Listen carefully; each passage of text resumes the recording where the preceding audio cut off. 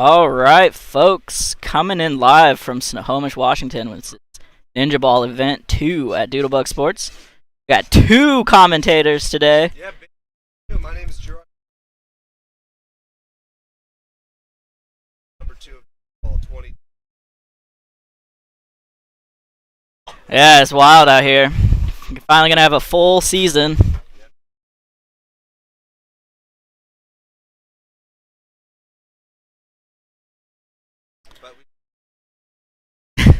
Yeah. Instant season champs. It's one and done.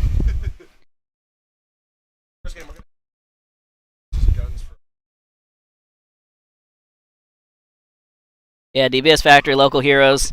Actually, a team I helped start back in the day. So I'm taking a little bit of credit here. But handed that off to Gabe, and he ran with it. Now they're multiple-time D5 winners and waking their way up now through the D4 ranks. So they made, I think, the semifinals last event. So we can expect to see them in the elimination rounds again this time. No pressure. Guns for hire and DBS Factory on deck. Ready to go on the field. Guns home. Savage Joe.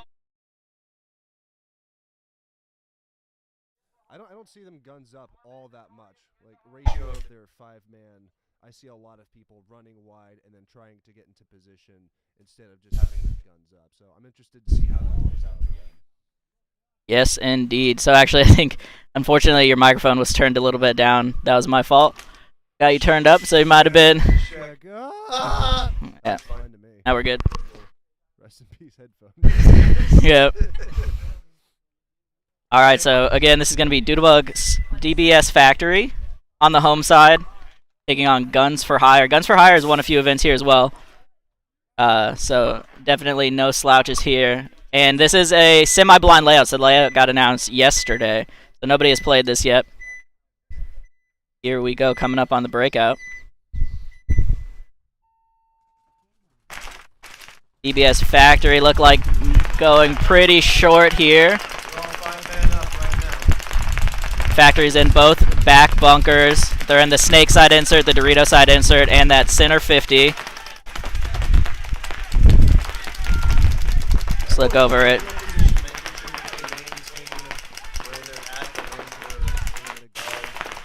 Yeah, and Dorito is the widest that anyone has. Lost a Dorito side. DBS Factory losing their front player on the Dorito side. Guns for Hire now in the second Dorito. You can see on your screen here. Looks like Factory made a bump into the 50 brick, and they are also in the snake now.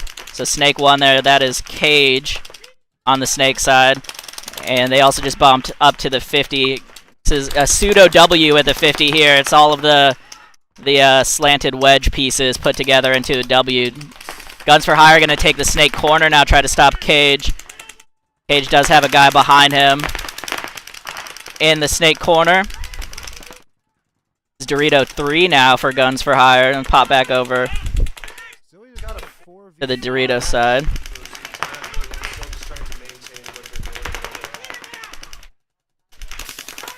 And Guns for Hire looks like losing a body off the bump into that stand-up turret. They do get a move up to the Dorito 3 now, though.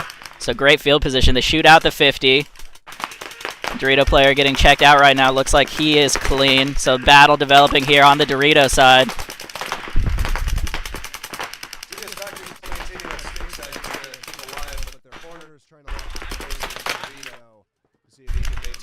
Oh, and the Doritos actually trade out. So both forward players on both teams are now out.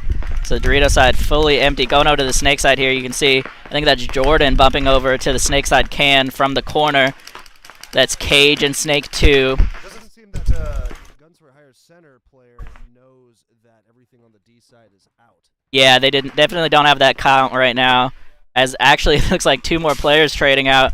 Jordan coming off for Factory, and Guns for Hire losing the backline player as well. So just one body left in the snake. It's a 2-on-1. Just Cage and the snake. Waiting on this 50 right now. He didn't have his gun up though.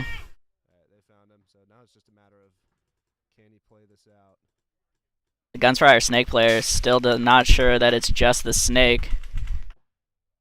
Cage is in a bad spot now. He's gonna have to live behind his gun. See Guns for Hire coming up on the turret now. They're running down the snake, and this is gonna do it there. So Factory just dying out of their bunkers on that one. Unfortunately, they got a couple good trades, but could not get up on bodies there. It was a much slower game than I was anticipating. That like people to move up. Eventually, Trevin made it to the center 50, and he was able to stay there for a while. But for the most part, people were just standing in their bunkers, keeping lanes, just not letting people move. Right on the field, It was a very difficult game after that. Once bodies started dropping off, and Guns for Hire was able to just slowly move up the Dorito side and start collapsing the game in their favor. Yeah, and you can see what we talked about a little bit before the event started, that the snake shots are pretty poor until you can get up close to the 50. So they did have Cage and the Snake 2 pretty early in that game, and there's just not anything for him to shoot from there. It didn't seem like that Guns for Hire Snake player really had much either. It was just Yeah. chilling. They were just keeping each other honest in the snake at that point. So the Dorito side push, I think, is what we're going to be seeing a lot of in this event once these teams figure out this layout. Again, this is a semi-blind layout, so nobody got to play it for the event. The layout got posted yesterday, so there's going to be some learning.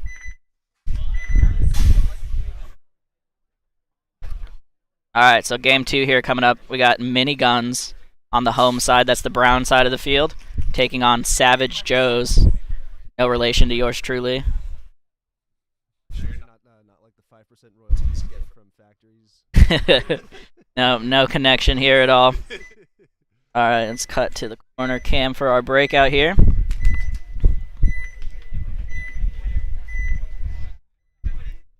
Here we go. This is going to be Miniguns on the breakout. Aggressive breakout for Miniguns, getting right into that Dorito insert. They also got Snake corner. Yeah, both teams actually losing a backline player here. So 4-on-4 here still. Looks like Miniguns getting into Dorito 3 now. Or Dorito 2, depending on how you're counting those. They're in that 50 or that 40 brick. They're in the Snake corner and the Snake side can. Savage Joe's are in the Dorito corner, the Dorito side can, the Snake corner. Looks like Miniguns using both the center and the Dorito to try and own the side as much as possible. Yeah, the brick is definitely staying hard on the Dorito side. Savage Joe's, though, getting into Dorito 1. Or Dorito 2. I think we're going to call that D2. The Snake side, Snake corner coming off here for Savage Joe's. Off a crossfield shot, it looks like, from the Doritos. So great blind shot there. See the Dorito battle going on as he makes his bump up to Dorito 3 now. Impressive bump that he actually made against Dorito, just under fire, making sure that he doesn't get caught. But they're able to make a methodical move down and finish off the players with the Yeah, and you can. mostly D-side at this point. Yeah, absolutely. Strong D side right now. Looks like he might have actually got a shot on the Savage Joe's player. I can't tell if that's a sticker. No, it's a sticker, I guess. Just an orange sticker. That's what the decorations are for. Right? Yeah, for sure. So really not a lot of players looking Dorito side right now, trying to stop the snake aggression from Savage Joe's. So Minigun still posted up looking snake side. Here's a Savage Joe side, or here's the snake side view, excuse me. So Miniguns are in Snake 2, looking down the tape. Posted up, you can see that Snake side corner player as well. Coming over to the Savage Joe side, see this player in Dorito 1. Miniguns loses a body out of the back. They still have the best forward position for the field, however. They're in the, actually let me cut over to the Snake side. You can see, oops, excuse me. Can just barely see him, but he's actually playing an open little snake pill there. Oh, great shot from the 50 brick, or from the 50W on the snake from Savage Joe. So 2 bodies left alive here for Savage Joe's. Looking at 3 alive still from Miniguns. Here comes the bump through the 50. Great move from the W, and it gets a trade. They're up bodies, so you love to trade there. And it's a 2-on-1 now. The Dorito 2 snake player running down the far side for Miniguns. putting him under pressure, gets the crossfield shot, and that is going to do it. A great play under pressure there for Miniguns. They to close out the game when things start getting lower in count, like these 2v3s, these 2v2s, just making sure everyone is talking to each other, they can listen to each other, they know where everyone is at. Yep. Because you can get lost in what needs to be dealt with. And we saw with Miniguns, their center player, he was kind of looking around trying to figure out, okay, what's the best place to put my gun at the moment. And once he was able to destabilize that torpedo and move down the center, then it was a very effective from there. Yeah, and there was a great shot a little earlier on, like I said, crossfield from the Doritos into the snake corner that really opened up the snake side for Miniguns. The main push did come down the Doritos, but they were able to close out that game from the snake. So some interesting back and forth there. I think getting into this W is going to be key for controlling the Dorito side. So let's see how often teams can get in there. This is going to be Torment, another hometown team, taking on Notorious. So Torment here on the home side. Notorious on the purple side of the field.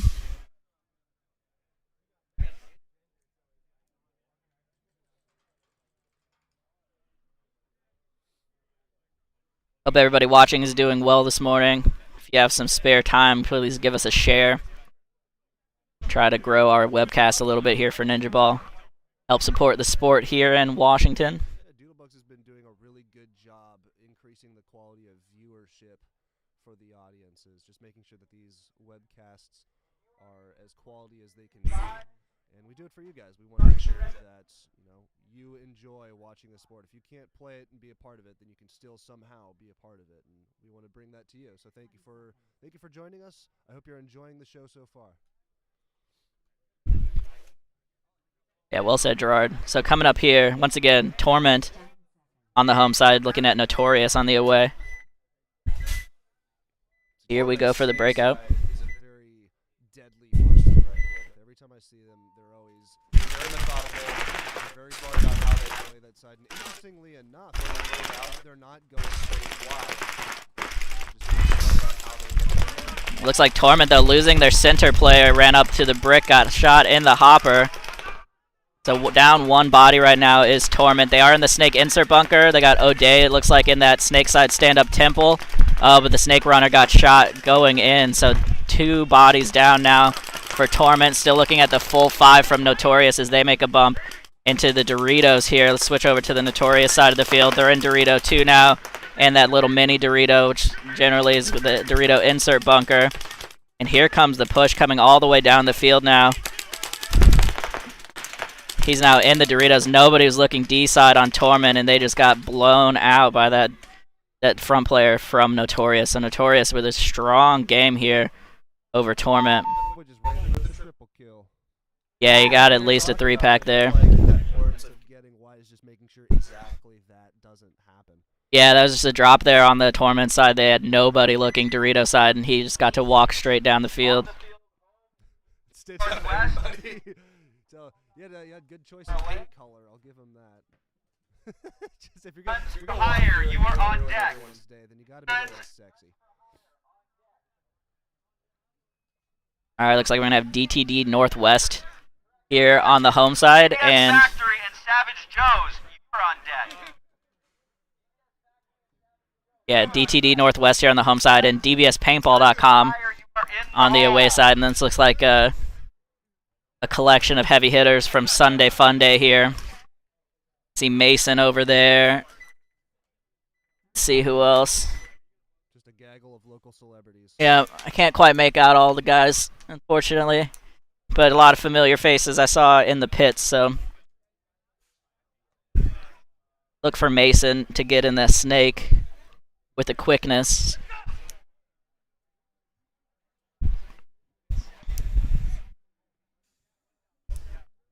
DTD's boasting some heavy hitters as well. They're a very methodical crew.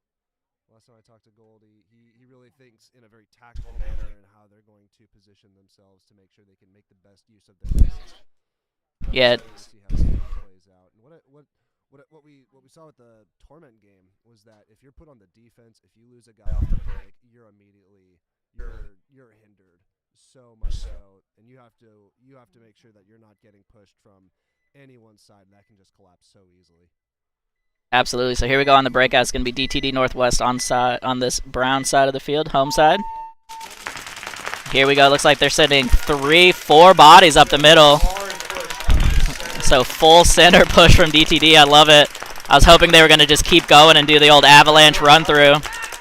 They got 3 bodies at the 50 now. Just absolutely going for it. Torment dropping 2 bodies right away here. One off the back line, one off the snake side. And here comes the double run through. Didn't get him on the first one, got him with the second runner.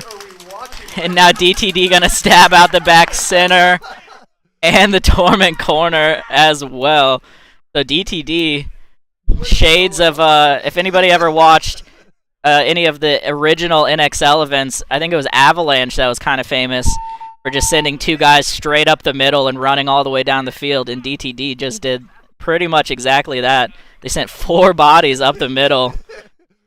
Not only down the middle, but they kept them going. Yeah, they went all the way to the 50, and then the double run through, which you pretty rarely see, split both sides of the brick, and it worked out. I mean, What a bull run. yeah, if you're not on that lane, you're gonna be in trouble. And See, what was I just saying? Like, the tactics these guys come up with is just insane.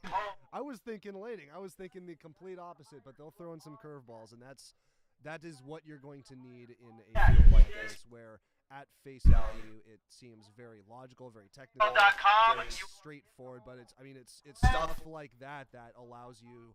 Like, if you do something that no one expects and you're able to get away with it, then no one can predict you. yeah, especially when the field is fresh, people don't have all these lanes dialed in. Communication is people still warming up with communication. You know, doing some crazy run throughs can definitely work out, and we just saw it. All right, so we got DBS Factory here on the home side taking on Savage Joe's on the away.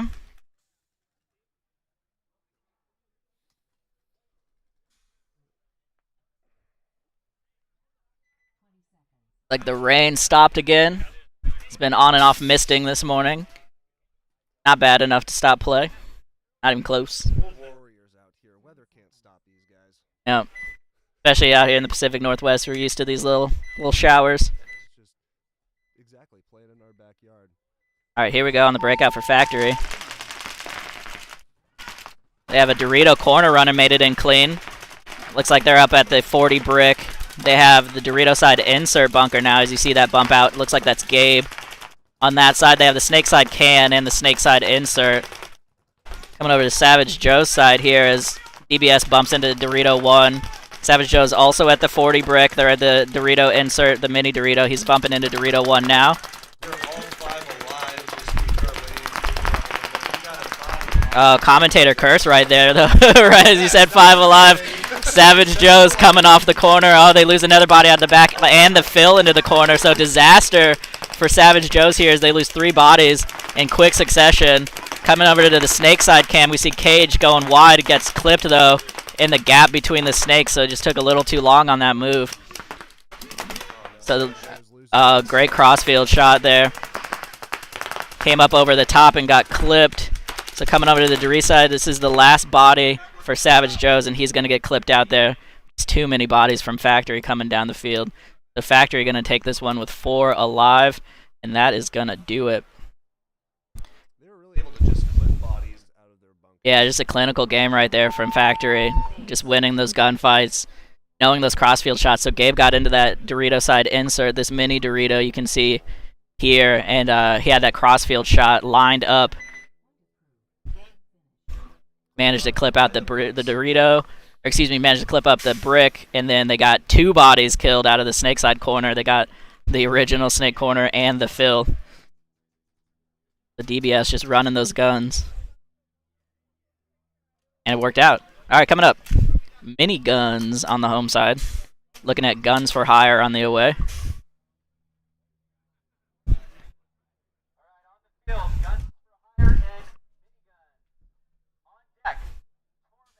We're home. Still have that DTD move, man. I know.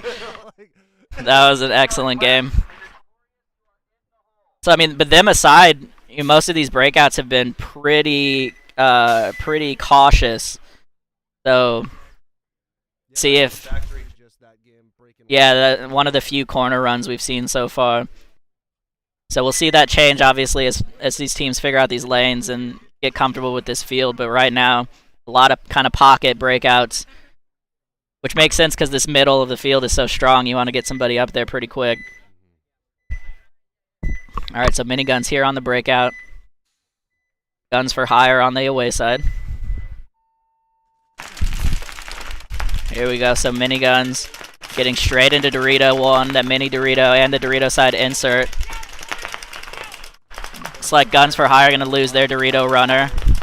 Yep, Guns for Hire losing their Dorito runner.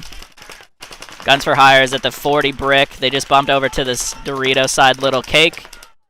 They're in the snake insert and the snake side can. Let me cut over there. They're getting checked out. Oh, right as I cut the camera over, Guns for Hire losing their other Dorito side player. So they don't have anything on the D side. They're barely got eyes on the D side. Yeah, no. Really push down that. Yeah, absolutely. So Miniguns now into the first big Dorito. I think one of the things that we're going to see teams start to really try to do is be able to communicate with each other to know when they are on the defense and what that needs to do. Yeah, and I think Miniguns actually just got a nice run and gun kill crossfield.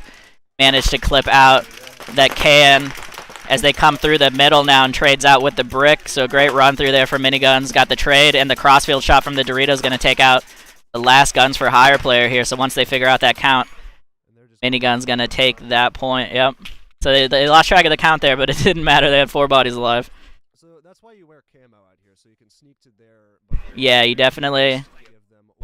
Send them to corporate. The key, though, is that camo on a paintball field is like neon green. Because you got to blend in with the bunkers. I had a buddy who did play in like a neon green jersey. He was like a 5-foot flat neon green jersey. That dude was... Oh, sneaky. Yep. Get in the snake. Nobody can see you. Never saw him. All right, yep, so Torment coming up on the home side versus DBS Paintball. DTD and Notorious on deck. So let's see what Torment comes out with and really get a good glimpse of what they're capable of off of that first game, because they had almost 2 bodies immediately off of the break put into defense, and they had to just deal with the consequences from there. But we'll see what they change up and decide to do, if they're going to break out a little bit more conservative or if they're going to do the same thing and just stay alive. But excited to see what happens with them. So just got a chat there from Derek, said that Gerard's mic isn't working. Check 1 2. Hello, Derek. Look into this real quick. Thanks for checking in on me, buddy.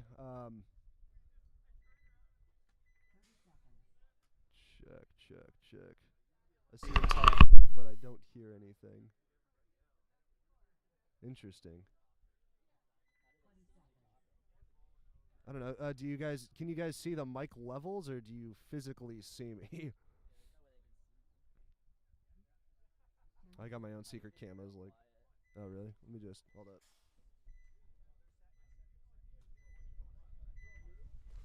Check. 1 2. Alright, here we go with the breakout for Torment. Looks like oh no, I was just gonna say they all made it in clean this time, but they got a minor penalty on the snake side. Looks like that was O'Day. So they're gonna lose 2 bodies here on the break once again. So starting off 3 on 5. Looking at DBS Paintball here at the 50W. So you can see all 3 bodies here for Torment. They're in the mini Dorito, they're in the Dorito side insert, and that 40 brick. Like Dorito 2 here now for DBSPaintball.com.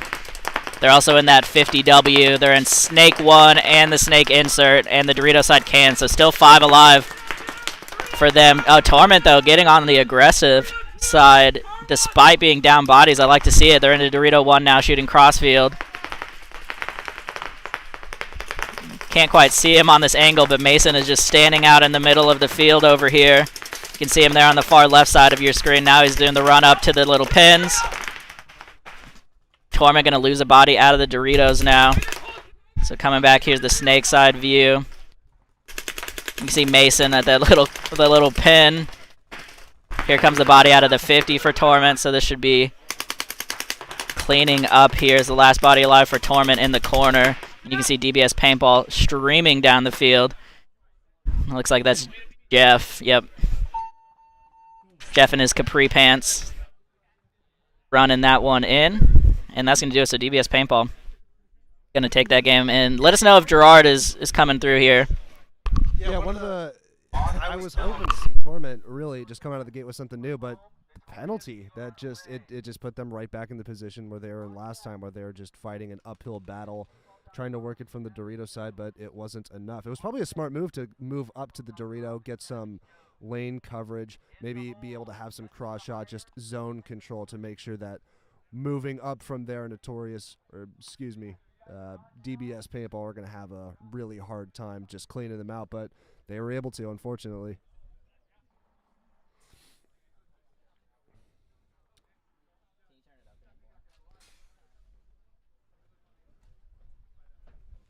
Check 1 2.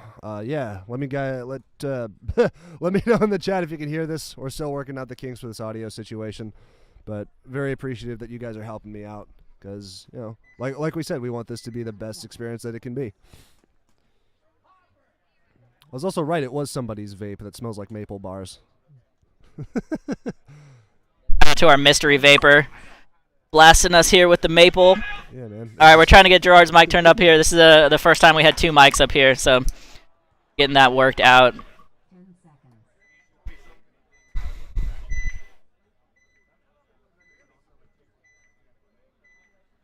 All right, we will fool with this in just a second. Yeah, so here we go on the breakout. DTD Northwest on the home side. Looks like they're about to lose a body on the snake side. Yep, ref pulling him out. So 4 bodies there. Looks like Notorious on the far side. They're going to lose a body as well. So 4 on 4 here. DTD is in snake 1. They're in the snake side can. The Dorito side can, who's running up to the Dorito temple now. And that 40 brick. So pretty strong field layout here for DTD, for DTD. So no center run through this time for DTD. Just a nice methodical game so far, unfortunately. Lost 1 body, but they're holding strong right now. So coming over to the Notorious side of the field, you can see their bodies in Dorito. They're in the mini Dorito and that Dorito side insert. You can see their player at the 40 brick and that snake side insert as well. So players just running their guns right now, waiting to catch somebody. And catch somebody they do, so DTD going to peel off that Dorito side insert player. The Notorious filled in that snake corner, was able to clip off the DTD snake player before he did some damage to him. Yeah, it was a really smart move there from Notorious. They actually stepped back off of the snake side and bumped over.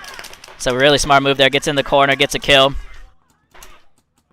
Notorious been really comfy in that centerpiece, just giving him the space to do whatever he needs to do to keep the pressure that he has to keep.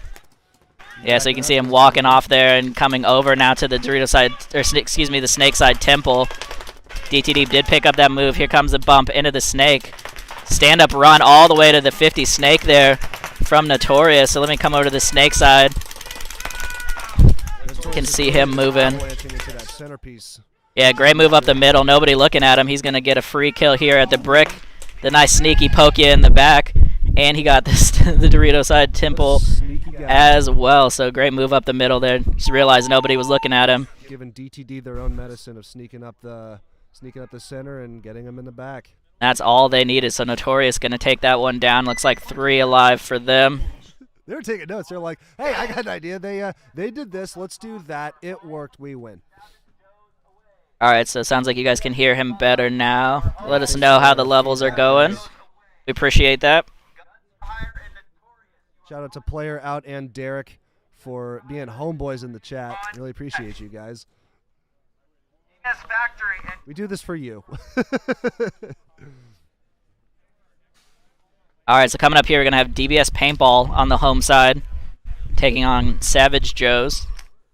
So DBS Paintball, a bunch of Sunday Fun Day regulars, decided to throw together a D4 team. I saw Jeff out there. Saw Mason. I'm not sure who else is running with them for this event.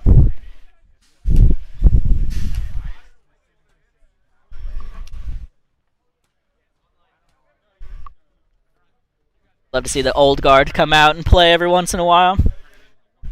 Shout out to them. Again, Savage really Joe's like, there on the away side. It's these old veterans that I think give a lot of power to the community, because what they can do and what they can give is essentially just like wisdom, skill to newer incoming players. They can be people that other people look up to as an example of what good paintball can look like, what that can include.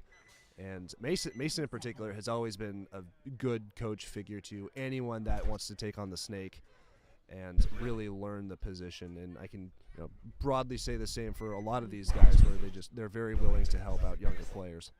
Yep, absolutely. Again, if you're in the Northwest area and you're not familiar with us, this is DoodleBug Sports Paintball here in Snohomish. Here we go. Coming up on the breakout here. Again, this is dbspaintball.com on the home side. Running 5 guns up here. They're up to the 40 brick. Quick move up the snake. They're already to the 40 snake here. Let's come over to that side. See what develops there. Looks like that's Mason in the stand-up tower on the snake side. They're in the 40 brick. They're in the Dorito side can and the mini Dorito. It's like a body coming off here for Savage Joe's. Come over, see their backfield here on the Dorito side. They make a bump into Dorito 1. DBS Paintball just trying to get some ground on the snake side here, and it's doing them well. They're able to kill off their second guy. Yeah, as you can see, that Dorito side can coming off here from the snake shot. They are in Savage Joe's psych now, looking inside. Mason and the snake looking to see what he can do. And it might not be enough to just have the snake corner in there, because he's just got such an angle on everyone there. The corner there for Savage Joe's, dying out of his bunker. Nice aggressive move, though, getting up to Dorito 2. He's going to get shot crossfield, though. Mason is already all the way up in their snake. Unfortunately, he had no idea Mason was there. And here we go with the rundown. Just the snake corner here, and he's going to finally get clipped out crossfield, get a few extra from the snake. For good measure. 5-body win right there. See, that was the thing with Mason getting so deep into the snake that by the time Savage Joe's were able to fill to that snake corner, it was just not quick enough. He was already in position right where he needed to be to just roast anyone that came to the Dorito 3, did some damage to the Dorito corner, and they were able to close out from there. Yeah, and unfortunately we missed his move on the snake side cam, but he was in that snake side temple and then cut over and dove into the snake at the 50. So crafty plays here from Mason. Into the snake, it's a wonder to watch. See, a lot of cats will do like the classic, just get in the gateway and then bump, or just run to it. But he'll get creative with where he needs to go, and then he'll blitz down the snake before you realize it. Yeah, you definitely can't lose track of Mason, or he is going to be shooting you in the back. For sure. Which is very different than what we've been seeing from these other games. Not a whole lot of snake side dominance equating to winning the game. A lot of it has just been picking off bodies, owning the center and the Dorito side. So it's refreshing to see the snake side doing some damage. Yeah, that's a great point. This is the first game we saw get really won from the snake off of some really unconventional moves. So they made the snake on the break and then immediately got to the 40. And then Mason leapfrogged his own snake player to get on the Savage Joe side of the field and then clean up. So coming up here on the home side, we got Guns for Hire. Looking at Notorious on the away. If I'm not mistaken, I've seen Notorious play in the Winter Jam in January of this year over by Olympia, and they were doing some real damage. They were a force to reckon with, so I'm excited to see them in this tournament and see how they progress. Here we go for your breakout. Guns for Hire on camera. Looks like that pretty consistent pocket play that we've been seeing. Ref coming in to check that Dorito can, though. Looks like he is clean. Oh, body coming off the snake side, though. Notorious just made it up to the avalanching 50. down that center, and there, see what they can do from that. One thing I've noticed is that they broke out wide to the snake, and he's going to be moving down to snake 1 to control that side of the field. Yeah, absolutely on. They clip a body going into that snake side insert as well. So Guns for Hire, no snake side presence at all. Let's cut over to that side of the field. And he saw him move down. See. He saw Notorious move down to the snake. He was trying to answer that, and he just couldn't. And the center player does the same thing. They just can't answer to the fact that they're in their snake side. And Guns for Hire with the desperation move to the snake side got clipped on his way out. And the last body coming off here for Guns for Hire as he was on the Dorito side. What a trap to be set. That was all. Notorious just was able to get snake side, was able to be there, but they had a guy in that centerpiece. And then once Guns for Hire realized that they don't have any snake presence, they just sent bodies over there to try to fill to get there, and the centerpiece just ate them alive. I'd consider that somewhat of like a snake side dominance in a way. Just psych them out. I mean, they definitely had that lane held down. Notorious was just pounding that lane into the snake side insert, and they got 2 kills off of that, and that let them really open the game up. So whoever that back player was pounding that lane had it. He had He's it. just having the time of his life. Yep. He's just eating his Fruity Loops, kicking back. All right, so here we go to another Hometown Heroes matchup. This is DBS Factory on the home side, looking at Torment on the away.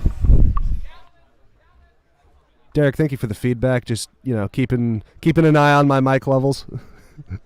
Yeah, appreciate you guys. Yeah, keep my voice nice and sultry for you. All right, so we're about to break out. We have DBS Factory versus Torment, both hometown killer teams ready to kill each other. Let's see what happens.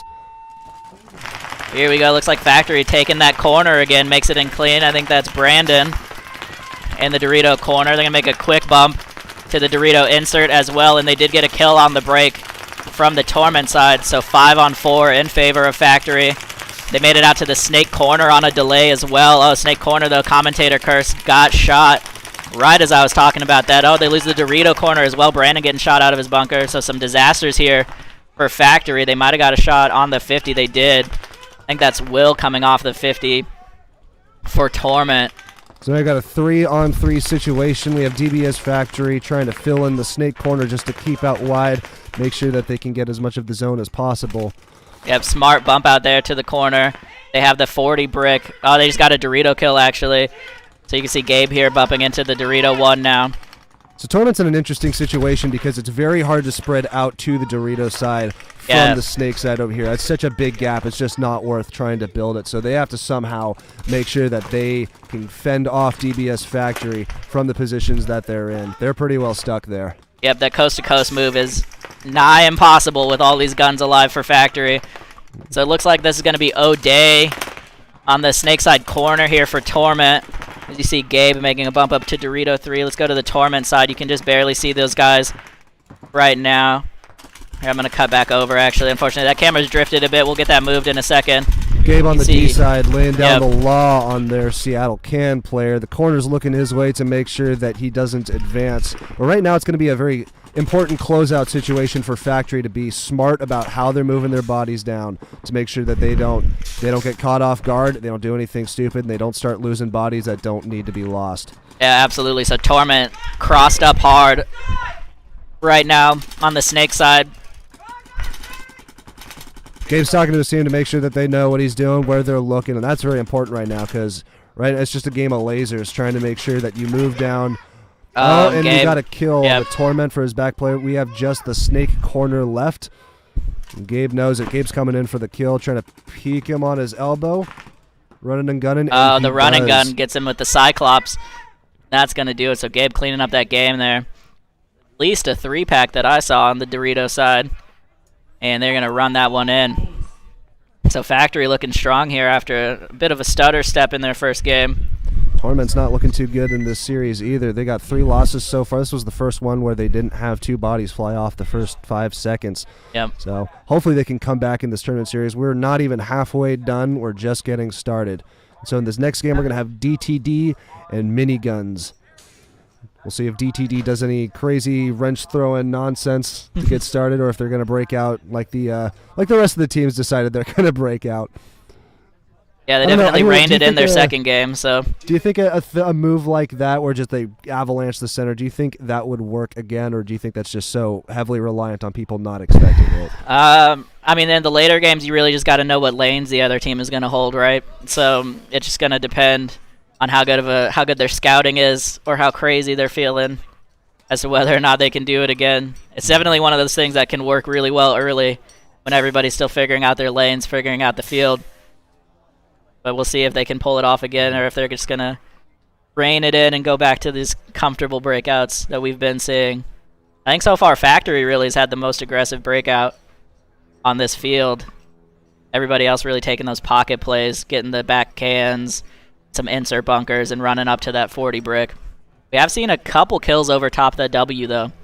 It'll be interesting to see if people get that dialed in some more and make it hard to get up the middle. All right, try to make it worth their while. Just prevent people from making that center move, because we've been seeing teams that when they make that center play and they're able to keep a presence, then they're able to clamp down on certain sides. And really, it's what seems to be the case is the players that are able to get up there and then decisively own one side of the field make the biggest impact. So we'll see what will happen to these teams when they get picked off. But we're about to break out here. DTD versus Miniguns. Yep, here we go, DTD on the home side.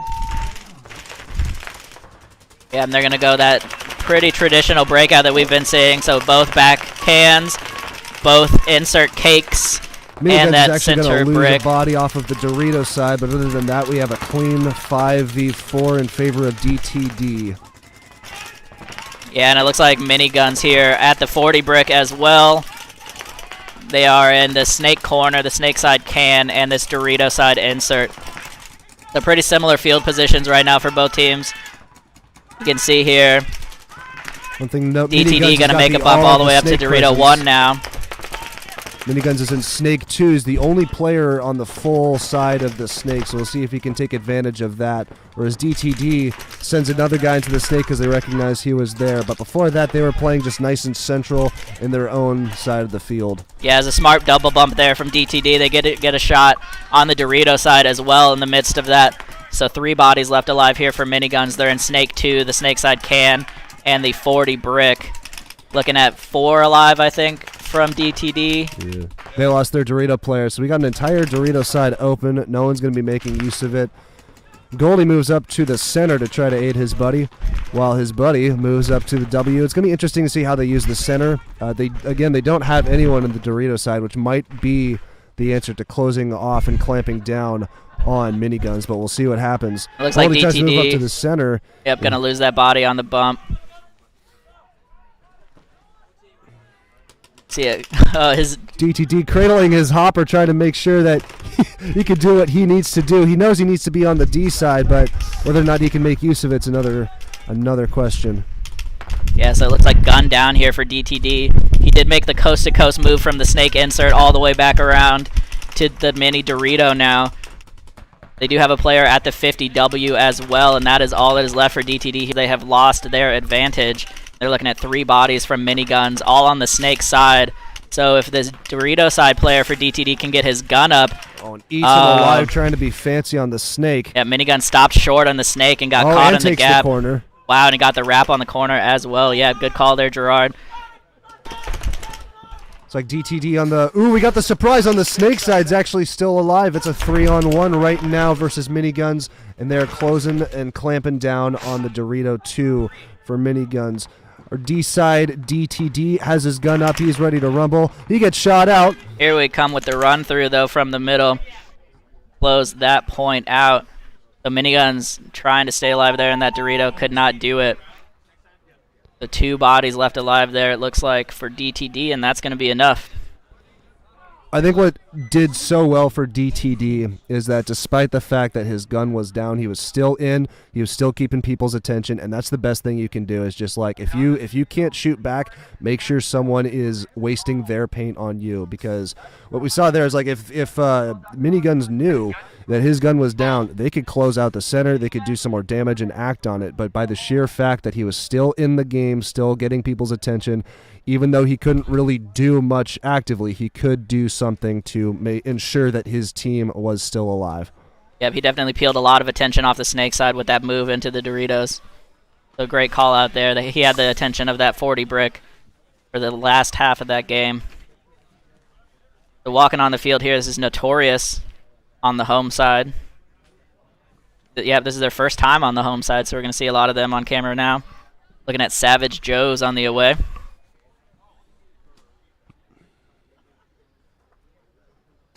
I want it to rain.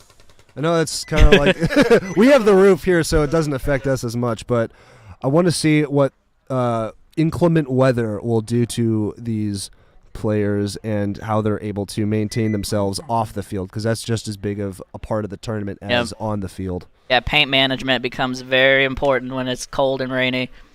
Keeping all your stuff dry, keeping your hoppers dry, keeping your barrels dry. Here we go with the breakout. Ready to roll. This is Notorious on the home side. Here they go, that same pocket play we've been seeing a lot of. They did send a body to the Snake corner, though, and they're running and gunning up to the Snake side temple as well. So strong Snake side presence for Notorious. Savage Joe's attempted to break out wide to both the Dorito 2, and they were able to make it, but their Snake corner guy was dying off of the break. Notorious, though, losing their brick player and the corner player, so they tried to make a bump out to the Dorito corner, and he got clipped as well. So 2 bodies coming off here for Notorious, and nobody looking up the middle. So here comes the run-through from Savage Joe's. He gets 1. He might have traded with the last body. He's arguing with the ref there. That's not going to work out for him, though. I mean, here comes a couple extra cross-field for your trouble. If you're going to argue, you're still in, kind of, and, you know, whatever. Yeah, if you're talking, you're alive, so. Yeah, you're on the field. All right, it looks like Notorious gonna hang that one up. Unfortunate, or excuse me, the Savage Joe's gonna hang that one up. It was very effective for them to just like get out wide, clean up who they needed to clean up, send a guy down the middle, and then have him run down and clean up who he needs to get.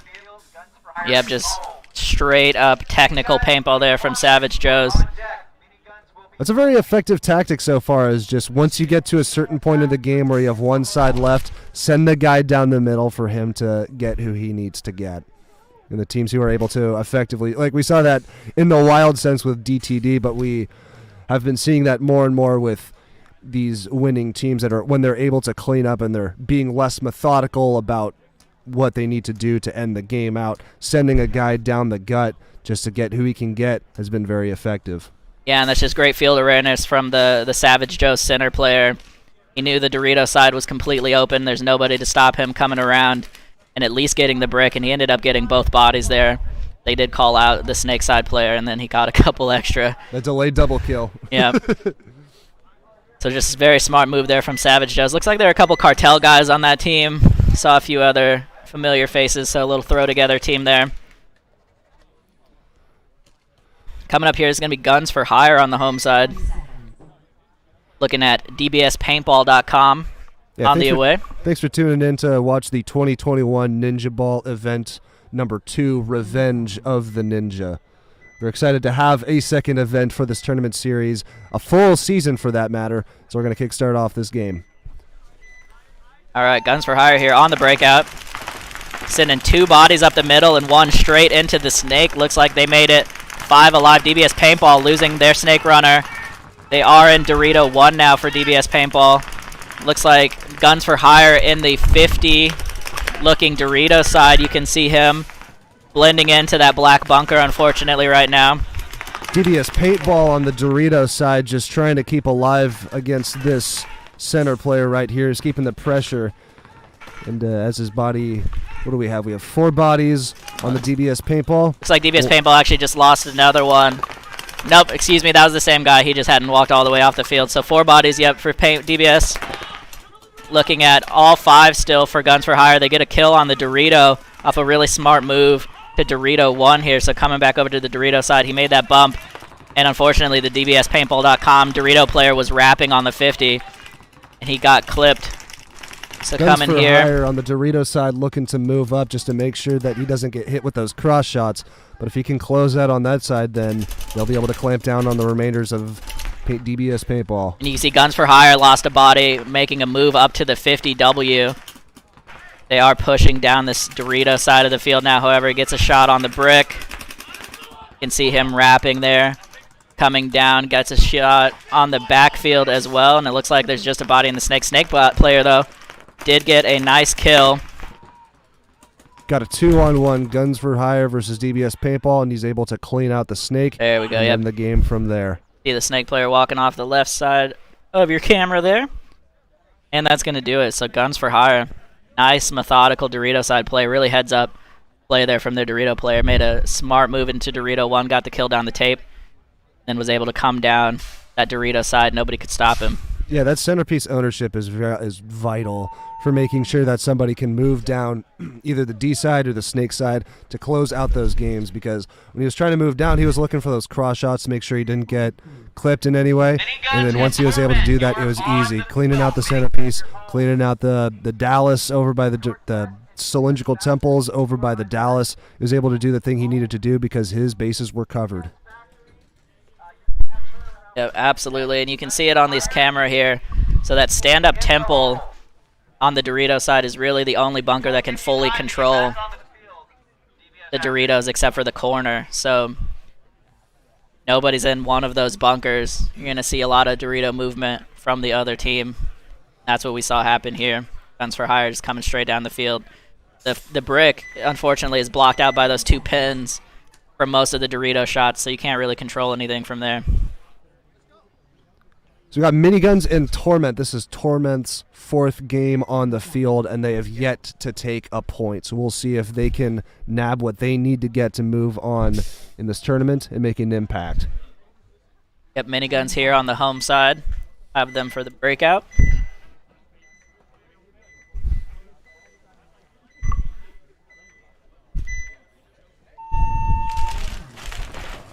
Here we go. So pretty standard breakout here. They do lose their their center player. Torment So 4 aggressive bodies. with their breakout down the center and into the Snake, and they're able to keep all of their bodies alive. They just lost their center player. You know, happy to curse you. Commentator curse there, taking Just out the center doing player for work. Torment. It's 4-on-4 here now. So you can see here on the Minigun side of the field, they just make the bump into Dorito 1. They're in that Dorito side temple and the Snake side can. I'm not sure where their 4th body is. He might be in the Snake by now. Torment coming on to the Snake to help back up his Snake 2 player. And in the meantime, the center and the Dorito 2 are looking to own the Dorito side of the field. No one's really moving up. They're just making sure that they can keep control over the zones that they need to control. We got Torment moving down the Snake just to get as much as he can. He's able to do so pretty freely. Cut over to the Snake side here. As Torment getting checked in the 40 brick, looks like he is clean. So you can see the Snake corner there for Miniguns. They're in that 40 brick, and they're in Dorito 1 as well. Move coming up here to the 50 from the brick for Miniguns. Trying to consolidate that position. He's looking Snake side. I don't think he knew the Snake was hot. No, he sure didn't. He gets clipped out from the Torment Snake player, who's looking crossfield now at that Dorito. Minigun's Dorito player actually called it out that he was in the Snake 50, and he was just not able to do anything about it. Clipped out the center, and we have a clean 2 versus 3. Here comes the run up from Torment. Didn't get anybody, though. I'm going to come over to the Dorito side view here so you can see the last 2 players for Miniguns. There is a Dorito side battle developing here. Looks like that's Dave over there for Torment. Got clipped in the hand. Oh, Torment falling apart after getting this body advantage. They lost all of their Dorito side pressure here now, and this cross up from Miniguns is working right now. So it looks like it's O'Day in the corner for Torment, and they have that 50 Snake. Oh, they do catch the guy on the bump, though. Should have held that cross a little longer. Unfortunately, gets clipped trying to get into Dorito 2. So 1 player left here now for Miniguns, looking at 2 bodies from Torment. He's still looking Dorito side. He is not sure of the count. That's going to be to Torment's favor if they can spread this field a little bit once they figure out that there's just 1 body left for Miniguns as well. This is what we were talking about with closing out the game, is just making sure you communicate with your guy, because you need to just know where they're at, how are we going to close it out, how are we going to end the game. And with Torment, they've been losing bodies just willy-nilly. They didn't need to lose the bodies that they lost. Running down the gut, we saw that very effective with, doing what you needed to do for a lot of these other teams, but it just didn't work in their favor because Miniguns had crossed up so well. But yeah, Snake side, we have I don't think you can quite see this, but there's a highway run coming here. I'm going to switch to the far camera. See the one-on-one battle here for the Snake, and they do get the trade. Oh, no, he didn't even trade. Got him clean. All right, so Torment finally able to get out that last Miniguns body, and they're going to get their first win of the day here. Well earned with their new patented technique to crawl on the inside-outside of the Snake. Yep, that highway move is pretty smart when they're just sitting on the tape like that.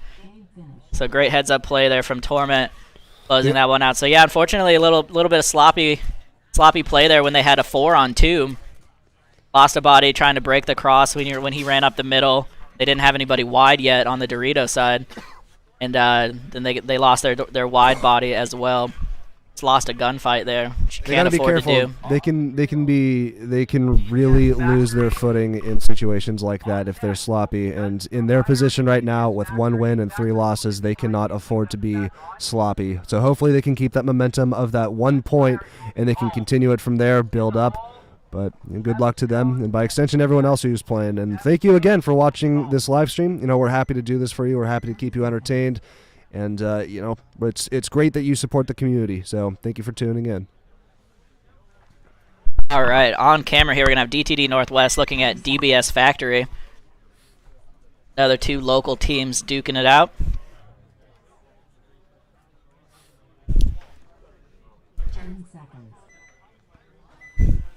Have DTD here on the breakout momentarily.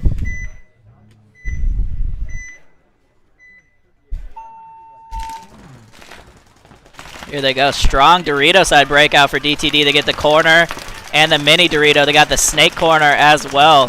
So nice aggressive breakout pays off for them. They're in the 40 brick.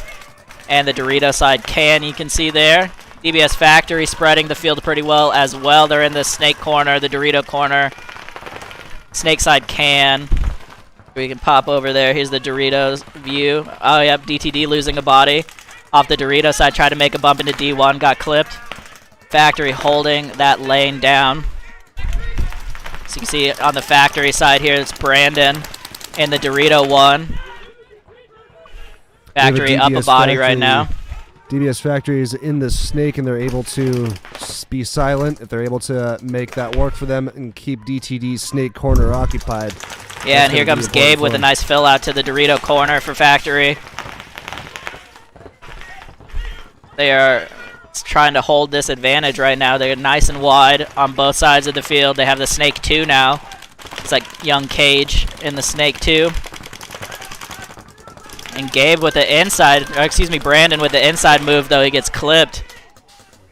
So 4-on-4 here. Now I'm going to come back to the DTD side of the field as they are up in the 50W now. You can see them in that stand-up turret and the Dorito 1. So 4-on-4 right now. DNT in the centerpiece right now, just trying to do some damage to the other center for DBS Factory. He's able to be pretty comfortable wrapping around that thing without any damage from the Dorito corner. Yeah, those pens really blocked that cross shot from the Doritos. A big move from DTD, ripping him apart. He's going to get the trade, that nice violent send him to corporate, and it's going to be worth it. It's going to be a major penalty, however, on the run-through. Maybe not worth it. They got lucky on that penalty, though. Player got shot, and they called him for the penalty. So they actually really only lost 2 bodies on that major. But that's going to do it for Factory. They'll run that down. They shot the last Snake player off of the confusion from that penalty. So a little madness there in the end of that game. Yeah, so what happened? He moved from this centerpiece down to the DBS Factory to clean him up. And it was a trade, and he just kept shooting at their Seattle player, trying to clean something else up. Yep, yeah, so he got shot on the run-through, kept running. That's a textbook major.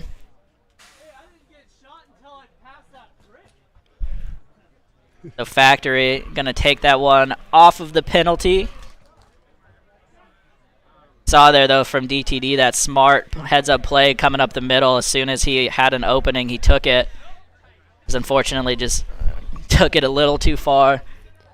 and the refs had to rein him in there. I was going to say it was a good move it was a good move. It was a good move that unfortunately did not turn into a good move.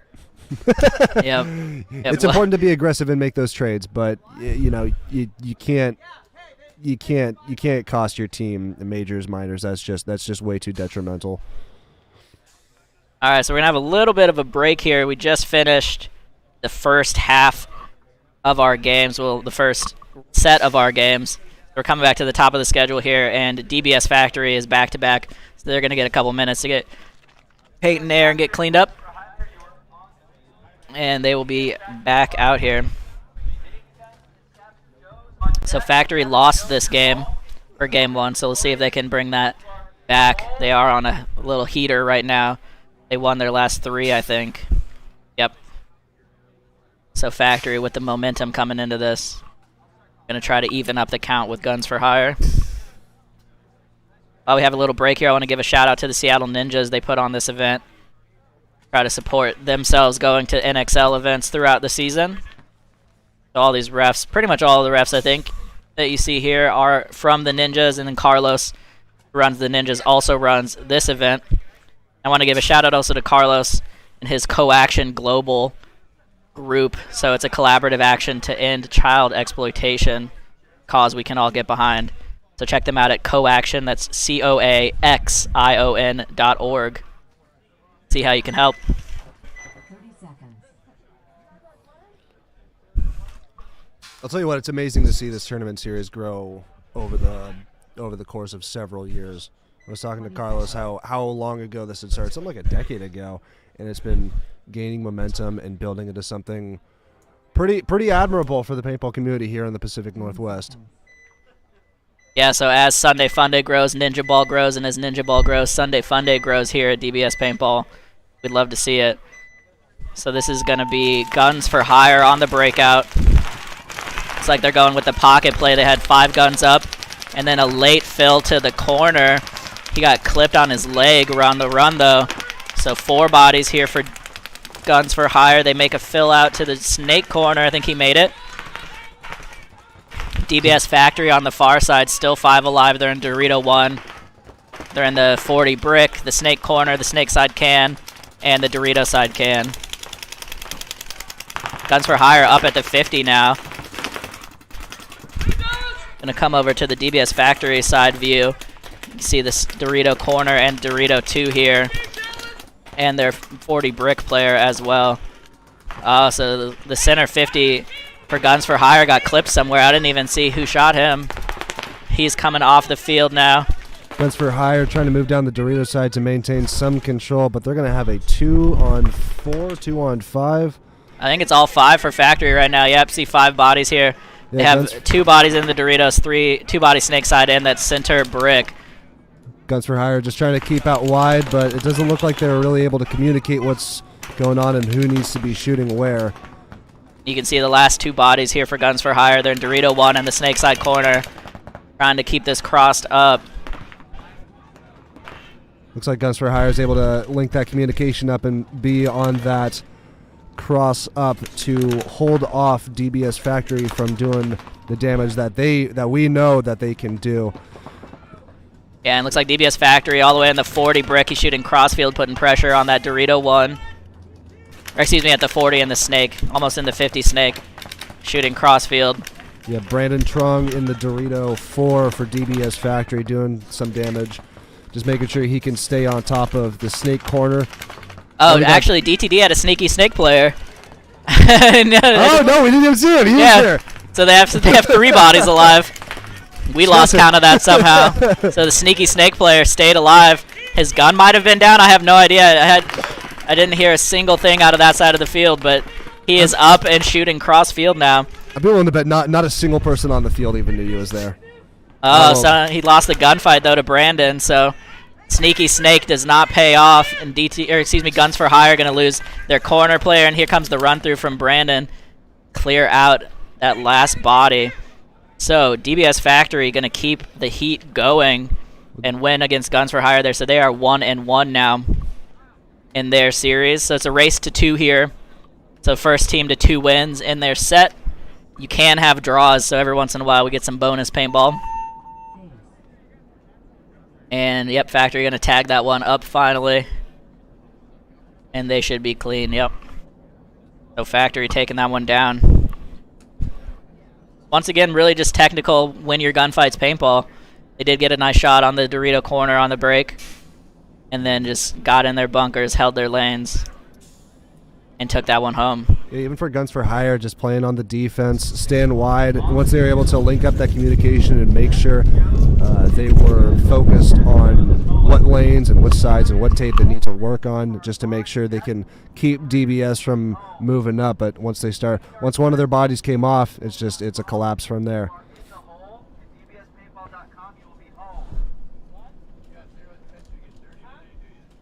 It says next game we have Miniguns versus Savage Joes. If I'm not mistaken, Savage Joes is from the movie Dodgeball, right?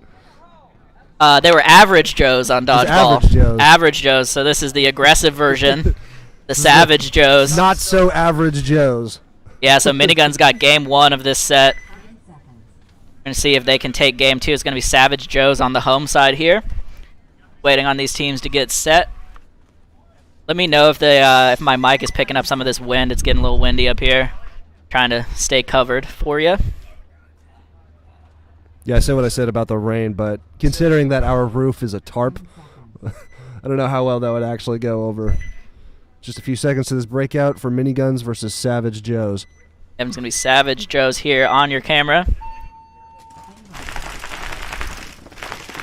They're going to send a body all the way to Dorito 1. It looks like he made it in clean. So nice aggressive breakout paying off so far for Savage Joes. It's 5-on-5 paintball right now. Nobody lost a body on the break. Got a Savage Joes player in the W immediately. I can't tell if he's looking or trying to fix his gun, but it looks like now he's looking D-side, taking off one of the players from Yeah, Miniguns. Miniguns losing a body on the Dorito side on that crossfield from the 50, I think. So 5-on-4 here now in favor of the Savage Joes. They're in Doritos, the Mini Dorito and Dorito 1. They're in Snake 1, maybe Snake 2 by now, and that 50W. So great field position here for the Joes. And actually another body coming off here for Miniguns off the back line. So just 3 bodies here for Miniguns. Going to pop over and take a look at their side of the field. You can see no Dorito side presence at all. They have the 40 brick. They just lost. Losing another body. Yeah, they just lost another backline body. Nobody was looking Dorito side. They're calling kill 5 over here for Savage Joes, but it is not kill 5. There's still a body in the Snake corner. He's going to get clipped up crossfield, though. There we go. That's going to do it. So Savage Joes going to pull that one in. Just listen to the Savage Joes like yelling, "Kill 5! It's kill 5!" They got another player. Now it's kill 5. Yep, figured out the count there at the end. Fortunately, his other Dorito player knew that there was a body left alive, so they didn't hurt themselves. Like, all right, calm down, guys. We got this. We'll fix this. Let me put this all right. That's one thing you do not want to do playing with your team is get in any kind of argument. Obviously not. They're not. They're high-fiving each other, congratulating. Yeah, we won the point. But you want to make sure that you're not getting into petty arguments with your team, because then that'll carry over to the entirety of the event. Yeah, we got to keep that morale high.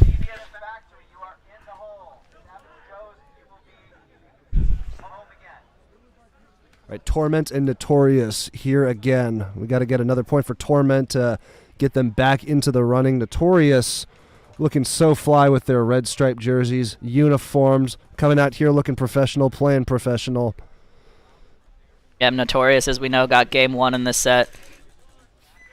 Torment, though, coming off their first win of the tournament, so let's see if they can keep that momentum going.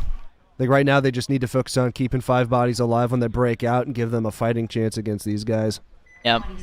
Breakout's been a struggle for them today. So let's see how this goes.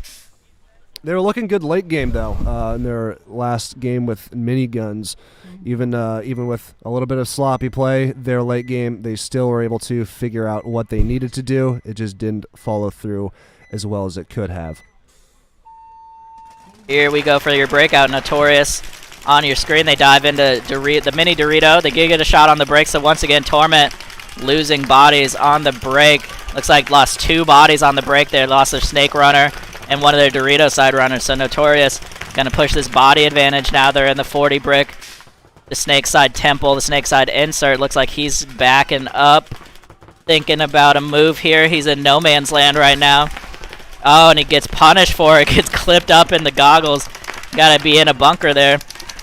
Did not work out. So Notorious gonna lose a body here. Help out Torment, even up this count. So Torment at 3 on 4 right now. Oh, it gets caught looking on the Dorito side. So let's come over to the Torment view. So we got 2 players in Torment left, one in Dorito corner and one over towards Snake side. And I think with the Seattle can that Torment player is in, he's pretty much going to be stuck there. If he can't get out now, get out soon, he's going to be clipped easily. With those tall cans, it's very easily to get pinched out. But he's going to have to work with this corner player to fend off as much as he can, despite the bad situation that they're in. Yep, that bunker gets small quick. So they're still holding it down right now. You can see on the Torment side of the field, they have this body in the snake corner. You can't quite see, excuse me, the Dorito corner. You can't quite see their snake corner player. Our camera drifted a little bit there. We'll get that Big fixed. move on the Torment player to get to that snake corner so he can widen out, but he's going to get got clipped on the move. Yeah, unfortunate there. So O'Day getting picked up there. Just one body left alive. I think this is Dave Mills. And he's going to be taken out. Yeah, just Dave's like that. going to go down. The little commentator curse, but he wasn't long for that game anyways. So Yeah, that was a Notorious going to smart- take that one down. 4 bodies alive. It's unfortunate for Torment getting another loss on their belt. I don't know if they're going to be staying in this tournament, but that was a smart move to make, getting out of that can to get to the snake corner. It's just unfortunate positioning where he was, where and when. It was a time of where and when, but it was smart to get out to that snake corner because he knew he had to get some distance out to. Yeah, you got to get out of that can once they're coming down the Dorito side. Yeah, like you said, it gets small real quick. Desperation move, unfortunately, did not pay off there for Torment. Coming up here, though, we're going to have DTD Northwest taking on DBSPaintball.com. We're going to have DBS Paintball on camera. Speaking of DBSPaintball.com, thank you for jumping into our live stream, our webcast, and keeping up with this amazing tournament. We hope to do this better and again in the future. So, yeah. Looking at Derek and Player Out for playing in the chat. How about anyone who's watching right now, comment in the chat who you want to see win this D4 series of the tournament. Who's your favorite team? Who would you like to see win? Let us know in the comments. Yeah, it's your opportunity now to call your shot. See who's going to take this one down. Let the world know that you are the first to call it. The winner will receive a hug from me. I give good hugs. I'm happy to hug. Just send me your address. I'll show up tomorrow night about 8 p.m. and yeah, I'll hug you, but only if you get it right. One hug only. It's one hug, not even just a one hug coupon for a later date. All right, on the breakout here, DBS Paintball on the home side. Here they go. Looks like double gutting all the way to the W here. That's Jeff. That's a strong breakout for both teams. DTT throwing themselves to the corners. And Snake Corner's going to eat it, but he made it there on the way out. He just couldn't stay in. Yep, so 5 on 4 here now in favor of DBS Paintball. They are in the 50W, the 40 brick, that Snake side temple, and the Dorito side insert. Here comes the bump into Dorito 1 for DBS. The DBS is wide, and they're moving down the field, and they're in the obvious aggressive position. They killed the Dorito corner, so now they just have DTT throwing themselves down the center to trade out. It's probably not going to be worth it because they killed out their back player, and that is going to be the end of the game. DBS taking the victory. We got a bunch of bodies walking off. We can't tell how many people we got actually alive, but it seems we have 2 bodies still on deck. Game stop. DBS taking that win. Yeah, DTD throwing themselves down the center to try to pick somebody off. I don't think they were in full communication of each other about where they were in the game. Yeah, how definitely. many bodies they had left alive. Definitely lost that count there. A little confusion here. The refs called the end of that game before anybody tagged up, so I'm not sure what the deal was with that. Somebody will tell us eventually. but I think Torment took that, or excuse me, DBSPaintball.com took that one down. We're going to call that a win for them for now. I think it was a no point, so there was a penalty that we missed. I just heard the ref explaining. So there's a major penalty in the backfield somewhere on DBS Paintball, and it technically took out the last of their bodies, so it's going to be a no point. Sounds like, so we'll see them again. Coming up here, our next game is going to be DBS Factory on the away side. Looking at Savage Joe's. On the field, Savage Joe's, you are home. DBS Factory away. On deck, This is some good paint. People are shooting straight. Guns for hire will be Good quality paint here. Good quality products. Good quality bunkers. Yeah, shout out to GI Sports providing our tournament paint here today. BW Dunn. You've played in the Pacific Northwest for a little while. You know him. I did not see what they're slinging today for the paint grades, but it looks like we got an orange fill and a light blue fill today. I'll tell you what, it's very satisfying to see someone getting shot with that nice light blue fill. Yeah. You could see it from a good 100 feet, one story up, nice and bright. People painting each other out here, making it look good. Yeah, it looks like mostly orange fill on these bunkers, so that seems to be the popular choice.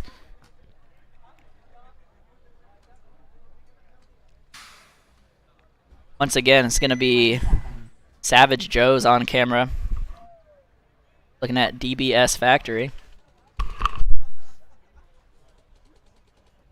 3 seconds. Savage Joe's lacing up his shoes before he gets his speed running on. See how far this man gets himself. And we got to get those laces tight. Going to go all the way to Dorito 1. Heads up run there from Savage Joe's, and they got a kill on the break from DBS Factory. So Savage Joe's, though, looking like they're losing their snake player. Ref was reaching for a penalty flag, didn't call it, though. So 4-on-4 right now here. Field advantage definitely to the Savage Joe's. They're in Dorito 1. DBS Factory on the snake side looks like they're aware of what's going on the Dorito side, but nonetheless, they try to get Cage into the snake one. They do so successfully. Gabe filling out to the Dorito to get a little bit wider. It looks like everyone is communicating well enough to know where things are, but we might get a pick off of DBS Factory in the center. Yeah, center player just got bounced on the elbow. Looks like he is clean, though.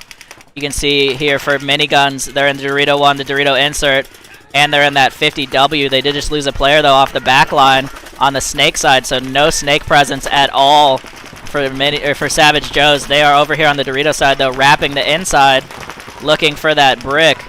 Did not get the shot on him yet. Great field position here for Savage Joe's. W there. Yeah, the W player gets shot out on a nice bump there from Gabe on the Dorito side here for Factory. I'm going to switch over here. Gabe got a shot down the tape as well right as we switch that camera. So nice two-pack there so far for Gabe on the Dorito side. Filling in after Brandon got shot on the break.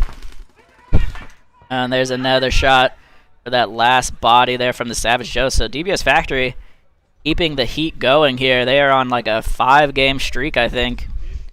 After dropping their first game, they haven't lost a single one since. Seeing these guys out in the practice field, they are a force to be reckoned with. Every single time they stomp the field.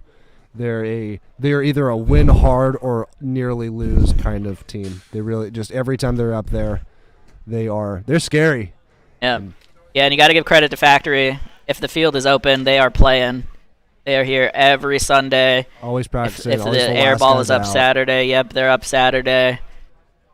And it's working out for them, obviously. Like you put in the time, you put in the work, the practice, and you come in and you win tournaments. That's Those reps matter. Absolutely. So coming up here, we're going to have Guns for Hire on camera. Looking at Miniguns.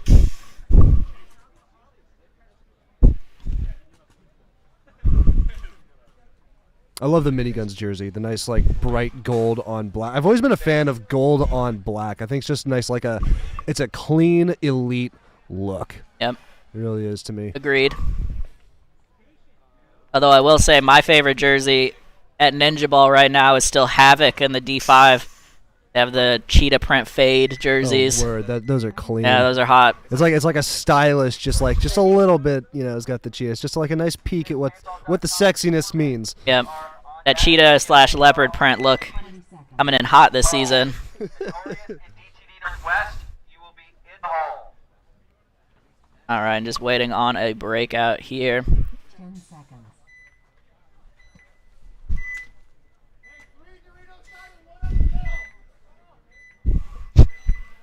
Got some sideline banter. All right, here we go. Guns for hire on camera with the breakout. Oh man, we have Straight both up to the teams 50. throwing themselves at the center, and they don't know the other is in there at the moment. Both of them looking the complete opposite side of the bunker. Let's see if they find each other here. They're looking at the same side. They've got no idea. Yeah, so 5 alive for both teams. Both teams at the 50W. Neither of them has shot their gun yet. They're both on the same side of the bunker. They're going to notice eventually.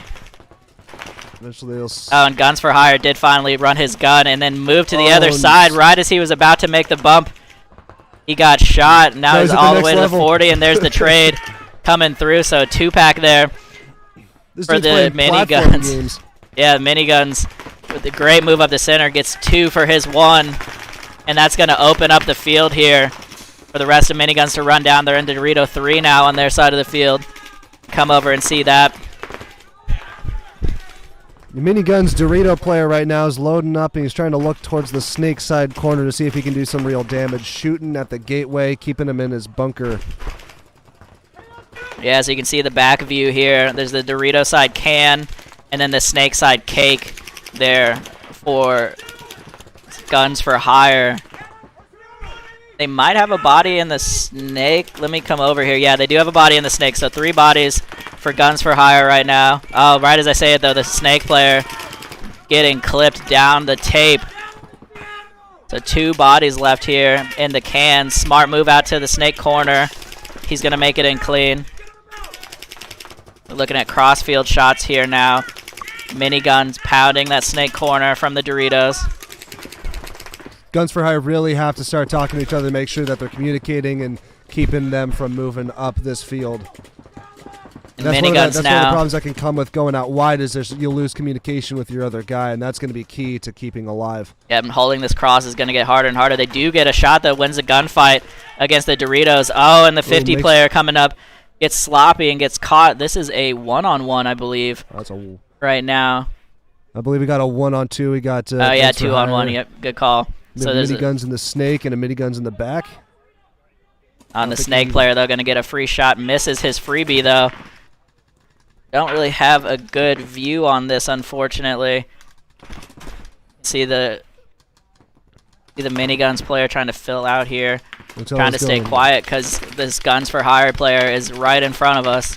I don't want to give him any free information. Oh, but he loses the gunfight there. Unfortunate. So great move there for Guns for Hire. Almost pulled that game back, but unfortunately Miniguns were able to pick up that last kill. Yeah, apologies for the inadequate camera angles, but it was him and in the Dorito, and he was against the snake and the back player, and he was doing his best to just fend off both. And he might have had an actual legitimate fighting chance against it. Yep. He had his opportunity when the snake missed him. He was able to cradle in there, and if he was able to straddle both sides and work them, maybe he could have worked it in his favor. But unfortunately, he got clipped out. It is what it is. Miniguns taking that win, and up next we have Torment versus DBSPaintball.com. Yep, so DBS Paintball going to be on our home side camera here. Looking at Torment. DBS Paintball I believe took game 1 for this one. Yep. So they're looking to close out this set. Torment looking to keep up their momentum. Try to get this game, even up the count. You see a lot of teams that are breaking out either super wide or going more conservative. Torment seems to be trying to break out a little bit wide, sending off to their center, and it's just not working out for them. They're just the unlucky one at the pack at this point, getting multiple people shot off the break, having that major that cost them that second game that they were in. But hopefully if they can really just focus on keeping those 5 bodies alive wherever they end up going, making sure their whole team's on deck is going to be key for them. Yep, Torment really needs to get that survivability up on the breakout. 20 seconds.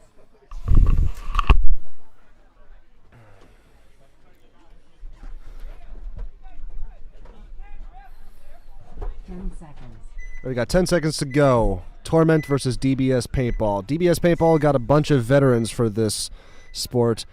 And then Torment, we've got some good picks here coming out. They're going to be breaking out a little bit more conservative. Torment sending 2 guys down to the center. All 5 alive. That's a new one for Torment for this series. DBS Paintball is going to be sending one down the snake. Mason is going to be backing him up on the side here. Still got all bodies alive going up. Torment's making a big move to the centerpiece there. Now what you see on your camera, we have DBS Paintball. He's trying to see what he can do and move to that D side. Try to control it as much as they can.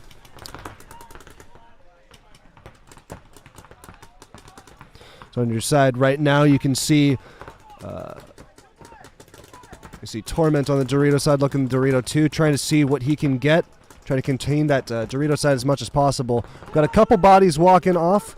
The centerpiece is a little bit more open.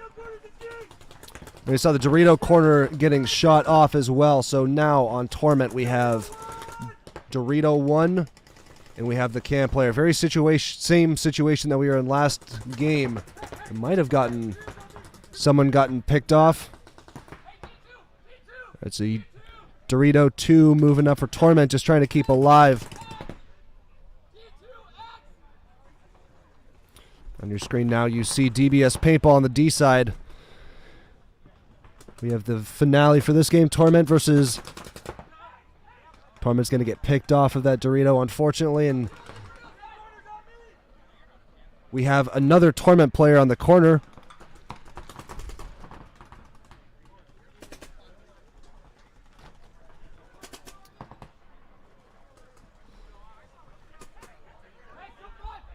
It's a Torment had a quick 1v1 from the snake corner to the Dorito 4.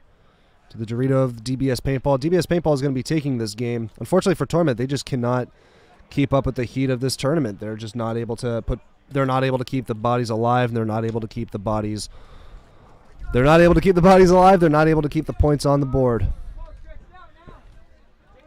So coming up next, we have DTD versus Notorious. Joe's taking a dump or something. He's not available at the moment. So it's just yours truly. Thanks for joining us. Happy to have you out here. It's been a good day so far with all of the paintball that's happening. I got myself a nice tarp roof. It's hopefully keeping me away from the rain. That's going to be nice. Somebody's got a maple bar vape. It makes me think of maple bars.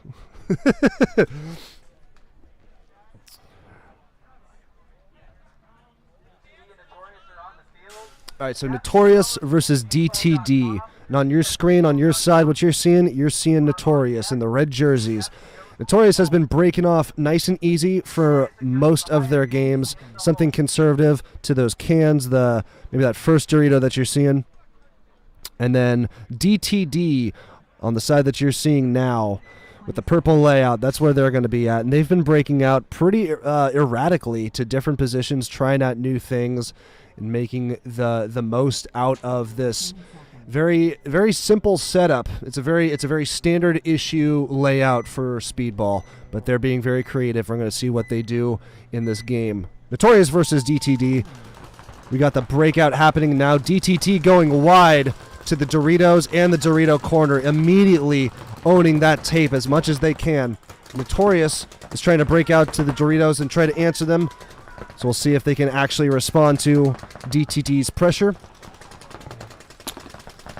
Right here, Notorious is in the snake, and they have a body behind them, trying to keep as much control over that side as possible. DTD has a player shot out of the Dorito corner, and that's going to give Notorious a chance to move up, and it is. We got another body in the center. DTD loses. DTT moving up the Doritos, trying to own some control. Notorious is shooting back at them, giving them what for.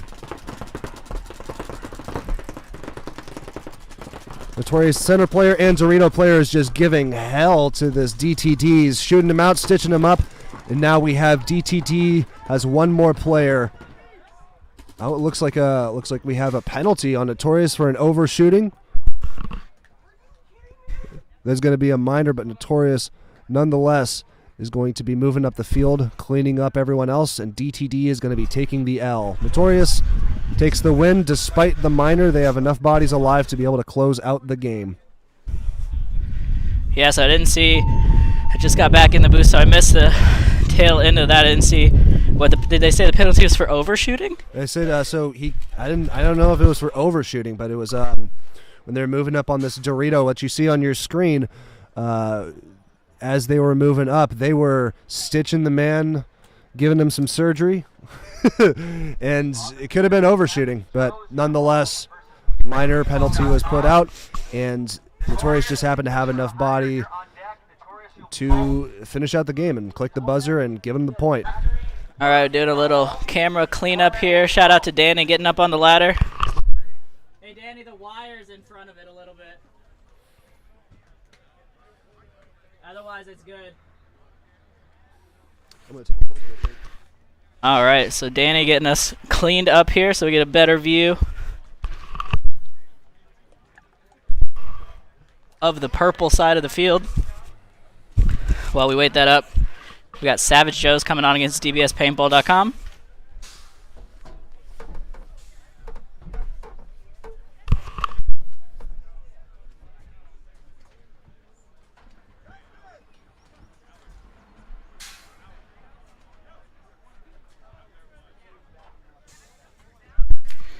All right.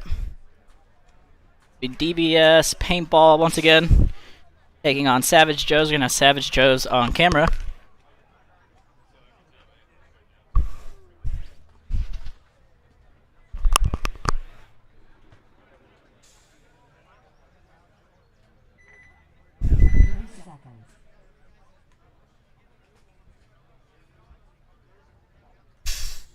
Like the weather is holding so far. Yesterday the forecast said it was going to rain all morning. I was not looking forward to. Thankfully, whoever's in control gave us a little break here. It's a little misting this morning and that was it. Coming up on our breakout now, Savage Joe's here on camera. Gonna go wide once again, straight into Dorito 1, and Dorito 1 player though getting shot on the break. They are in the 50 though.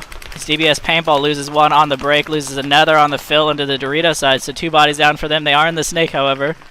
Savage Joe's up a body right now. Gonna come over to the snake side view for them.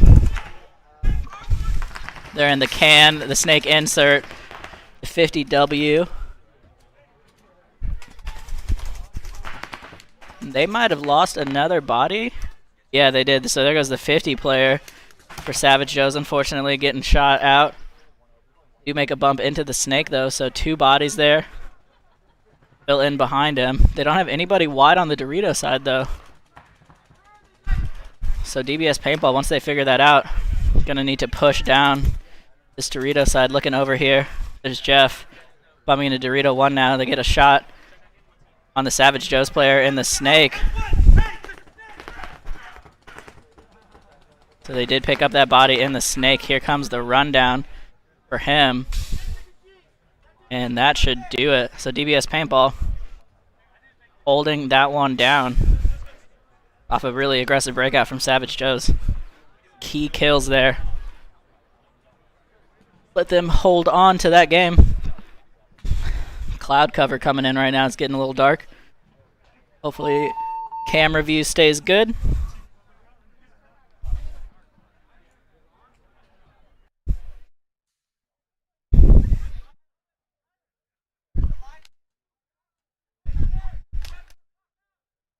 All right, they're getting settled here. Off of that game, looks like they were clean for DBS Paintball. Coming up next, we're going to have Notorious on camera taking on Guns for Hire. Notorious took game 1 here, so they're going to try to close this one out now.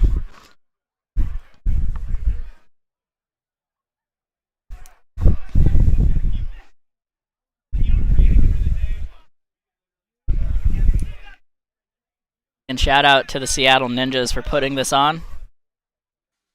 They run this series every year to help fund their trips to the NXL. Make sure you're cheering for them in the next major.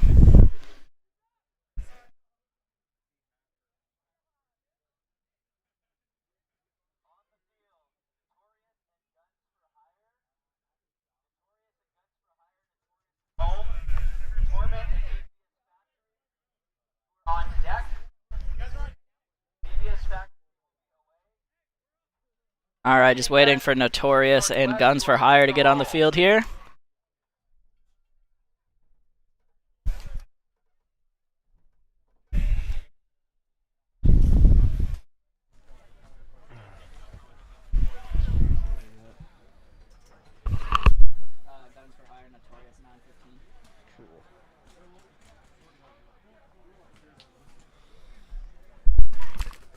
All right, here we go. Notorious getting on the field. Looks like there's a little confusion as to who was on the field and who was up. So, getting that sorted now. Notorious coming on. Guns for Hire on the away side. Notorious took game 1. Thank all of y'all for tuning in with us today. Beautiful overcast morning here in Snohomish. I'm still hoping for rain just for the extra bit of chaos that's coming out. It could still happen. Clouds are hanging around. See, I love being on the breakout and just having your whole team grumbling. It's just like, come on, we got to break out now. We got to make the game happen because it's raining and it sucks and it's wet. But you know, it's that extra bit of added pressure. I think just like it I don't know. It's something a little extra for the teams to deal with, and in a tournament series, a tournament event, that's what you're going to be dealing with just as much of other teams as you are the pressure on your own team. Absolutely. Throw a wrench in your plans. So here we go, Notorious on the breakout.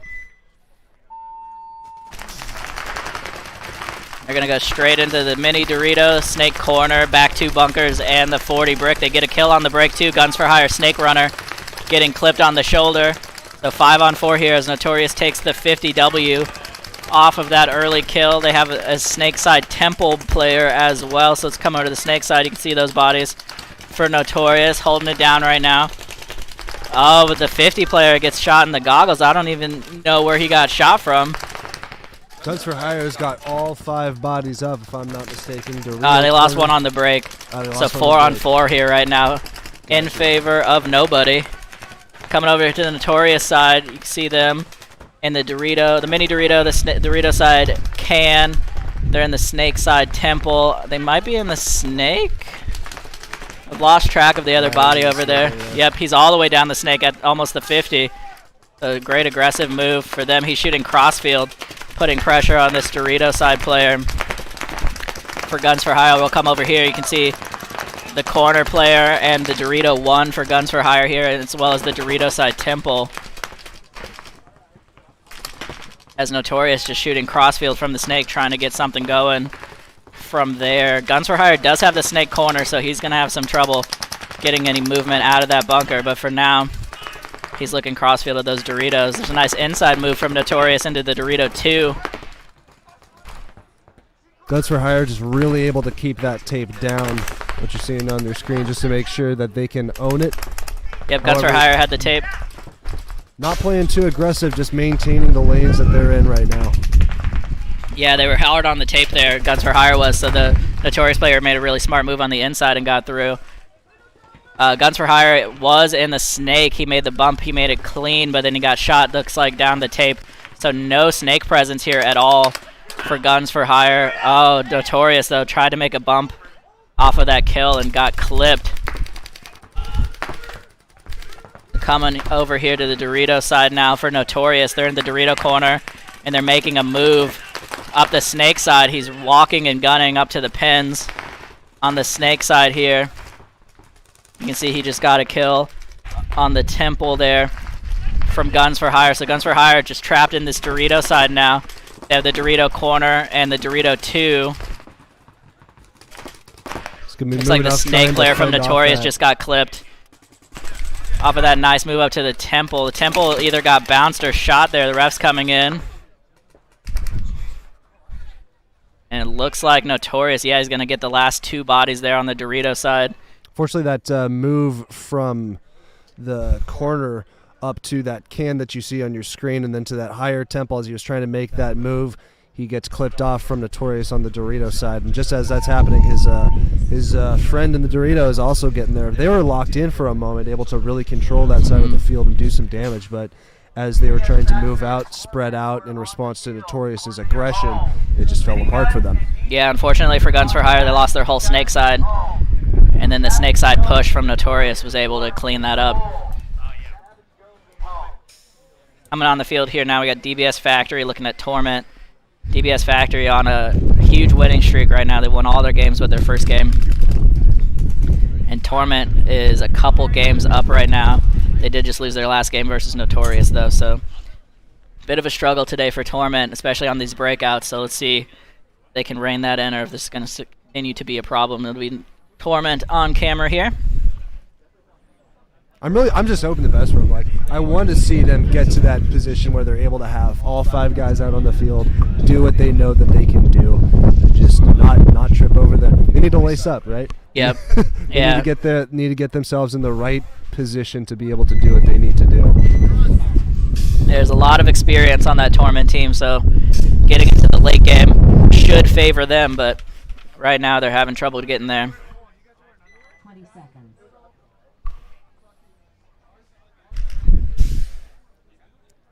This is the importance of a good balanced breakfast, you see, is making sure you have your nutrition, you get your cereal and your milk and your fruits and veggies and a full stomach, you're ready to rumble, and that's what's making DBS Factory win all these games. Yep, you got to get your carbs in you. So here we go on the breakout for Torment, and they're sending 2 bodies right up the middle this time. Looks like they made it 5 alive to their bunkers, so 5 on 5 paintball right now. We'd love to see it. So Torment going to make the move up to the 50W now, coming around the Dorito side of the brick. Yeah, Torment's alive and clean with a good center presence right now. He's looking towards the Dorito corner on Factory, keeping him down in his bunker. Other than their Dorito corner, Factory doesn't have a whole lot of presence on this Dorito side, and as you can see, Torment is moving up to that Dorito, trying to get some more power up on that side, and it's so far working for them, enough so where they're still alive. They're able to keep the pressure from DBS Factory moving up. Here's a look on the Factory side. You can see that Dorito corner. He's going to make a bump to the mini Dorito now. That's Brandon getting up the field there. They have the snake side corner as well. They have the Dorito side can. And I lost track of their other body. Oh, they did get a shot, though, on that 50. That's Dave Mills, I think, coming off the 50 there for Torment. So the first kill going to Factory here. Oh, but it looks like Cage got clipped trying to make a bump into the snake. So 4 on 4 here again. Torment even up the count. I don't think they knew. I don't think DBS knew that there were 2 bodies in the 50. They did get a nice fill out to the snake corner now. So they're getting wide. Oh, and they got a kill off the Dorito side. Here comes the run through and the trade from the 50. So a couple quick kills there. Torment losing bodies. DBS losing bodies. I see 2 bodies left alive right now for Factory. They have this Dorito corner and the snake corner. Looks like we got a 2v2 then. Torment slowly moving down the Dorito, talking to his guy on the snake side, trying to own up what he can. He's making good moves up that Dorito corner despite the pressure from the Dorito corner. Oh, and unfortunately over here on the Dorito side, Torment made a great move up the Doritos, but he missed his shot on the snake corner. So they're in the Dorito 3 of Factory. Yep, he's on a bit of an island here. Oh, and unfortunately just tried to go inside on the gunfight and got shot crossfield, so just unfortunate decision making there for Torment, and there was a crossfield shot right after that on the last body for Torment, so unfortunately just not able to hold that one together. Yeah, that was a good situation at first with the 2v2, and they're slowly moving up together, but as he started to move up the Dorito, getting into enemy territory, he got desynchronized with his teammate and wasn't able to get any help from him. He missed his shot on the snake corner, and then once that position just left him getting pinched out with no help from his teammate, and he couldn't. He wasn't able to communicate, wasn't able to do anything effective with him, and unfortunately, DBS Factory was able to capitalize on that. And that is the way the cookie crumbles. That is what happens when you get your full breakfast. So shout out to Kellogg's cereal bars. They're in no way affiliated with us, but they fuel you well, and these teams that are eating Kellogg's cereal bars are doing some damage. Gotta eat your Wheaties and drink your Ovaltine. Joe, are you a breakfast person yourself? Sure am not. Not a morning person at all. No. And these events are always a struggle for me the first few hours. So it's great to have somebody else in the booth today. Yeah, I'm happy to help pick up the slack. Happy to be the extra motor mouth for you. Got my coffee. I'm more of a 5 eggs and French toast kind of guy. I need a big giant breakfast to get me through the day. So anyone who's watching, in the comment section, let us know what your favorite breakfast is, and we'll take a poll. What do people enjoy eating before they hit the field? But out on the field right now, we have DTD versus Miniguns. And I'm excited for this one because Miniguns has been playing aggressive while also it's a weird aggression conservative kind of play style where they're able to make the bumps that they need to make when they need to make them. DTD, I mean, we've seen them throw wrenches out. Here we go for your breakout. Miniguns going up to the 50. DTD though with the 4 bodies up the middle push again. They have 2 bodies at the 50, 2 bodies at the brick. I'm gonna come over to the DTD side of the field right now. Oh, but the first move up the middle goes to Miniguns. They get a trade out up the middle. Unfortunately, he couldn't get another body. There were 3 guns there to pick him up. So 4 on 4 here now. Miniguns holding it down in the back line for the most part, whereas DTD is in the 50 and then in the 40 brick. So here comes a run up from the Miniguns. He's looking for an opportunity to come around. You can see him on your screen come through. He got a 2-pack perhaps. At least got 1 there, and then maybe a crossfield shot got the other. So DTD got up to the 50, but then couldn't make any moves out of there. And they lost both of their 50 players now and their brick player as well. So just 2 bodies left here for DTD. You can see the Temple player and the snake side insert coming over to the Minigun side of the field. That's their 50 player walking off there. They're in Dorito 1. And here's the snake side view. They're in the snake corner as well. Miniguns has 3 bodies up. They are just doing their best to maintain what they can from a distance. They haven't passed anything past the 40 since their bodies had walked up. And DTD is trying to make an aggressive maneuver down the Dorito side. Yeah, DTD with a nice zigzag move through the Doritos gets up to the Dorito 3. And now here comes the run through. Nobody watching him. He gets the shot on the peekaboo. Coming over here, you can see him maybe just poking out. Another body coming off the back line for Miniguns got shot crossfield. So Miniguns, unfortunately, not watching over their front player, and they lose their forward body here. As you can see, DTD player wrapping around here, looking for the wrap, and he gets the shot on the corner. So great shot there from DTD. And this Dorito player is going to seal this point up for them after a down body situation. He got lost in the Doritos, and Miniguns got chewed up.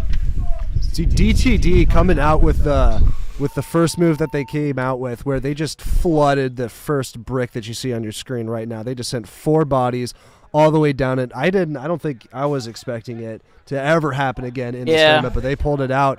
And in response, kind of, Miniguns had sent another body up to the 50, and they were able to pick away at that avalanche of bodies before it did any real damage. But unfortunately for Miniguns, DTD was able to pull out of the original move that they were going to make, spread out, and make something happen for themselves. Yeah, so they did the 4 bodies up the middle, and then one of those bodies actually ended up going back to the snake corner eventually.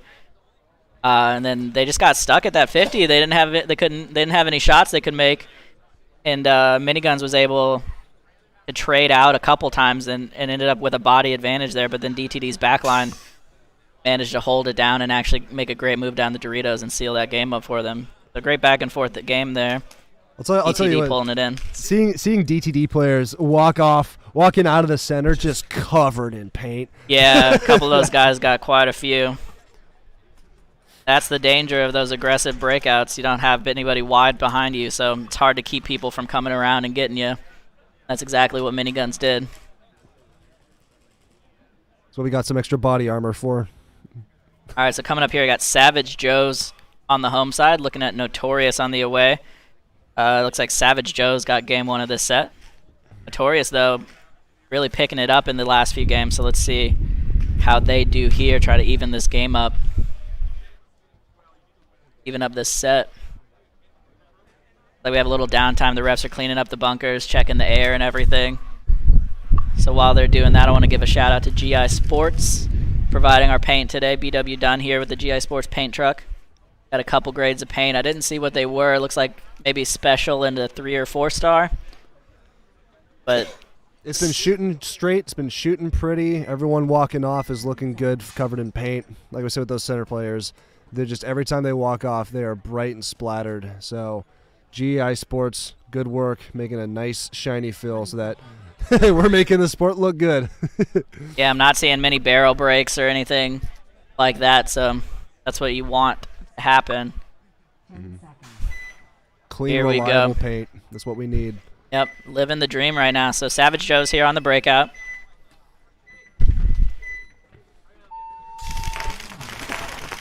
There they go.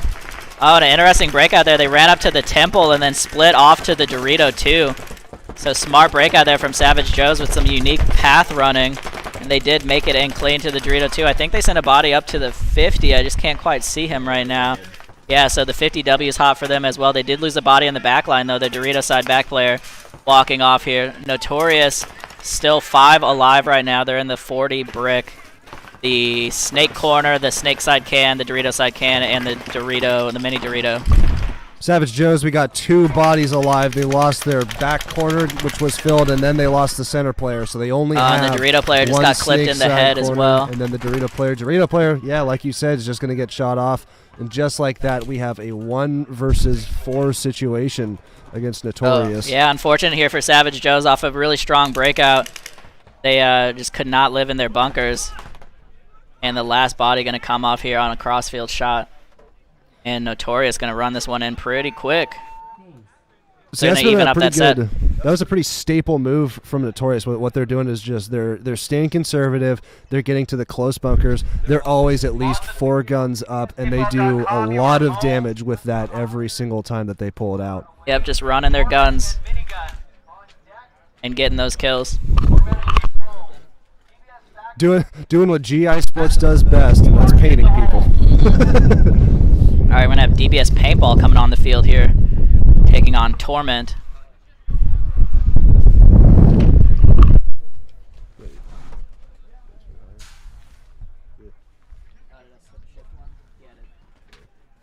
I bet DBS Paintball here taking on Guns for Hire. It's a beautiful day out in here in Snohomish County. Glad to be here at Ninjaball 2021 event number 2. If I'm not mistaken, the last series or 2020 series, event number 1 of the series started in February, whereas the event number 1 of this year started in April. So having a nice shift in this entire tournament, how it spans out. We're going to see these tournaments one after another. The first tournament was only about a month and a half ago to 2 months. The next tournament will be in 1 month from now. So these teams are going to be in the nitty-gritty of this entire season. So right now we got Guns for Hire and DBS Paintball, both breaking out strong.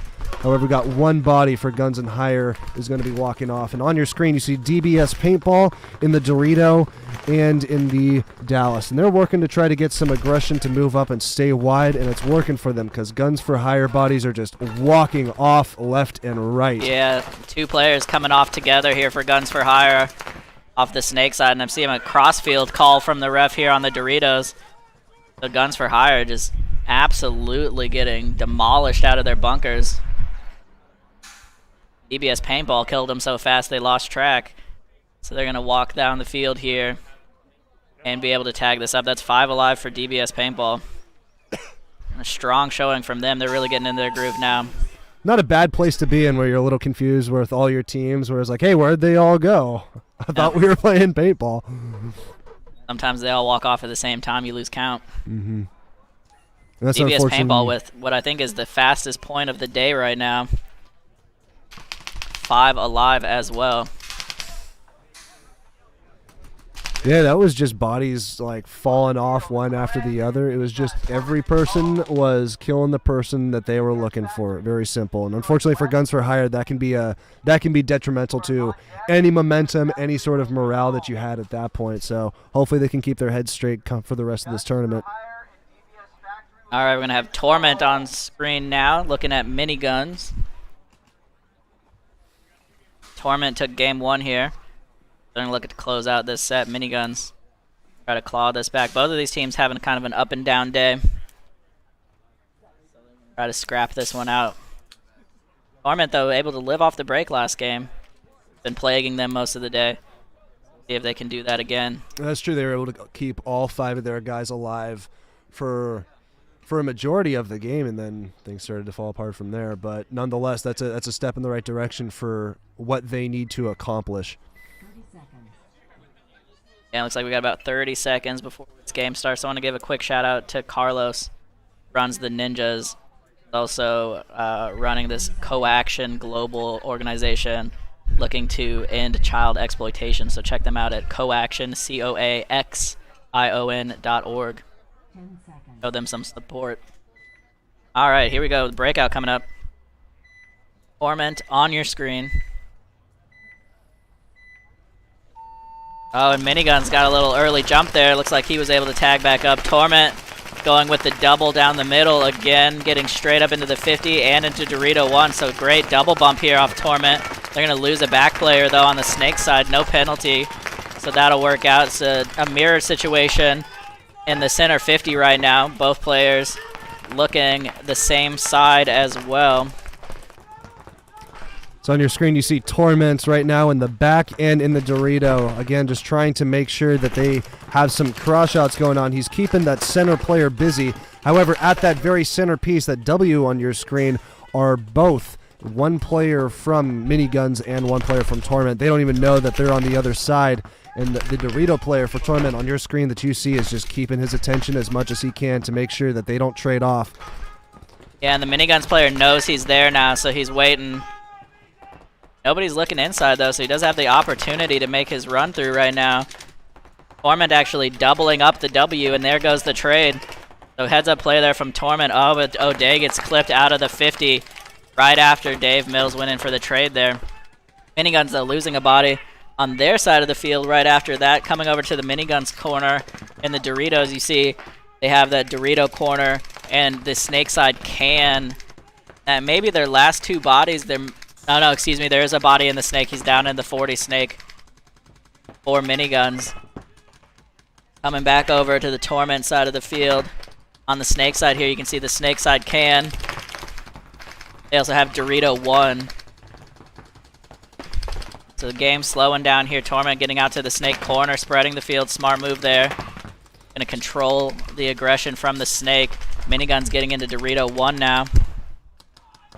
Look back over here.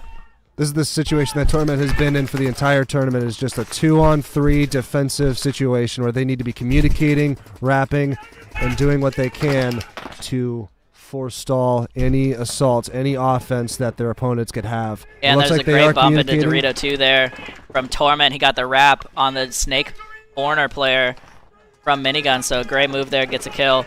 Evens up the body count now. So the Snake 50 and Dorito 1 for Miniguns, looking at the Dorito 2 and the Snake corner for Torment. On 2 paintball right now. Coming over to the Minigun side can. The Snake player actually just made a tactical retreat all the way back to the Snake 1 now. Trying to get a better angle on these Doritos maybe. Playing a long game, everyone has pretty much stayed back to the middle of their side of the field. We got some distance between these players. Nobody wanting to move, nobody wanting to change positions. Pretty paralleled game right now, and Torment's really just trying to figure out, like, okay, how can we make something happen? But hopefully, as he's moving up, or you can see on your screen right now, we have Torment on the Snake corner moving up to the Snake. We have the Dorito player gets shot in the side, gets a couple extra when he stands up as well. So unfortunate move there. I don't think he realized that Snake player from Miniguns bumped all the way back there and was just waiting on that move. So really smart play there from Miniguns. Now in a 2-on-1 situation, looking at just the Snake 1 for Torment. This is not game over yet. He's still sneaking. He still is able to just, if he can hold his ground, do what he needs to do. If he's maybe he not can in win a this terrible point. spot right now.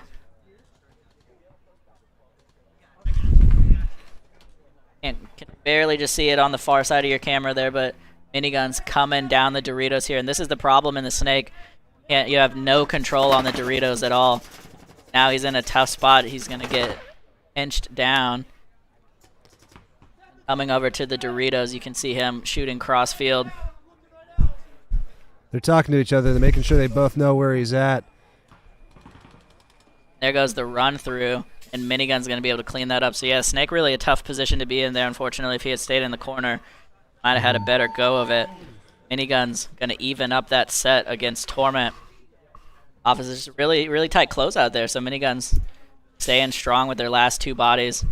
Managed to catch that Dorito side slip in for Torment. And that was a very technical end game too, because it really was just both players on either. It was just a 2v2, and both players on either team were pretty close to the back of their side of the field, and they just made some tactical maneuvers to try to sway the game to go in their favor. And unfortunately, Torment just got picked off on the D side as his teammate was moving over to the Snake. And maybe that wouldn't have made too much of a difference in how things turned out. But nonetheless, it made a difference in how the game actually played out. And desynchronizing with your teammate in those 2v2 situations, so you can't communicate and you can't, appropriately fight off the enemy. Unfortunately, it ended it for him. All right, I'm doing a little more camera maintenance here on the Dorito corner camera. Trying to get this lined up again. This is the myth, the man, the legend, Danny Court. He is the owner and operator of DBS Paintball, and he is the reason that we have this field here at all. So you can thank that man. Next time you see him working with the cameras, you know who to thank. Yeah, shout out to Danny and the rest of the Court family. We've got Dusty here from the DBS Pro Shop slinging some gear. So if you need to pick anything up, we got it for you. Got tanks, got goggles, got pads, lenses, whatever you need. I actually just picked up my Pro Flex from him this morning. Shout out to Dusty at the Pro Shop. I got a sweet lanyard. He signed it. Yeah. Swagged up here. Oh, yeah. He'll get you your broadcast swag. booth. All right, so on camera here, we got DBS Factory taking on DTD Northwest. Hometown grudge match once again. Factory took game one here. You can see the breakout. Factory getting out to both corners. They got both back cans and the center brick. DTD, much more restricted breakout as they lose one from the backfield. They have the Dorito side can, the Dorito side cake insert bunker. They have the Snake insert and the 40 brick. So Cage just slid into Snake 1 there for DBS Factory. You can see over here. See kind of crossfield on the Dorito side. They're still in the Dorito corner. So nothing to stop that Snake player from Factory from going wherever he wants. DTD losing another body off the back line, it looks like. I didn't see where he came out of. Yeah, on your screen you can see Factory, for the most part, staying in the back lines. Very uncharacteristic for them throughout the tournament, where they have mostly been very aggressive up the D side, up the gut, but this time around they decided to spread out wide and stay back and just keep their guns up as much as they can. Yeah, but Brandon now into the Dorito 2. I think Cage is in Snake 2 now. Yep, I see him popping up over Snake 2. A great field position here. There's another kill for Factory. They peel off a Snake, the Dorito side back player for DTD. Oh, and he gets a great shot down the tape as well. The Dorito player for DTD getting a little messy there. Coming over, you can see this is on the DTD side as the run through comes in.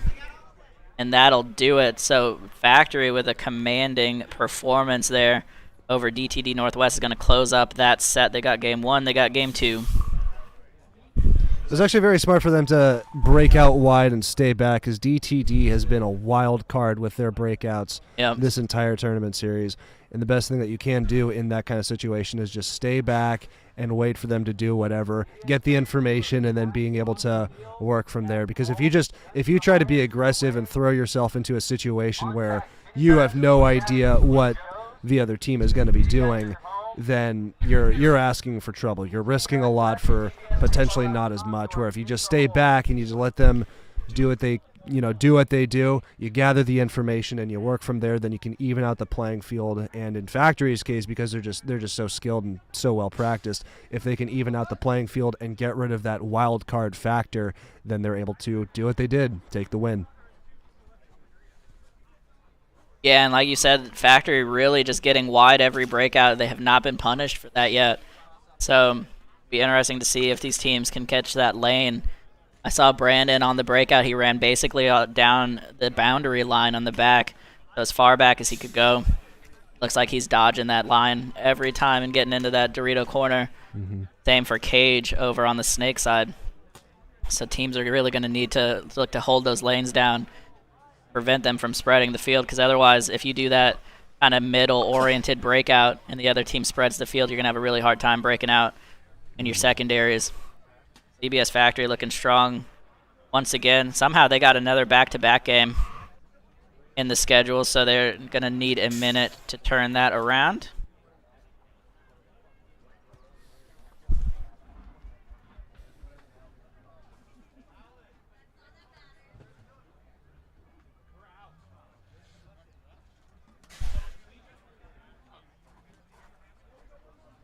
Guns for hire on the away side. Once Factory gets back out on the field, they will be on the home side.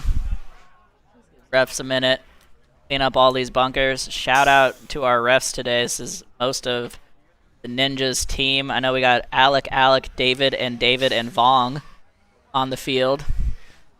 Not sure who else is out here right now. I don't know if you can see on your screen right now, but homeboy filling up the Dorito with the air blower has the meanest mohawk that anyone has ever seen. So he's got the red flying skull bandana on, looking fresh. That's the key to being a referee, right? Is like you got to look good. Yeah, the headgear has to be on point. Yeah. Very true. That's the catch with paintball. Style is very important. It doesn't matter if you're reffing, doesn't matter if you're playing. You should see us in the booth. We're all decked out and dressed up and all the way to the nines. Joe's wearing the sickest kicks I've ever seen. Got the duck boots on. It's like brand new boots. Expecting it to be muddy. These have actually seen several Ninjaballs now. Really? They just managed to keep them pretty clean. Expecting it to be a muddy day, but somehow we managed to dodge most of the rain. It's been a blessing for these players. Yeah, seriously. Last thing that I've been saying it all tournament that it should rain, but honestly it is better for them because they have less gear issues, less equipment problems, and those are the kinds of things that those can cost you points, and those are the things you can't really practice for. You can prepare, but you can only do what you can. Yeah, and here we go on the breakout for Factory once again on your home side, making it out to both corners once again, so not getting punished for this wide breakout. And they get another kill right after the breakout there from Guns for Hire. So 5-on-4 here in favor of Factory. They're in both corners, both cans, and the center brick right now. Looking over at the Snake side there, you can see Cage in the Snake corner.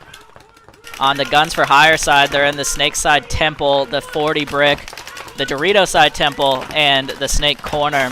Or excuse me, the Dorito corner. So really no presence on the Snake side. Cage is going to make an inside run into Snake 1 now. Jordan with a nice bump over behind him into the gateway bunker there. It's a pretty solid field position here for Factory as they're in the Snake. They're in Dorito 1, and now the Dorito corner as well, filling out behind him. So great secondary moves here from Factory, not getting punished once again. I hear Guns for Hire running their guns, but I'm not sure if they're just missing their shots or not holding the right lanes. Guns for Hire losing another body on the Dorito side now. So 3 bodies left here. Guns for Hire going to make a move from the temple into the Snake. And he's going to shoot down the tape. Gets clipped, though, I think, by Cage. Yep, so 2 more bodies coming off here for Guns for Hire. Just 1 body left alive in this Dorito corner for them. Going to try to hold it down. It's all 5 DBS Factory players, though, and he's going to get pinched out pretty quickly.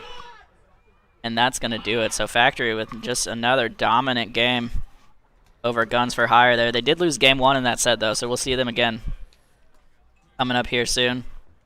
Yeah, Guns for Hire were looking good. Yeah, they had a pretty solid breakout.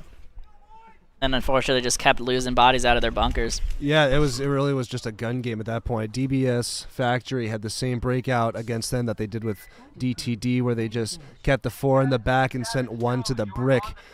And with Guns for Hire, they had a little bit more of an aggressive wall lined up towards what you see on your screen. That had the corner. They had that the Dallas Temple that's to the left of that first Dorito, and they were really lined up farther in, and they were in their bunkers. I think it was 4 alive or 5 alive. I don't remember if they lost a body off the break, but over the course of the game, they were just outgunned. Simple as that.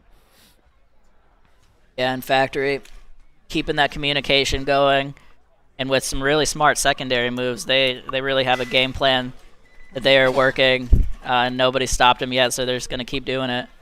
So on the field now, we got Savage Joe's on the home side taking on Miniguns. 20 seconds.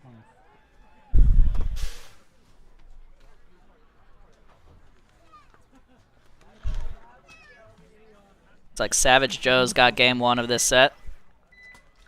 Going to try to close this out.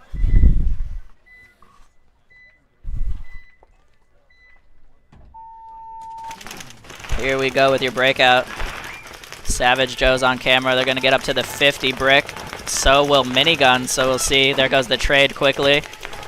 So just like the days of the W, they're going to get a quick trade out there, and it's 4-on-4. Although I think Miniguns actually just lost a player off their back line as well. So it might be 3 bodies here now. There's another body coming off the Dorito side. So Miniguns falling apart in the back line right now, and it's just the snake corner and the snake insert bunker for them. The tough positions as Savage Joe's gets into Dorito 2, and he's got a body behind him in the Dorito 1. They're going to start putting pressure across field on those last 2 bodies for Miniguns. Unfortunate positioning there. Minigun's going to have to be crossed up. He's going to bump back to the can and get shot right as he comes out of that can. So unfortunate move there for Miniguns. And there's just the snake corner left for them. He's going to have to wheel and deal, try to stop this Dorito side push from the Savage Joe's. Savage Joe's raining paint down on that corner. And he does finally get clipped out there in the back, I think. Savage Joe's there with just a pretty dominating performance in the mid to late game. They find the last few bodies for Miniguns. Miniguns, unfortunately, just dying on all their secondary moves there.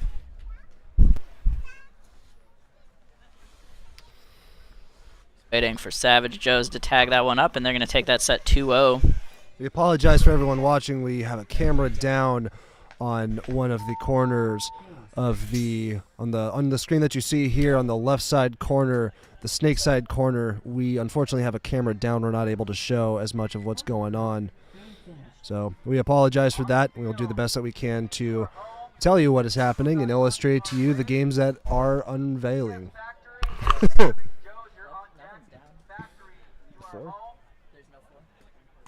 Oh, I figured there was a camera on the... No, we only had 3.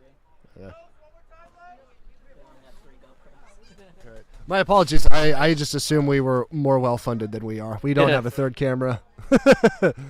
Yeah, so 3 cameras right now. If somebody wants to donate us a GoPro, hit up Danny. We usually fly a drone, but with the weather, haven't been doing that. Just pilot said otherwise. Yeah. All right, so just waiting for teams to get on the field here. Should be Notorious versus Torment. It looks like some DTD guys are on the field. They're going to have to walk off there in a second once somebody tells them.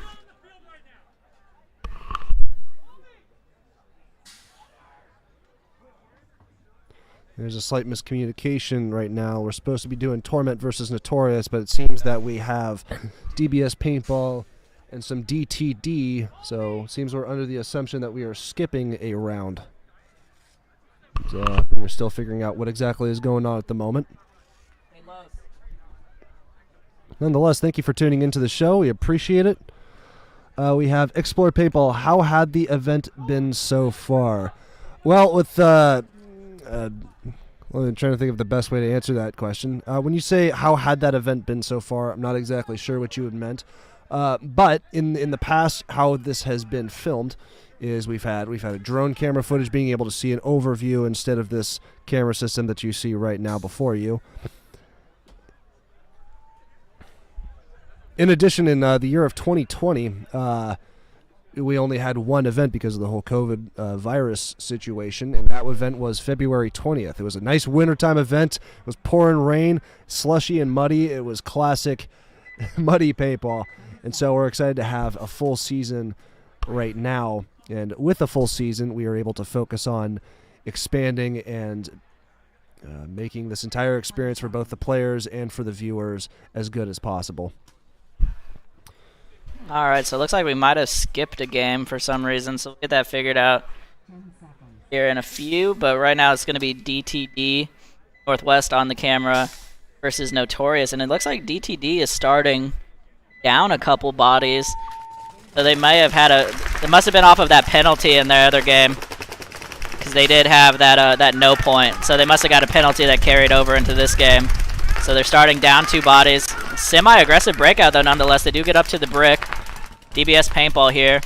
Going to be 5 alive still on their side.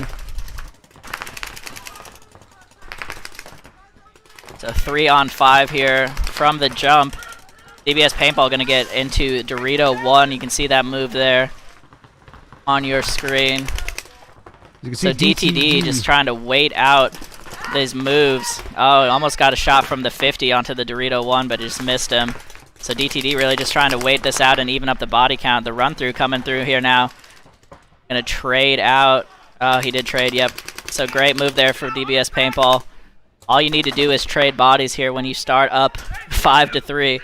The 2 bodies walking off here now. And just 1 body left here in the Dorito 1 for DTD. Looking at, I think, 4. Yep, all 4 from dbspaintball.com. And that's going to be the last one for DTD. So DTD, unfortunately, coming off of that penalty, really just had an uphill battle. And we're unfortunately not able to get that kill, any of those early kills to even that up. Explore Paintball, to answer your question, we are doing the D4 Division Tournament first, and then we'll be doing the Division 5. So we're going to end at about 10:21, and then 10:24 will be when the D5 starts.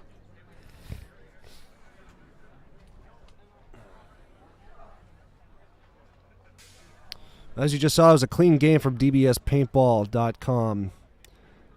Just doing classic textbook paintball, getting to the places where they needed to be, staying alive with a full 5, rushing down the middle, taking the trades, shooting people out. Good classic paintball. Yeah, and when you start up bodies like that, what you really want to do is just stay alive and keep that advantage going.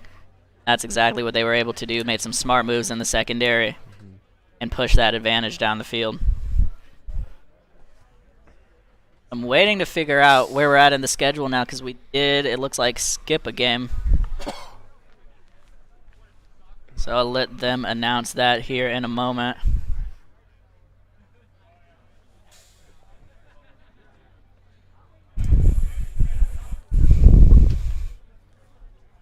Gerard's mic is still a bit low. Alright, let's see if we can boost that a little more. Thank you for the feedback. I could just start talking louder. How about that? Yeah. It says on our screen that I'm cranked all the way up. It's heating up a little bit, so kind of surprising if you can't hear me, but nonetheless, I will be speaking, and if you're able to decipher what I say, then it will add to your experience. If Yeah, you it might just can't, be that then I'm relatively extra loud. Maybe I'll turn myself down and then they can turn their volume up. Thank you for working with us to make sure that this audio issue is not an issue.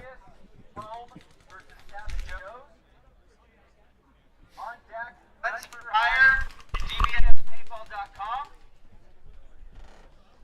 Explore Paintball, thanks for the heads up. I appreciate the back and forth. Anyone else who's watching, feel free to talk in the chat, and we'll answer any questions that you have, interact with you guys as much as we can. Right now we just have coaches cleaning up. We have everyone just making sure that the next few rounds are going to be clean. So thank you for coming out. Again, we're over at DoodleBug Sports in Snohomish, Washington. If you came here not knowing anything about DoodleBugs, it is a fantastic facility out here in Snohomish. And what you see now before you is the work of the Court brothers, who have been putting this together for several years. They do a lot of work to make sure that this entire community is healthy, stays healthy, is here to play, is here to get better, is here to grow and cultivate into a good community of like-minded and very powerful players. So it's a great place out here, DoodleBug Sports. If you've never come out here, then I promise you it is well worth your time. Yep, shout out to Danny and Dusty and their dad Don, putting all this together, running this field for all these years. Started from humble beginnings with Don selling CO2 refills and paintballs out of his truck when they went to go play in the woods. Was that actually like where that came from? Yeah, that's where it started. Wow. All the way to this. It just goes to show you that dreams do come true. You know, just start. Yep. First thing you think is you're selling things out of the back of your truck. The next thing you know, you're on top of the world. You've built a kingdom for people to come and play paintball at. Yeah, now really one of the meccas of Pacific Northwest paintball here, for sure. So looks like coming up we just got a few game threes to go. I think we have Savage Joe's versus Notorious coming on the field right now. Finish up their set. And then there's 3 more games after that, and then we're going to be right into the elimination round, so we'll let you know how that goes. All right, there's going to be Notorious on the home side here, taking on Savage Joe's. So this is the deciding game, game 3. Explore Paintball, you're very welcome. And I am pumped. You know what? Hit me up on Instagram, at RatedPV for everyone, and we'll coordinate something, because I'd like to play you. We'll figure out something in the future. Tell me which ear is deaf so we can be on the opposite side. All right, here we go on the breakout. Notorious doing a pretty standard plan here, getting out to the corner and the snake side, up to the 40 brick, and the Dorito side insert. Savage Joe's, though, with a little bit of an uncharacteristic breakout, he ran up to the temple and then cut over, kind of ran an L there over to Dorito 1, so great breakout for them. It's 5 alive for both teams right now. Just running their guns, figuring out where everybody is. Something I've noticed with Savage Joe's is that they have a very widespread breakout, and I'm not hearing a whole lot of communication from them across the field. I hear one guy from the Dorito that you see on your screen. He's shouting a lot, but I'm not hearing a whole lot of cross-communication from the snake side players. And you can see this being very detrimental, especially if you're spread out wide. You could break apart your own team, and you can start getting divided, and that just never works in your favor. Whereas on the other end, Notorious is very clustered together. I'm not hearing a whole lot of talking, but that doesn't mean that they're not communicating. Yeah, and while that was going on, Notorious started a crawl from the snake corner, and he's all the way down into the 40 snake as Savage Joe's unfortunately losing their body in the 50W. So, nice slow crawl there from Notorious, gets all the way down the field. Here's the snake side view, or excuse me, the Dorito side view for the Savage Joe's as they are in Dorito 3 now, wrapping around, putting pressure on this back line here for Notorious, duking it out right now. We cut over here, you can see the battle forming up. Here comes the slide out to the Dorito corner, so great move from there. Gonna limit what the player for Savage Joe's can do in the corner there. As all the guns are looking Dorito side here for Notorious. Here comes the run over. All the way across from the middle, he's gonna get the shot and trade out. You can see there now the Dorito 1 for Savage Joe's. Looking at Dorito corner here. And then on the snake side, actually, Savage Joe or the Notorious were just walking down, stand-up gunning. Couple backs there from Savage Joe. So great snake side push, actually. Notorious just very sneakily. He crawled literally the whole way from the snake corner to the snake 50 uninterrupted. Homeboy was just on stealth mode the whole time, and he was able to clip off their back, Savage Joe's back player, and just isolate their Dorito side. And I don't know how much Savage Joe's were communicating that there was a snake player. It didn't seem like much. It seemed like the Dorito player that they had, who was up front, was trying to keep a gun on the snake side, but he just took too much heat from the center and his own Dorito side that he wasn't able to make that happen as effectively as he could. But yeah, Notorious with that sneaky snake move, just going all the way down and doing real damage. Yeah, that sneaky snake paid off there. Let them close out that game. Got to be sneaky. Can't let them see ya. So coming up here should be DBS Paintball taking on Guns for Hire. Looks like Guns for Hire are going to be on the home side.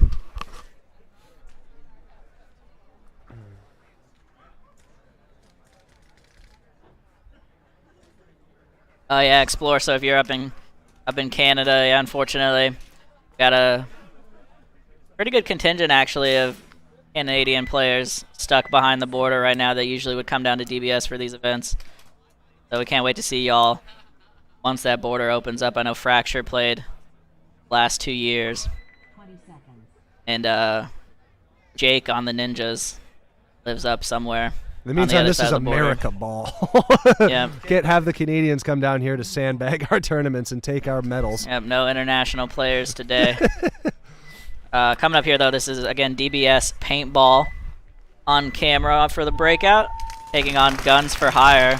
Oh, excuse me, it's Guns for Hire on the breakout. They switch sides. All right, so Guns for Hire on camera here against DBS Paintball.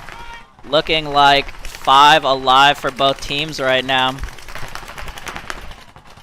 DBS Paintball is at the turret on the snake side and the 50W. Right as I called that, though, the turret walking off some Mason, getting the commentator curse there. They do get a kill on the snake side for Guns for Hire, though. So 4 on 4 right now. So if we can cut over, you can just barely see Jeff there at the W shooting Dorito side. They have the Dorito 1 as well. They get a shot on the 2 bodies walking off here on the Dorito side for Guns for Hire. So Guns for Hire just losing gunfight after gunfight, dying out of their bunkers. And DBS Paintball is just on fire coming down the field here. You see the Dorito, the mini Dorito there and the Dorito corner. Those are the last 2 bodies alive for Guns for Hire, and they're going to try to hold this down. So that is a tough cross to hold. They do get a shot on the snake. So they did get 1 body. They lose their back player, though.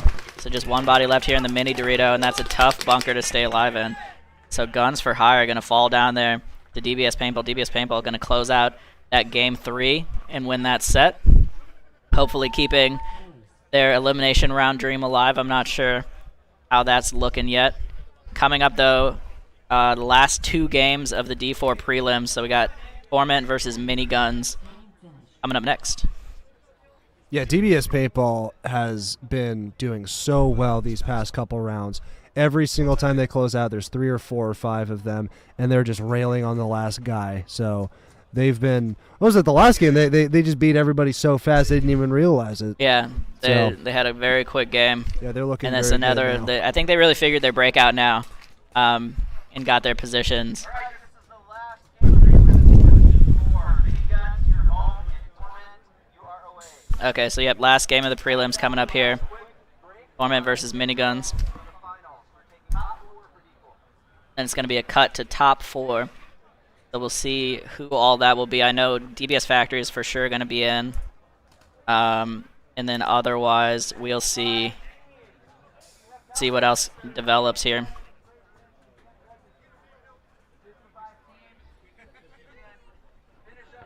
Once again, once we get the finals finished up for D4, we'll do semifinals and finals for them. And then D5 will start up, so we'll start with D5 prelims right after that. Still quite a lot of paintball play today. We started at 8 a.m. Pacific. It's about 10:30. So probably got another 5 hours after this for D5. Happy to be sitting in a steel folding chair throughout this entire day, so my ass is going to be feeling really good. Yep, Gerard got the bad seat this time, unfortunately. Joe got the nice one with the I brought my nice own comfy chair. cushions. I knew that one. All right, so here we go. Torment on the away side. Miniguns on camera for the breakout. They're going to get straight into the 50W. They get both corners and both backhands, so really aggressive forward position for them. Torment, though, going to run him down right away. Gets through clean, keeps going. Gets 1, 2, 3.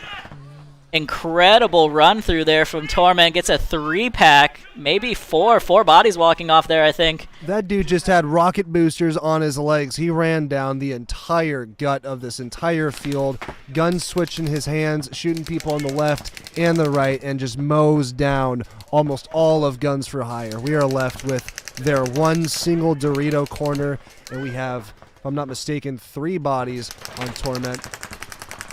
Yeah, 3 or 4. I didn't see if somebody else walked off on the snake side for Torment, but it is at least a 3-on-1 as they are getting down the field now. They're in the... Yeah, they are in the snake. Yeah, that's O'Day over there deep in the snake. They do lose a body coming around, though, unfortunately, so Miniguns getting one back here. Still 3-on-1, though. He is in probably the best spot you could be in on the field for a 3-on-1 in this Dorito corner. Torment just can't get lazy trying to close him out. That's the one thing. They got 3-on-1, but that doesn't mean that they won. They got to make sure that they close it out. And this is the kind of game that Torment needed throughout their tournament series. And you can see the run through coming in now on the inside of the Doritos. Gonna get the trade at least. No, it looks like he got him clean. All right, the Torment, they didn't quite have the count at the end, so I heard them figure that out finally, that it was just the corner. They thought there was another body alive for a little bit. That's what happens when somebody runs through and gets a 3-pack. Easy to lose track. But Torment, off of that incredible center play, shades of Alex Rodriguez. Yeah, that was wild seeing him. It wasn't just like he had his gun looking one way and he was shooting a bunch of people. He had the back and forth, yep. Yeah, he was shooting, dribbling his gun, like switching Got hands. He at least got the center, the Dorito can, and the snake corner, right? So Yeah. he at least got 3. A great move there off of Torment. So that's going to be the end of the prelims right now. We're going to have a little break here while they clean up the field, give the refs a bit of a break, and schedule the finals, and then we'll be right back for the semis and then the finals for D4. So thanks for sticking with us so far. We'll be right back for some more paintball. Cheers, yeah.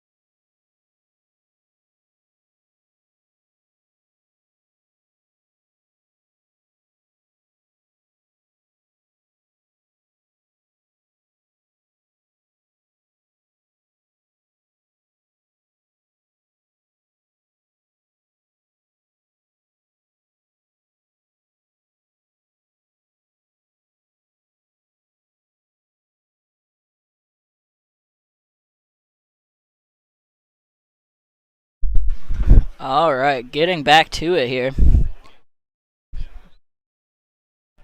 Unmute Gerard. All right. Hi there, I'm back. And we're just getting set up here, almost ready for the semifinals. Clear the field. We want to play the paintball. Clear the field. So this is going to be DBS Factory Crew and miniguns. Everyone Miniguns. field unless you're gonna rep. We fixed our text here.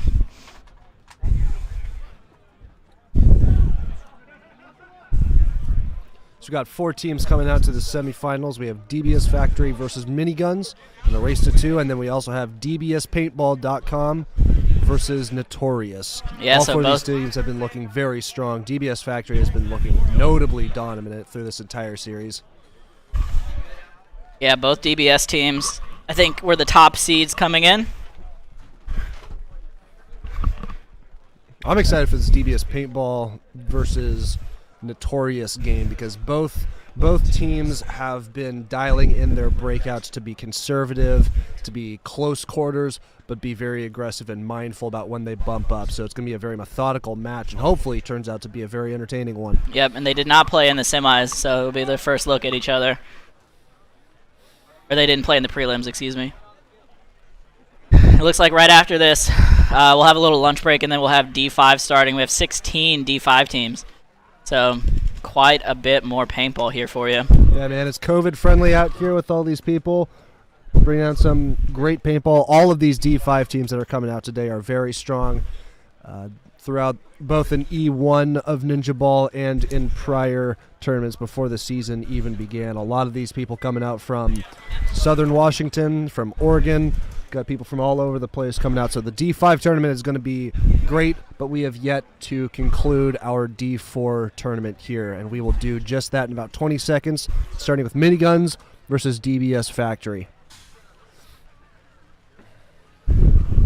On your side, that you see on your camera, you see DBS Factory's snake side. It's gonna be Yeah, a prime camera to unfortunately, see. lost a camera here, so we'll be looking from the snake view here for the breakout. This is DBS Factory. Game 1 of the prelims. They're going to do their standard breakout, both corners, the brick, and both back cans. Looks like everybody made it alive for both teams. Miniguns with a very similar breakout, actually the exact same breakout. As you see on your screen right now, this is Miniguns trying to own that Dorito corner as much as they can.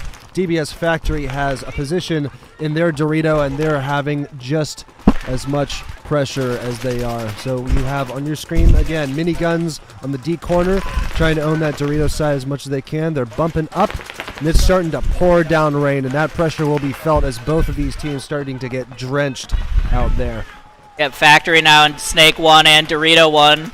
Gabe just moved out to the Dorito corner to fill in behind Brandon there. So great field position here for Factory right now. Miniguns, though, pretty much mirrored up, so they are in Dorito 1 as well. They're in the brick. They're not in the snake, but they do have the snake corner. So far, Cage has been able to get into snake 2 now. Take a look here on the Minigun side of the field for the Dorito side battle going on. Looks like both of them off the tape right now. I'm not sure that DBS Factory knows that. They would be taking the opportunity to get that bump. The Miniguns here holding the same positions as Factory. They're matched up almost perfectly on the field right now as the rain's really coming down. I hope those guys got rain lids on their hoppers or this will get a little wet in there.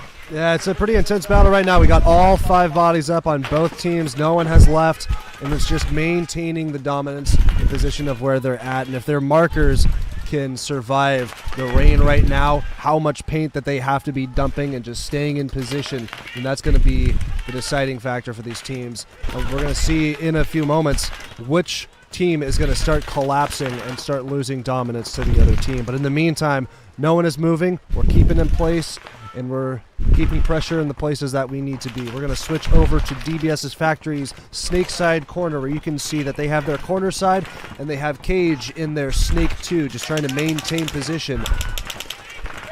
Yeah, and Jordan, it looked like, just filled out there to the corner for DBS Factory. So they still have both corners, and then they have a forward position on both tapes. So great field position as they get a kill on the snake side for Miniguns. It looked like the ref was thinking about a penalty, but he didn't pull it. All right, So one body down now for Miniguns. 5 on 4 in favor of Factory as they're still holding pretty much the same positions. But they did manage to win a gunfight there. DBS Factory has moved up the snake since they were able to kill that off. And they're looking inward to see if they can do some more damage. Yeah, so Cage over there in the Snake 3 now. Seeing what he can do. He's looking crossfield at this Dorito right now. There is a player in the brick just waiting for him from Miniguns. So as soon as he tries to make a bump up, he'll be ready. But right now he's sitting tight, putting pressure on that Dorito side. Still in the 40 brick here for DBS Factory. He's not bumped out yet. He's also putting some pressure in Dorito side. No one's budging. They're staying exactly where they need to be. But Miniguns is going to lose another body and put it to a 3v5. Yeah, so Snake side coming off there for Miniguns. Got shot out of the can. I'm not sure who got that shot in on him. But 3 guns left here for Miniguns as DBS Factory is just wearing their way down the field, winning these gunfights. Yeah. Miniguns has lost most of their snake side pressure, and they have allocated all of their 3 people towards mostly this D side. We have 1 player in the brick looking snake side to make sure that it doesn't collapse and consume them. But as the rain comes down here, it's starting to really pour, and the pressure is being felt on Miniguns. Yeah, and you can see on your camera here the Dorito side. They really don't have a great look into the snake because of all that stuff in the middle. So this brick player for the Miniguns is all that's going to control the snake aggression, as DBS Factory is into Snake 1, and they are the 50W as well. It looks like actually we missed Brandon getting shot out of the Doritos, and Gabe just got shot as well. But off of all of that, Jack made a nice move up the middle. He got a nice stab on the brick player there, as Miniguns actually moving down, but he gets clipped in the corner. And Factory thought that that was the game, but there's actually a body still in the snake corner, but they're going to tag up with a body left alive for Miniguns. So a bit of a dramatic finish there. Heads up play there from Jordan. Realized there wasn't a gun on him and just went for the tag. And time was actually running out, so I don't know if he was aware of that, but they only had about 30 seconds left on the clock.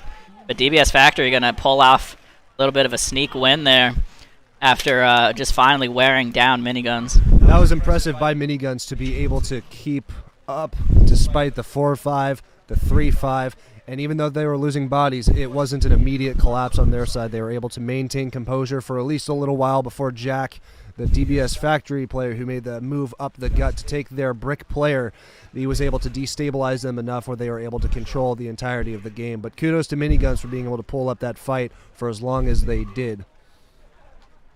Yeah, so just really smart paintball there on both sides. And that's the kind of paintball that gets you into the semifinals, and the kind of paintball that is going to be needed to continue if they want to get into the finals and ultimately win the tournament. All right, so coming up next here, it's going to be dbspaintball.com versus Notorious. Like it's going to be Notorious on the away side as the rain is starting to slack a bit here. Yeah, it's coming in intravenously. That's the weird thing. It's like it'll pour super hard for like 5 minutes and then stop and then come back. It's almost worse than just normal rain because at least you can just kind of rely on it, right? Yep. So there's a little bit of an extra emotional turbulence thrown into the mix. It's a bad day to not have your visor and your rain lid, that's for sure. So just waiting on these teams to get set. Looks like Notorious waiting on a couple guys. We'll get this going. Once again, this is the semifinals for D4. Following this, we'll have the finals and the game for 3rd and 4th. And then after that, we'll have a little break for lunch, and we'll go straight into D5. We got 16 D5s today, 16 D5 teams, so a lot of paintball still to come. And out of those 16 teams, one will rise to be the victor of Revenge of the Ninja, Event 1, or Event number 2 of the 2021 Ninjaball series. Alrighty, here we go with the breakout coming up. We're going to switch over to the DBS Factory Snake side. Excuse me, not Factory, the DBS Paintball.com Snake side. Looks like they're going a pretty similar pocket play here, both teams. Although Notorious did get a body out to the Snake corner. DBS Paintball.com coming up to the Snake side Temple now. They have the 40 brick, that Temple. They have the mini Dorito, the Dorito side can, and now they're in Snake 1. Here comes the move there on the camera for you. Ref coming in to check the Notorious player at the 50 brick right now. Or the 40 brick, excuse me. It's like he is good so far. Oh, but Mason made his move from the temple into the 50 snake, but he got clipped at some point. So body coming off for them. Body coming off for Notorious, though. So 4-on-4 still right now. Looking at that body coming off there. Notorious in Dorito 2, and he just got clipped on the hopper when he looked down the tape. So great shot there, whoever that was. I think that was Jeff in the corner. Shout out to Jeff. I was just telling him he's one of the only guys whose name I know, so I'm shouting him out all the time. There's Jeff in the Dorito corner there for DBSPaintball.com. Coming down the tape now, looking inside. We got a body going up into the Dorito 4 maybe, or excuse me, the Snake 4. Looks like he got clipped though. The brick was waiting on that move. 2 bodies left here for DBSPaintball.com. Looking at, I think just 2 for Notorious. No, 3 for Notorious, excuse me. There's a body and the Snake as well. Oh, and Jeff with an incredible shot on the 40 brick. The brick walking off there. Jeff coming up, corner dies, and there is just a Snake body left here. Trying to be a little quiet so don't give that away. But they have picked up that position. So just the Snake in a 2-on-1. He tries to make the desperation one.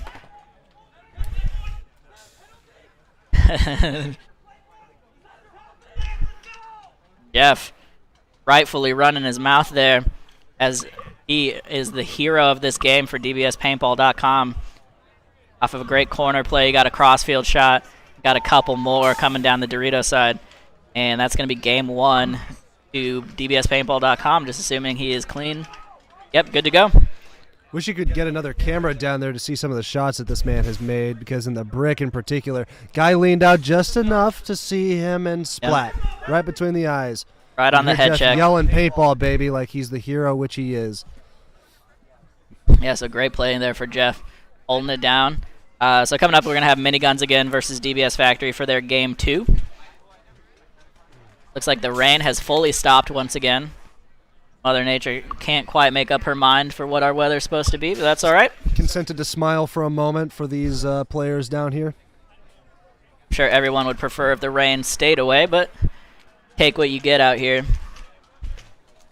Looks like we got Factory coming on the field now. Have our repairman fix that other camera as soon as possible. So Factory and Miniguns' last game lasted an actual eternity, and despite Miniguns losing a couple bodies, they were able to fend off Factory 5 versus 3 for a significant period of time. So we'll see how this game comes about, if there's anything that these players are going to change with their play style, with their aggression, with what they feel like they're going to do. If we're going to see another long, drawn-out game, or if it's going to be quicker. But Miniguns need to answer if they want to stay in. We're going to switch it up a little bit, try out the away side for the breakout. This will be Factory on the breakout here.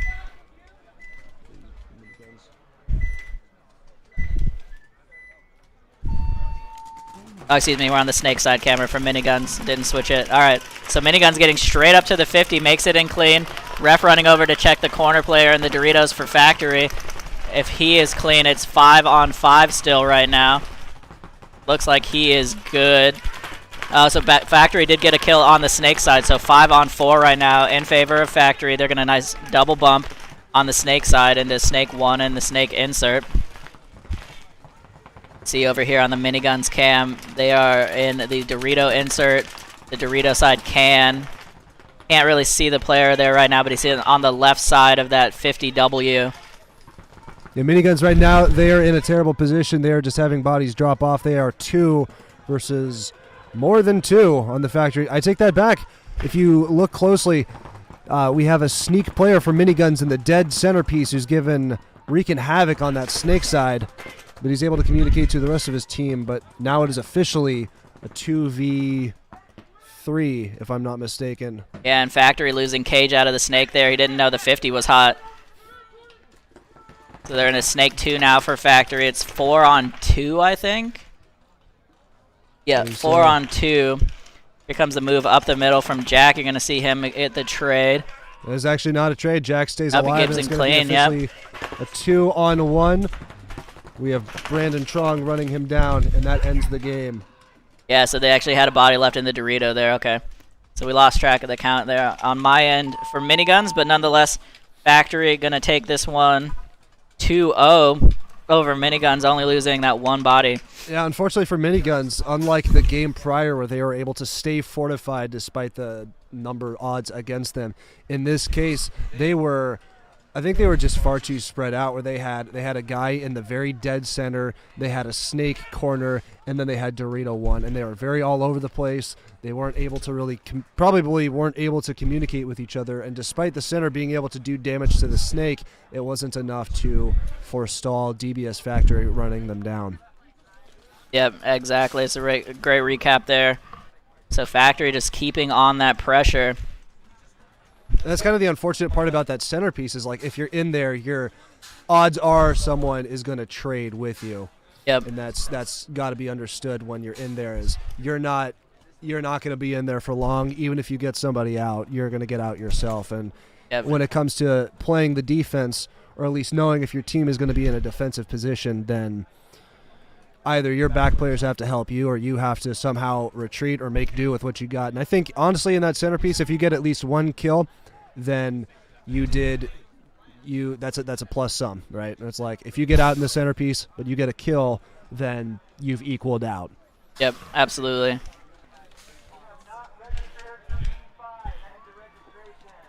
What we've seen a lot also is when the team with the center player gets wide, they're able to protect him a little more.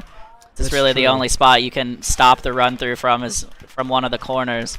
Yeah. So that's a pretty big key. It's hard to penetrate up the middle if you don't have body wide. So, and that's kind of what we saw there when Jack was able to come around and get that center player clean, because there was nothing on the snake side to stop him. Yeah, exactly. He was an island out by himself. Yep. It's a tough spot to be in. Alrighty, so we're coming up on game 2 here. Notorious versus DBSPaintball.com. DBS Paintball on the away side. We're going to have Notorious on the camera side. They're just waiting on their last couple of guys. We'll get this kicked off. Got D5 teams finishing up registration right now. Notorious right now is down in this race to 2 against DBSPaintball.com, so they need to be able to answer, get a point on the board if they want to stay in this tournament. And it looks like DBS Paintball is really gelling right now, so it's a bit of a throw-together team. So it's taken a few games for them to really get used to each other, and it seems like they're doing great right now. Yeah, so I think their lineup is 2 guys named Justin, Mason, and Jeff, and I'm not sure who the 5th guy is. So great squad here for DBSPaintball.com. It was a slow start for them in the beginning of the tournament, but they were able to get their groove together, congeal as a unit, and they've been very effective throughout the latter portion of this tournament. And we'll see if they can end Notorious here and now. Here we go in the breakout. Notorious on your camera. Notorious flying to the snake side corner to get as much pressure as he can as soon as he can. It's going to work out because a body walks off for DBSPaintball.com. There's a minor penalty on the Notorious side. They're going to lose both of their snake side bodies. They did shoot a body off of the Dorito side, though, at the same time, so body count is actually even in all of this madness. It looks like Notorious just now getting into Snake 2. Let's look over on the Factory side. I think that's Jeff filling out to the corner there. They have the 40 brick, the Dorito corner, and that's all I can see right now. I know they had another body on the Snake side. I don't know if he got shot out or if he's just hiding in the Snake. Oh, yep, it's Mason. He's all the way at the 50 Snake. That makes sense. So Mason up there at the 50 Snake for them. Big coast-to-coast run here from Notorious to get out to the Snake, and he does clip Mason on the move, I think. I believe this is the last body that we have on Notorious, trying to deal with 3 players from DBSPaintball.com. I think it's just 2 now, though, because he shot Mason. So it's potentially a 2-on-1 right now. He's looking to see if he Just can dug into that corner. He's looking down Dorito's side, see if he can pinch him out before he tries to make that move. But they have it 1 versus 2. DBS Paintball also in the Snake, trying to see if they can pinch him out.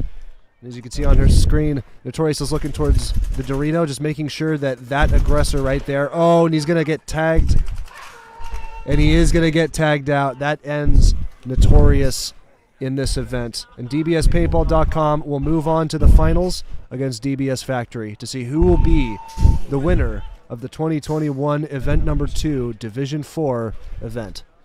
Yeah, and once again, just great play there from Jeff. coming down the Dorito side, getting that last body out, winning that gunfight against the last player for Notorious. Gave a little victory yell at the end there, much deserved. So congratulations to DBSPaintball.com going on to the finals. So it's going to be DBS versus DBS for the first time in the finals in the last few years. DBS versus DBS at DBS. Yep, on DBS.com. On DBS.com. This is vertical integration, baby. We got it all. All right, so we'll be, I think, a little short break, and I think they're also going to play for third and fourth, so we'll get that confirmed for you in just a minute. I also want to give a shout-out to Seth Montoya here. It's SM Photography or Seth Montoya on Facebook or Instagram. He's out here getting some pictures. You can buy packages from him for your team if you want to look swag. On Facebook, you got to get that profile pic updated. Hit up Seth for any of these events. He is your guy. He's a very lovable guy, too. If you shoot him while he's shooting pictures of you, he's a very patient man. Looks like Danny got the ladder out, so we're going to try to get that other camera fixed and running again. Shout out again to Danny. He's a little bit of a solo show right now, but he's taking care of our webcast for us, so we appreciate that. You ever been speedboating? No. No? Can't say I have. You ever been on a speedboat? Nope. You ever been, I don't know, like on a... How do boats even work? On a boat before? Yes. I have been on a boat, but it was not fast. All right. Good talk.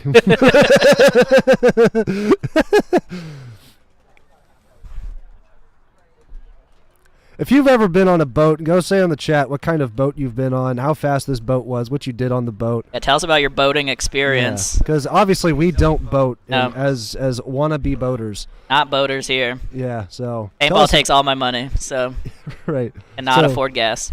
If you would want to paintball on a boat, you let us know what kind of boat, and so we can get a team together for our 2022 planned out boating paintball excursion. This is not a real thing, but you know, if the right people and the right funding comes into play, then maybe we can bring speedball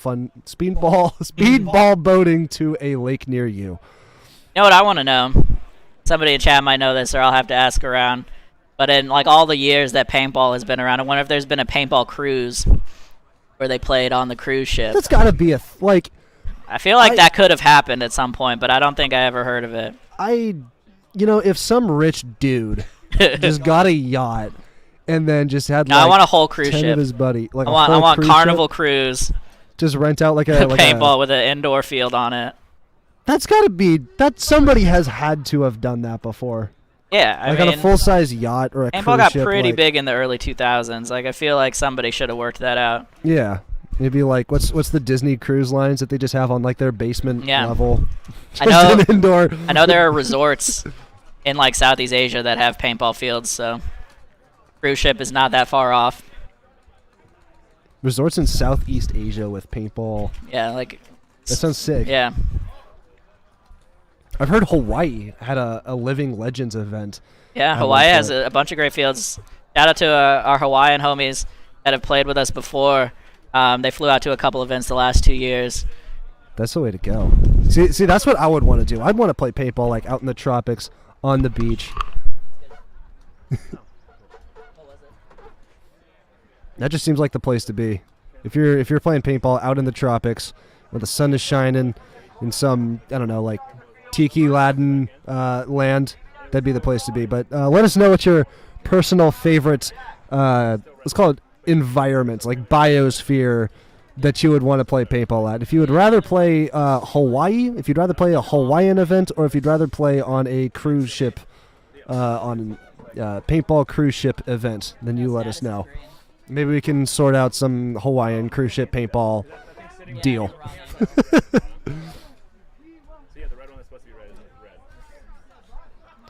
It's coming up soon. Our next game is going to be,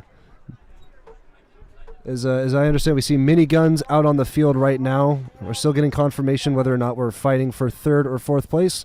Yeah, it looks like they're just calling it now. So Notorious is going to come on the field to play Miniguns for third and fourth, and then we'll see Factory versus .com for the DBS grudge match here. We got our Dorito corner cam back up. Test it out.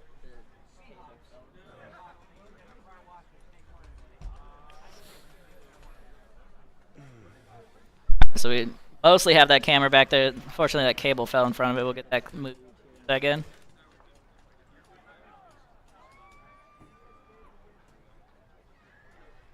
It's actually one of several cables that are wrapped around this camera right now. Yeah, it's a bit of a jumbled mess in there, but we worked it out. For you guys, for the viewers, and nobody else. Yeah, I mean, this has come a long way. So when me and Danny started this at the indoor, we were using security cameras, cheap security cameras that we mounted for a couple tournaments. And then now we're on GoPros with like HDMI extenders and all of that crap. Nice. So we're getting there. A few more years. Might actually have a cameraman down there holding the camera. We'll see. Looks like Notorious filtering onto the field now. Come battle it out for 3rd and 4th in the D4 event. I'm not sure what the prizes are. I didn't hear Carlos announce that, but usually there's some cash for 1st at least. And I know 2nd always gets like half off the next event, that kind of stuff. So definitely playing for a little bit of something. Nothing beats bragging rights. The medals are cool, but just like the pride in having that event under your belt. Although, like, if you're fighting for 3rd and 4th, being able to take away a piece of hardware out of that. I mean, you get what you can get, right? Yeah, probably playing for medals, that's true.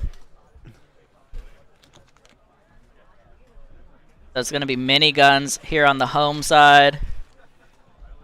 Notorious on the away. They're just getting a little more chrono action in. 30 seconds. Guess we'll try this. Oh, Danny's going to come fix that, so keep an eye on this real quick. Ladder. All right, we'll get that fixed in a minute. This should be a good view for the breakout still. This is a race to 2, right? Yep.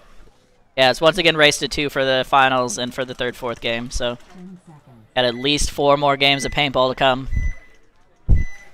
This is going to be Miniguns on our breakout here. I'm excited for this one. Both of these teams have looked amazing all tournament series long. We're going to see how they finish it out. So Notorious losing a body on the break here off of the Dorito side. 5-on-4 for Miniguns. Miniguns in Dorito 1. It's a great position for them. Looks like they're in Snake 1 as well. He's bumped into Snake 2. Notorious, though, actually all the way down to Dorito 3. Nobody looking at him. He made a run to the brick. I don't think he shot him, though, and he got shot on the move. Side of the head there, yeah, by the hired gun in the Dorito 2. Miniguns have 2 people in the Doritos right now, and they're looking to just control that side as much as they can. As you can see, there's nothing for Notorious on the Dorito side, and so this is Miniguns' chance to start owning that, moving up, and ruining Notorious's outlook on getting 3rd place. So we'll see how this pans out on that side. And they're going to be doing some damage as Notorious loses a body. Looks like he might have got clipped on his way out of there. Not sure, but the run through's coming as a Notorious player trying to pick up his pod. Actually, might have blocked that shot. I think unfortunately. It did. A little bit of an unintentional body block there, but nonetheless, Miniguns here with at least two alive. Looking at just one player for Notorious in the Snake corner. I can't tell if there's still a Snake body for them, but coming over, you can see the body moving up to the temple now for Notorious, and here comes the run through, and he's going to drop the hammer. So that should do it. And, yeah, so Miniguns off a little bit of confusion there, trying to close that game out. Oh, and they had a body all the way in the backfield. His gun must have been down because he stayed back there that whole time. But anyways, Miniguns going to take that one. Yeah, that was a little bit of a messy situation where Notorious had one in the Snake corner, as you can see, and as Miniguns was trying to run up and end him out, they either shot his own homeboy, or he shot someone who was picking up pods that was like right in front of him. Yeah. Couldn't get the shot on him, and he got shot out of the. So a little bit of madness going on there, but Miniguns were able to take the point nonetheless, dropping Notorious bodies, and that was a pretty solid game on Miniguns' part. Yeah, last couple guys for Miniguns managed to hold that down. figure out the count and get that last kill. So here we go with the first game of our finals. This is going to be Factory versus .com in the match of the DBS teams. To see which one will be the real DBS team. Definitely playing for some trash talking and bragging rights, since all of these guys are out here pretty much every Sunday practicing.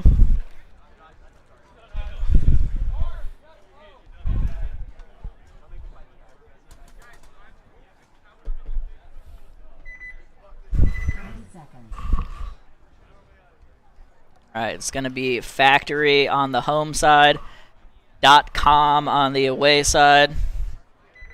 Gonna go with the snake cam for now.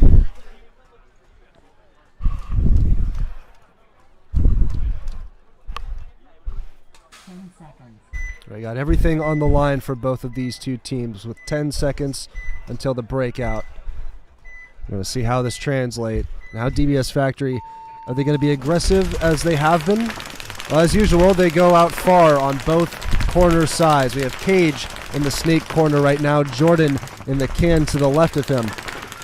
Unfortunately, Factory is actually going to lose their Dorito corner player. He's going to walk off, and their Dorito side is, for the most part, going to be open. Yeah, so an interesting breakout there from Factory. Jordan actually just stayed out in the open for a while, shooting a lane, as Cage makes it into Snake 1. Jordan getting checked by the ref right now. It is 5-on-4 here in favor of .com. But another body coming off Gabe, getting shot out of the back line there. Looks like Mason, though, coming off for .com, so Factory is at 2 bodies alive. I think 3, actually. I think Cage is still in the Snake. Coming over to the Snake side. Yeah, Cage still in the Snake. Both sides of the field. So 3-on-3 potentially right now, or 4. There comes a trade from Jeff. Jeff throwing himself down the entire field so he can kill off the Factory brick player. Yeah, and just one body left in the Snake is Cage, and he's going to get walked off the field there. So DBS 3 Paintball. bodies left alive for .com, I think. And that's going to do it. So strong showing there in the first game of DBS versus DBS. And .com going to take that game 1. Yeah, sniping out that Dorito corner earlier in the game gave them a lot of leverage to be able to control this Dorito side as much as they can. Yeah, the Dorito side really fell apart there for Factory. Brandon got shot early, and then Gabe got shot out of his bunker in the back line. So it's really unfortunate there for Factory, but that's how she goes sometimes. So we're going to have Notorious and Miniguns coming back out for their game 2 here in a moment. We'll see if they can close that up, if Miniguns can finish that off, or if Notorious is going to fight their way back to a game 3. What I like about .com Paintball is that they are smart with how they're positioning their team, with what they need to do. They know that, okay, if the Dorito corner is gone, then we can start capitalizing on that, and we can mobilize. It's not just one person who knows what's up and what's going on and then starts working on that. It's they all know. They all start working with it, and they all start moving to capitalize on that. And unfortunately for Factory, they took the heat on that, where they did one of their more aggressive breakouts where they got to each corner and down the center, stayed wide so they could be aggressive. But unfortunately for them, they got picked off in different places and lost maintenance of their key bunkers, of their key zones. And DBS Paintball.com being such a formidable tactical force on the field, they're able to just capitalize on those, and hopefully for Factory they'll be able to fight back against that in this next point. Yeah, there's a lot of experience on that DBS Paintball.com team, so you can expect them to be cool and collected throughout the game, find the tactical edge, whereas DBS Factory is a much younger team for the most part, but they've just still been working their way up the ranks. A lot of passion, a lot of talent there. Not a lot of experience still, so we'll see how they can do in their game 2. But right now we're getting set up for Notorious versus Miniguns.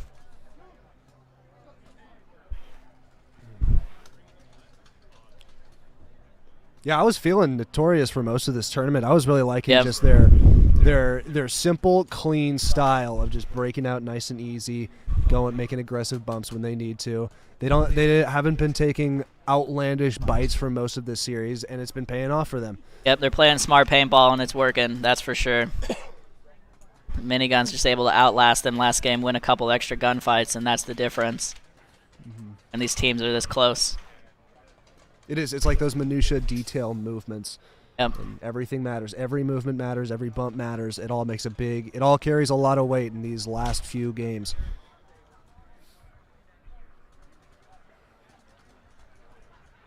I don't know if you could see it, but one of the guys in Notorious has got like this nice creamy style. Like he's got this rotor. It's just this like vanilla cream looking.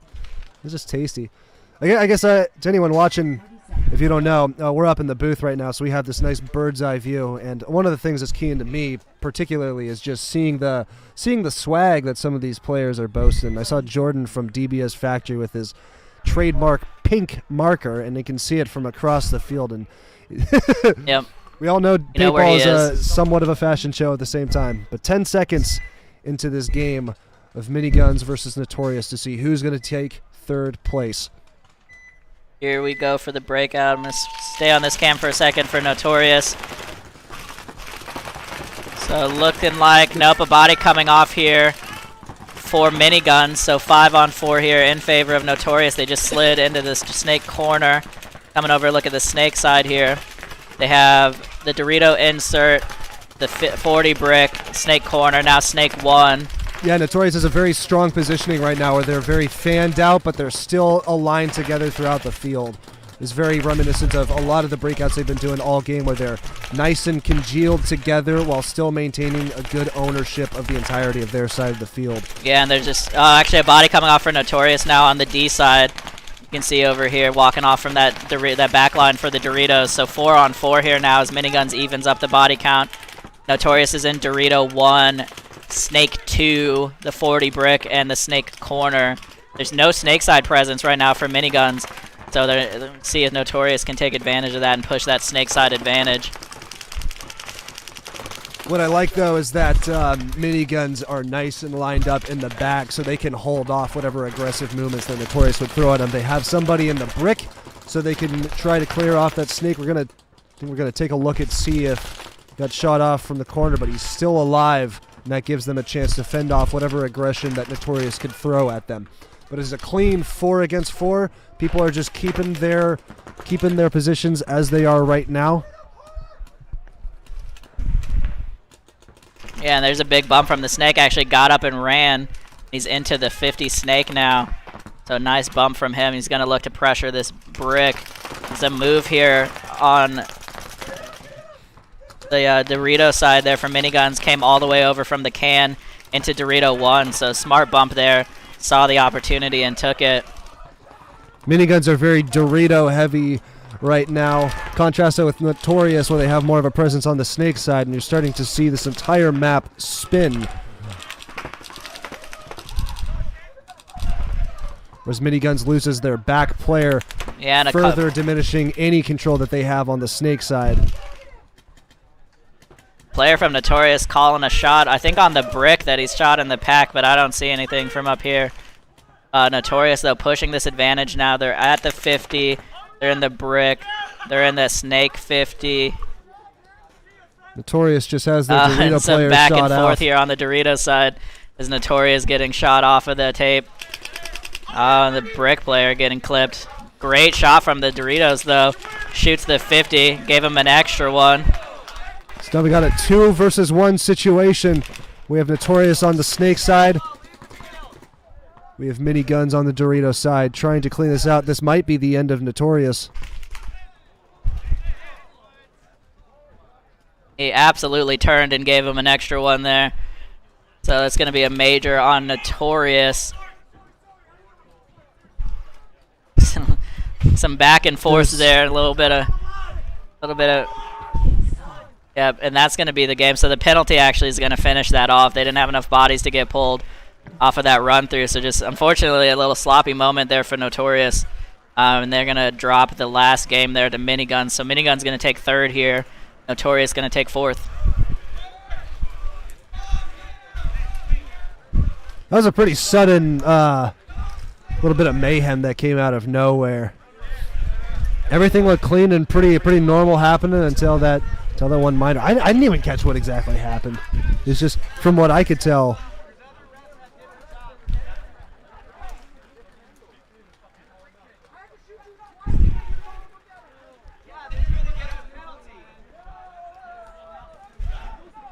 A little bit of an argument happening between Notorious and the refs to clarify exactly what had happened. Yeah, so Notorious upset here at the end of that game, but Understandably so. You know, at the end of the tournament, if nobody wants to end the tournament like that. Nobody wants their run to be end on the basis of ultimately their major is what pushed that over, and that was unrelated to what was happening on this Dorito side of the field, so it really didn't matter in the end there. So Minigun's going to take third over Notorious, and we're coming up on game 2 as the rain is picking up. So this is DBS Factory versus DBS Paintball.com. It's going to be .com on the home side here. Factory's got to get a point on the board if they want to stay in this. DBS.com can take it in an instant from them. We've seen them clean up teams very quickly. Factory is a very formidable team, and so hopefully they won't be able to be taken over that easily. But if they get taken over at all, it is going to be the end for them.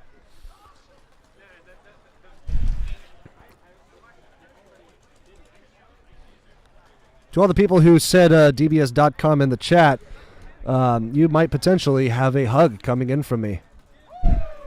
I'm kidding. There's nobody who said that. Yeah, nobody claimed that hug. Nobody claimed that hug, I guess. I'll just hug myself. So just bummer. teams getting set here as the rain eases off once again. Looks like we're waiting on one more for paintball.dbs.com, and then we will be good to go.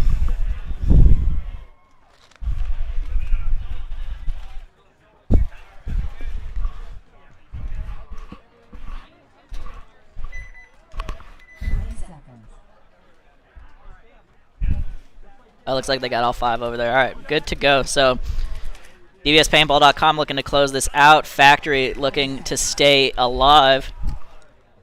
Keep that finals dream going. So see if Factory changes it up. They've had the same breakout plan for basically every game, and it's just kept working.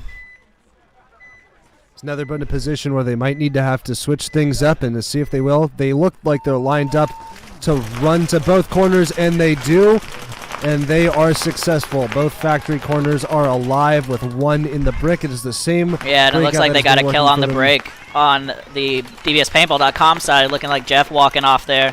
So 5 on 4 here right now in favor of Factory. Mason getting his textbook slide, but he got clipped in the head on his way in, so he couldn't make it into the snake. That's 5 on 3 now in favor of Factory. Brandon coming into the Dorito one for them off of that kill in the snake. So great field position right now for Factory. DBSPaintball.com still holding it down, though. They're in both insert bunkers and then the center brick. So pretty decent field position for them. Not all the way wide, but not too bad. It's like Factory holding their spots right now. Just waiting to get an extra kill, get a little more advantage. And Paintball.com going to slide into the mini Dorito now. So getting a little wider. Oh, but they lose their body on the snake side. Lost his gunfight, looks like, to Cage, and the snake won there. Oh, but it looks like Gabe coming off the back line now. And a crossfield ref run all the way over to the corner to check out Jordan. Let's see if he is clean. Yep, he's good. All right, so it looks like 4 on 2 now.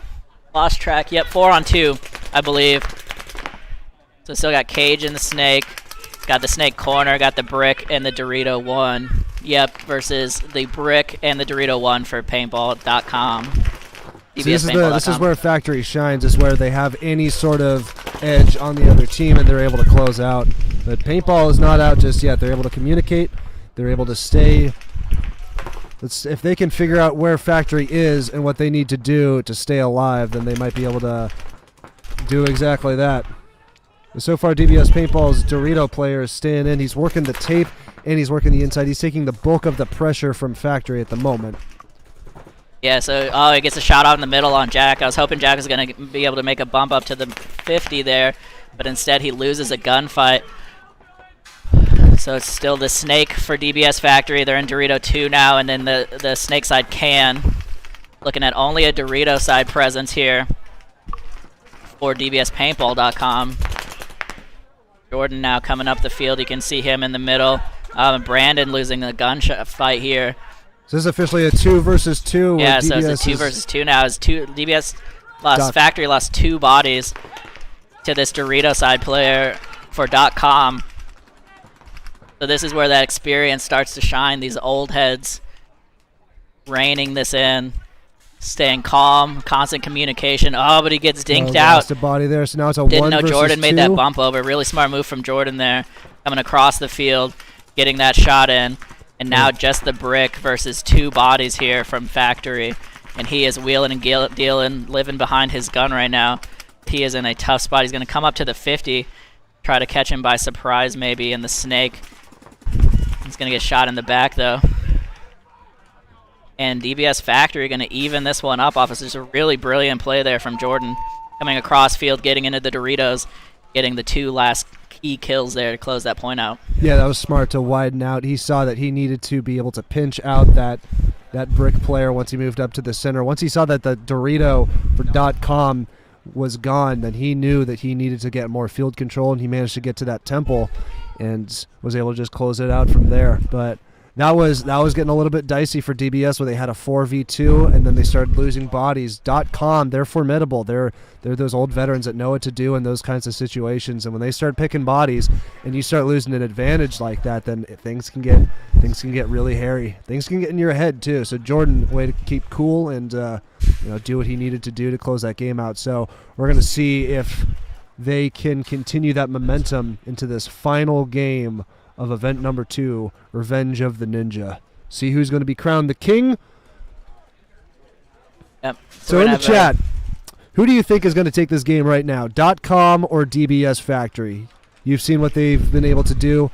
What do you think is going to win? And I will up the ante where you get not just 1, but 2 hugs. And not just from me, but I will convince Joe to also hug you. Optional hugs. Joe, do I have your consent to auction off your hugs? Must have consent for hugs. So yeah, we're going to have a little short break here. They're going to clean up the bunkers. Those teams got to go get paint and air, get cleaned off, turned around, come back out on the field for their deciding game. So I think really what was key there for Factory is they shot Jeff off the break. You got to get .com's hero off the field. You got to get their dude out of there. And then all of a sudden, the whole thing opened up for him. A lot of back and forth there, so that was some great paintball. Yeah, Excited to see how this final ends up. To get wide, and that has been working for them for the majority of this tournament, but it does not seem to have the same kind of impact that it does against .com. So maybe they might need to capitalize a little bit more on dialing in those shots off the break. But, if you got to lean into your strengths, you got to lean into your strengths and whatever works for you. But they did, you're right, where getting one of their guys off of the break, just less of a gun to worry about, less of an aggressive gun. Because we've seen that guy they got off, Jeff, just running down the gut, making good moves, being smart about where he plays. So everything counts at this point. Looks like they are getting out on the field here.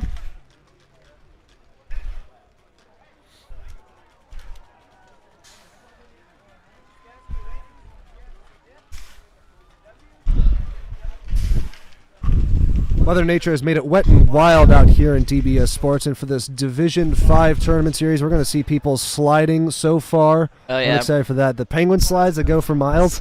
Yeah, this turf will carry you once it starts getting wet, that's for sure. Yeah. It is advantageous that they are on turf, though. It's not going to get muddy, not going to be puddles, but it will get slick. This webcast is unofficially sponsored by Slip and Slide. Be a slip and slide here pretty soon, that's for sure.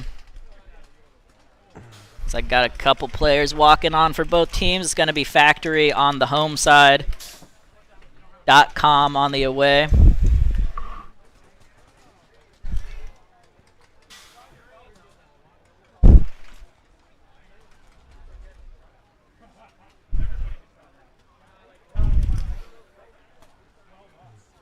Fortunately, the wind's blowing at just the right angle to actually blow rain into the broadcast booth. One spot's not covered with a tarp, but that's all right. They'll survive. 20 seconds. All right, once again, Factory here on the brown turf side of the field on the home side. DBS Paintball.com on the away side.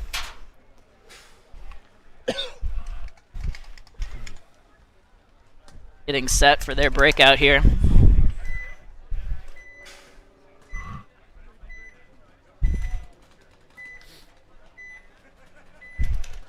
All right, here we go. Last game of the tournament series for D4 Factory with their classic breakout. Both corners, and they're going to lose their snake side corner and retain their Dorito side corner.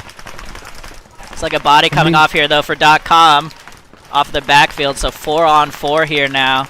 Ref wearing in to check somebody on the snake side. It looks like he was clean. So 4-on-4 here now. No real advantage for either team on positioning.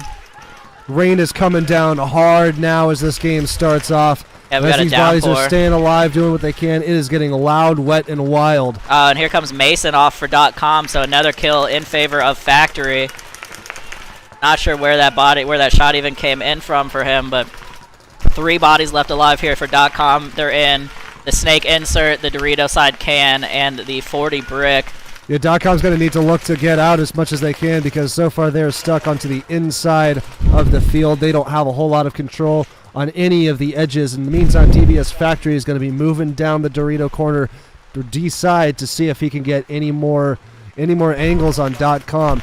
And .com's going to have to do something before Brandon comes in and does real damage to them.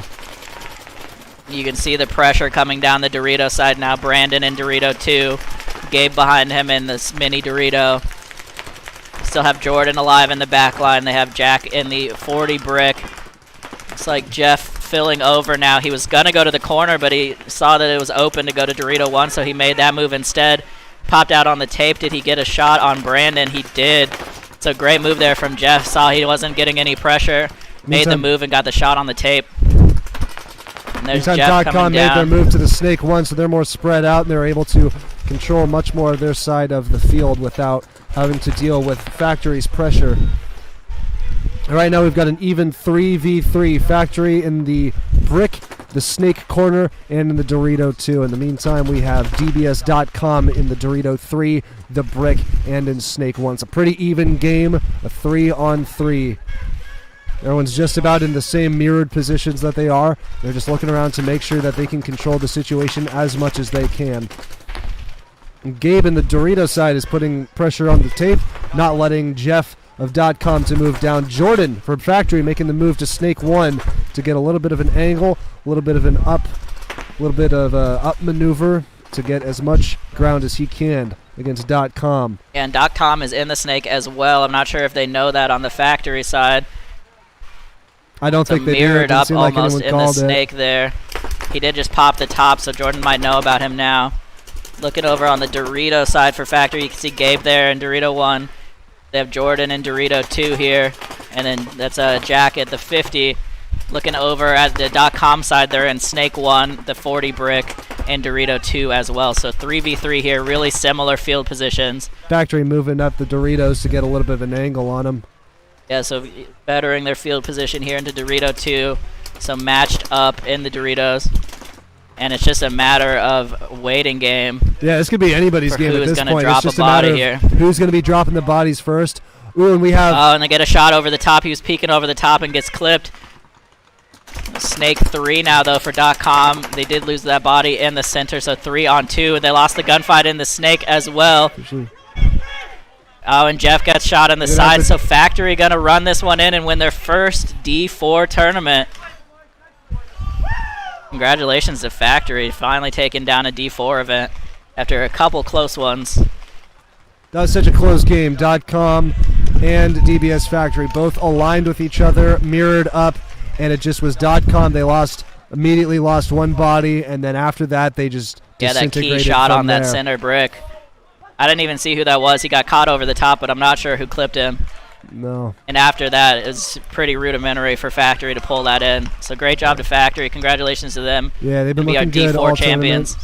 Well-deserved win. As the rain falls.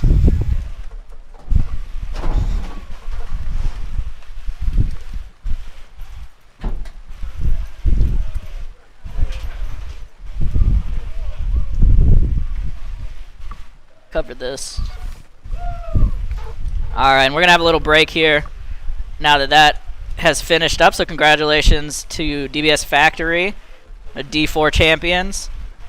And hopefully this rain finishes up while we switch over to D5. So we'll be right back after a little lunch break, probably a little bit after noon. We'll be here with D5 Paintball. Stick around, guys. Thanks.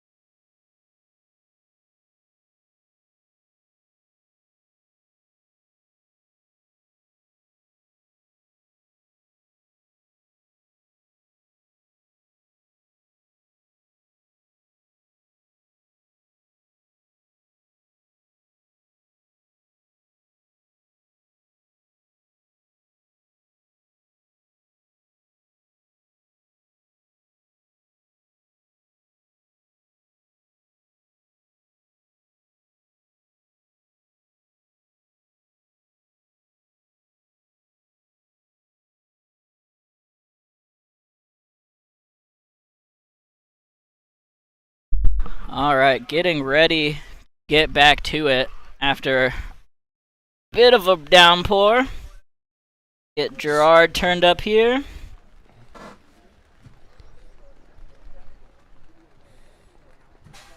Let me know when we're live again. Yeah, we're good to go. All right, hello everyone. We are here with the 2021 Ninjaball event number 2, Revenge of the Ninja. We are going to start off our Division 5 tournament event series. And as Joe said, there are 16 teams on this thing. 16 teams are going to be battling it out to see who is the truest gaggle of ninjas here at DBS. We're excited for this. All these teams are great. Despite it being D5, don't let that fool you. Division 5 is heat out here in the Pacific Northwest. It's lit. It's great. We got great teams coming from all over the place, and we're about to have a fun, wet, and wild time. Yeah, it looks like rain for the rest of the afternoon for us. Hopefully the tarp keeps us mostly dry. Fell down on us a little bit. Yeah, we had a small little doozy. All these electronics here got quasi-drenched. Yep. So we've been toweling things up to making sure that we can continue the broadcast to deliver you the greatest in paintball media. So thank you for tuning in. We're happy that you're here. I can't tell how many people are watching. We have 11 people watching this. And you know what? To those 11 people that are watching this webcast, we thank you. Yeah, you mean a you lot guys to are all the of real us. heroes. Yeah, you are the real heroes. All 11. We have 10. Now, not. I'm kidding. We have. No, it's great. It's doing what we can to make paintball viewership more enjoyable and more entertaining. You know, part of the sport is being able to watch the sport, and I feel that it's possible to make paintball a much more appreciated viewership kind of sport. And we're doing the best we can to do that, to bring you local paintball. All right, so it looks like first teams getting on the field going to be Phantoms Purple versus Fallen Legion. So shout out to the Phantoms. They have at least 2 teams here today. I think last event they had 3. Geo and the Phantoms representing. Shout out to them. Every time I see a Division 5 tournament out here in the Northwest, Phantoms make their mark very, very impactfully. They're either walking off with hardware. If I'm not mistaken, I think it was the OP Summer Jam in January. It was the first tournament of the season, and they had walked off with hardware, and they gave everyone who showed up a run for their money. But we're going to start off here, 10 seconds until we're getting going. It's going to be Phantoms Purple on the breakout here. Fallen Legion on the away side. Fallen Legion with the run and gun all the way to Dorito 1 here. Starting off strong. Get over here to look on their side of the field. The Fallen Legion makes their way all the way up to that break. They're going to lose their snake corner guy, but they're going to compensate as much as they can by owning this centerpiece to make sure that their snake side, the Phantoms Purple snake side, does not do any more damage to them. Yeah, looks like Doritos looking inside. They have a player at the brick and a player at the center 50 now. Looking over at the Phantom side here. The snake corner for them. They have the snake corner. That snake side can. The Dorito side can. The Dorito insert and the 40 brick here. So 5 on 4. They could do a quick jump into that snake as well. Yeah, just a nice bump into the snake now. So Phantoms really have this snake dominance right now. Not a whole lot with Legion trying to control that snake. Legion just loses their centerpiece player, and they're now diminished to 3 people. Nobody on the snake side. So we're going to see how Purple, if they can use the snake as much to their advantage as they can. 2 bodies coming off the Dorito side now for Fallen Legion, so they're down to just 1 body in the center brick. I don't think Phantoms exactly knows what the count is right now, but here comes the rundown, and he's going to get shot in the side finally. So Phantoms winning quite a few gunfights there. They are going to take that one down here, so Phantoms Purple going to go up 1-0. on the Fallen Legion. I'm telling you, man, I'm excited for Phantoms playing because, like I said, every time I see them out here, they are devastating. Yeah, I mean, Phantoms is practically a Pacific Northwest dynasty at this point. You know, they're at every event, sometimes 3 or 4 teams deep. Yeah. Geo has a pretty tight org over there. Yeah, shout out to Gio. That guy's the man. Yeah, shout out to Geo's hot dog stand, too. Geo's dogs come out for a few of our big games out here. Always a good time. Yeah, so if you're in the area, just remember, Gio's hot dogs are the greatest wieners that can be eaten. The most satisfying wieners on planet Earth. Concur. There's a place in Bellingham called, I kid you not, it's called Neener Wiener Hot Strong Dog name. House. It actually won. The reason I brought it up, well, A, because we were talking about Gio's wieners, but also because it actually did win a town award for best named restaurant. Neener Wiener Hot Dog House. Hard to compete with that. That's pretty gold. Pretty money right there. All right, so we got another Phantoms team up here. It's going to be Phantoms Black taking on Liquid Swords. Maybe some RZA fans over there. Yeah, Liquid Swords is another really strong team, and I'm excited to see them out here as well. Arguably one of the scariest jerseys out there. They got these nice jowl. Yeah, like the fangs coming down. Yeah, it's pretty tight. So you're going to be seeing Liquid Swords on your camera right now. Yep, on the Liquid Swords side for the breakout here. Looks like they're going all the way into Dorito. The mini Dorito, they got the snake corner. They went all the way up to the 50 as well. Checking over on Phantoms Black. They're in Snake 1. They're in the mini Dorito, the center brick. Liquid Swords is actually going to be losing several bodies. They have 2 down. They lost their mini Dorito. It looks like they are relegated to just the centerpiece. He's kind of island by himself right now. But they now have a snake corner. They're trying to broaden out as much as they can. But now Legion Swords is down to 2 players. Gonna run off they're there just as well. island centerpiece right now, and they're snake corner. And I don't know if they have any real communication with each other about what is actually happening. Yeah, so it's going to be a tough spot to defend here at the center 50. Just waiting for that snake to pop up. He's posted up on him right now. With Phantoms Black, they're just playing patient, not really moving. They're not aggressing. They probably could get away with doing a lot more damage down the Dorito side without they the just lost their centerpiece snake looking at presence them. there. So the snake and the snake side can walking off as well, or temple, excuse me. A little bit of disaster here for Phantoms Black after being way up on bodies. Yeah. He gets a great shot on the center 50 though. At the same time, the snake walks off there for Liquid Swords. So really, they just almost pulled that back, and then just immediately lost 2 gunfights. Yeah. And that's gonna do it. Just as soon as Phantoms Black figures this out, they'll be able to tag this up. Yeah, it's a 2v4, and Liquid Swords were managed to equal that out, so it'd be a 2v2, but then they just got clipped, lost gunfights, simple as that. Yeah. But one thing I already noticed was that with Phantoms Black, they were hesitant to make any real moves down the Dorito side. Yep, that's when true. They probably could have. Yeah, they had that advantage with no bodies on the D side and didn't take advantage until way later in the game.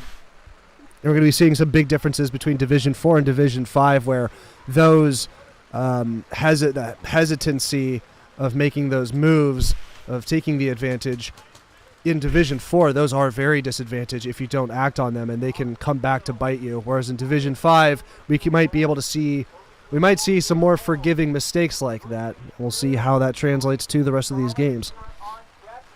Yeah, absolutely. It's part of the breakdown in communication for sure. Not knowing the count, not knowing where all the bodies are, and then just not having that field awareness.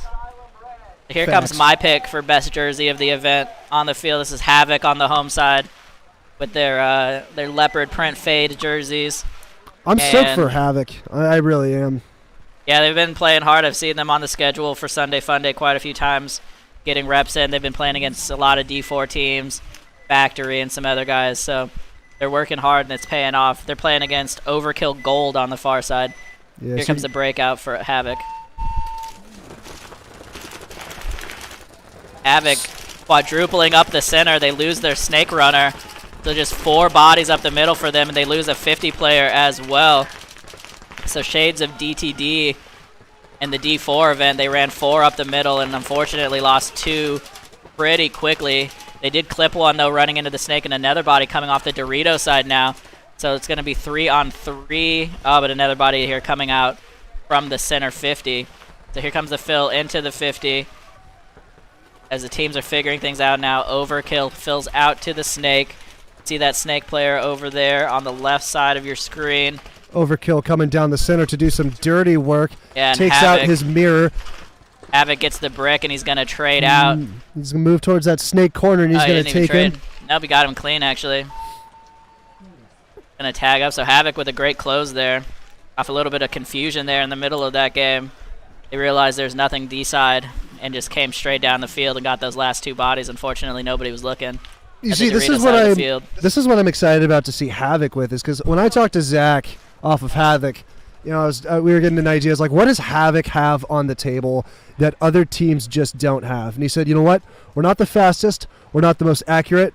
But doggone it, we are the smartest. We are the most tactical savvy, and we're going to use that to our advantage. And them doing the exact same maneuver that DTD did in the Division 4, where they just avalanched the center. They made things happen in such an obscure way that no one could see coming. They used that to their own tactical advantage. So I'm excited to see them for the rest of the event.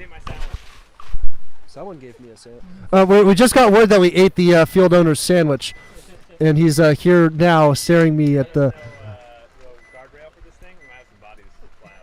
So I'm being told that I might be thrown out of here for eating his sandwich. So on camera here, this is Wood Kings 2 taking on Rain City Ballers as we investigate the mystery of who ate Danny's sandwich. It wasn't me. I'm going to call it. Someone just said I could eat Jimmy John's. So you see Wood Kings here, holding down the Dorito side insert. They have the snake corner, both back cans, and the 40 brick. Over on the Rain City side, they have a pretty similar layout here. They have the mini Dorito, the 40 brick, the snake insert, and both back cans. So pretty similar breakouts here as we take a look on the Rain City side as they lose a body, unfortunately, right as we switch that camera. So one coming off here for Rain City on the D side. And speaking of Rain City, here comes the rain again. Yeah, it is starting to dump rain down here. It is wet and drenched, and you can tell that these players are feeling it.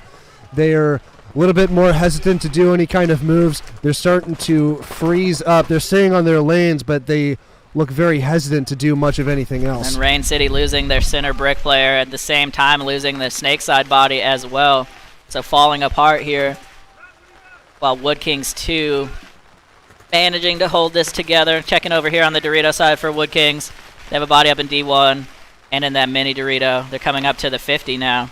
They have lost the count, though, so they're not quite sure what bodies are left here for Rain City. They're not sure that he's alive. Oh, they did get him on the arm, though. All right, so Rain City loses their last body, and so just as soon as the Wood Kings figure that out, they should be able to run this one in. So they're gonna be just like slip and slide and diving on the snake. They really don't have any idea that they're all dead. It took them a sec, but they finally figured out. All 5 of them are still alive. Rain City is going to be taken out just like that. That's always a sight to behold up here, is watching the teams kind of take that sec to figure out, like, okay, is everyone actually dead? Are we good to go? Can we click the buzzer? Are we done? What's up? So... And that's really one of those big gaps between D5 and D4, is that communication, that field awareness. That's some of the hardest skills to learn. Especially closing out at the end of it. Easy to let your team, okay, we have now.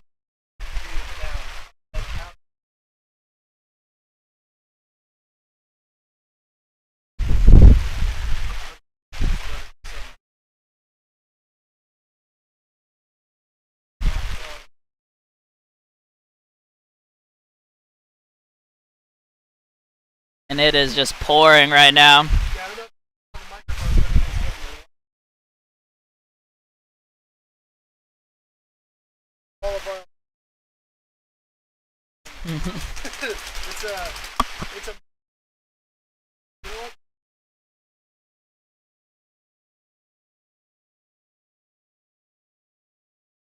And it looks like there might be a gun issue here for one of the teams.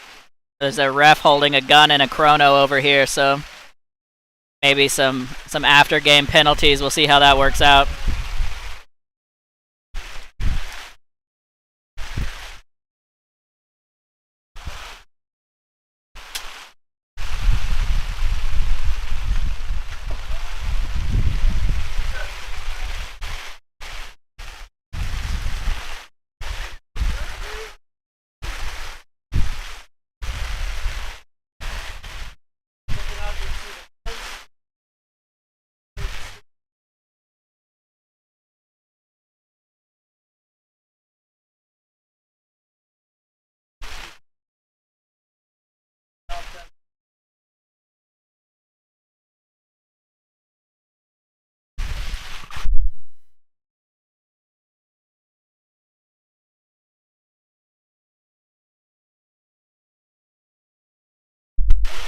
Alright, so paintball must go on even though it's pissing rain right now. We're gonna have, let's see, yeah, Guns for Hire Rain taking on Asylum Red once he can get people out on the field. It's going to be wild to see throughout the rest of this event just how the sound of this rain actually affects the ability. Currently we have Asylum on.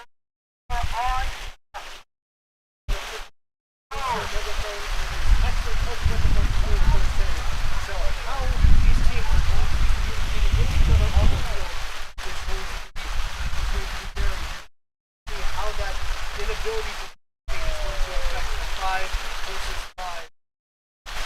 We've already seen how the field is to get them excited if they know how to celebrate.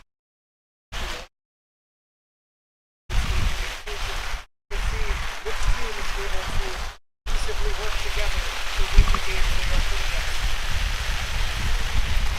And it is just absolutely coming down right now.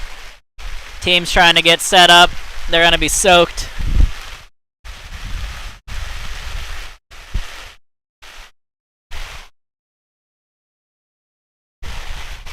I mean, this is just how it goes, unfortunately. Got to play through it.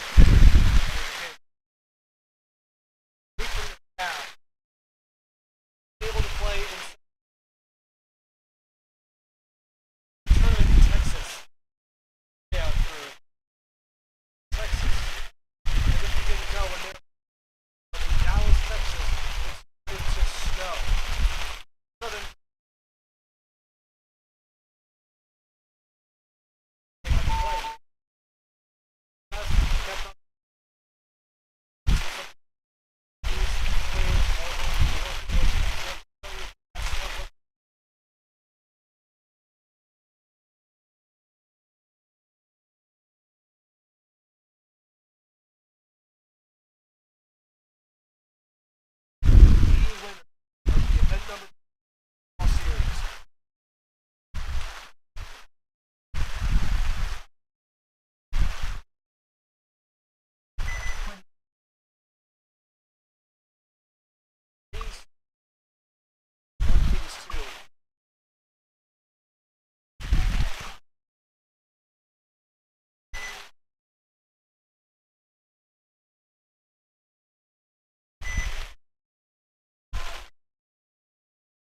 Wood Kings 2 here on the breakout. Looks like they went Snake 1 and Dorito Corner. It's a little overslide into Dorito Corner. It's getting slippery out there.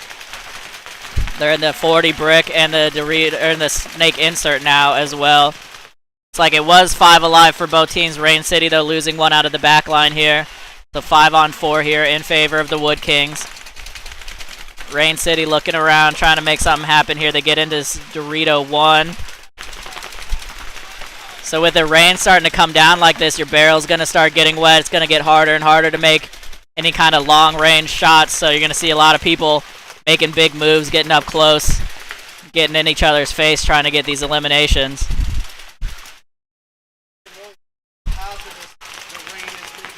Rain City players, some of them are players in them. Visual knowledge, data, understanding on the field. Yeah, there's another body coming off for Rain City out of the snake side here. So 3 left for them. They have the Dorito, the mini Dorito, the snake corner, and they just lost their 40 brick as well. So Wood Kings picking Rain City apart here. They come down the field. It's like 1 body left in the Dorito side, and then 1 body left on the snake side corner.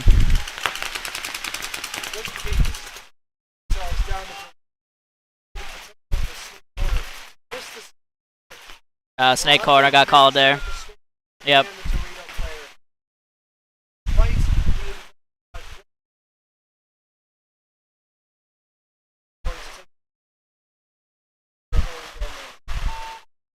So Wood Gang's able to tag that one up there. I was going to say they'll be grateful to get out of the rain, but I think at this point they're pretty soaked, so it's not going to matter.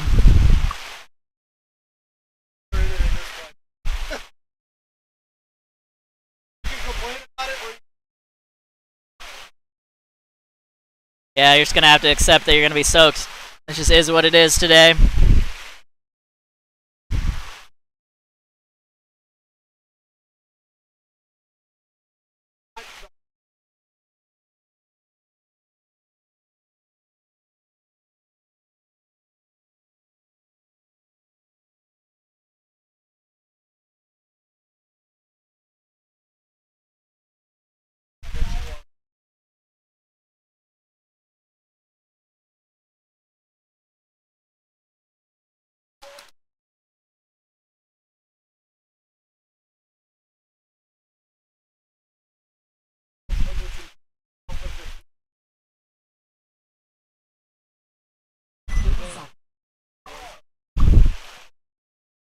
Alright, so I think this is Guns for Hire Rain on the home side taking on Asylum Red.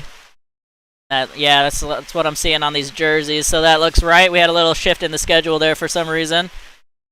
I think we are back on track.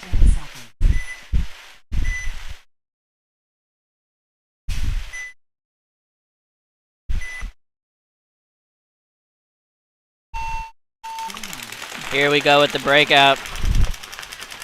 Looks like 5 alive for both teams. Guns for Hire is going to get into the Dorito insert, the snake corner. Both back cans, I believe. Yep. And 40 brick.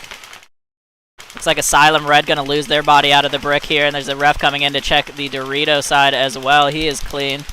Just looking over here on the Dorito side for Asylum. They have that snake side can, the Dorito side can. I think they have a body in Snake 2 now. Yep, Snake 2, and then they just made a nice bump. See that little extra slide you get from the rain getting into Snake or Dorito 1 here. So good field position now for Asylum despite losing that body early. And it's just going to get harder and harder to keep eyes on people. Your lens gets wet, it starts fogging up from all of the condensation. Start getting paint in your barrels. Coming over here on the Snake side for Guns for Hire, they are in Snake 2 now. They just got a shot on the Asylum player in the Snake as well. So 2 bodies down for Asylum now as they move up to the 50 brick. Oh, you can just barely see it on this camera. Unfortunately, the case is fogging up. So coming over here, there was the run through, caught just the end of that. Trades out with the 50. You can see here the Dorito 3 for Asylum. Looking around, trying to find some bodies to shoot at. Over on the Snake side, there is still someone in the 40 Snake, and he's crossed the 50 now and has stood up, shooting at the Doritos. He won a gunfight with the Snake corner. There goes the last Dorito for Asylum Red. So in all of that chaos, Guns for Hire managed to pull that together. Their Snake player got at least a 3-pack there coming down the tape and managed to clear that up.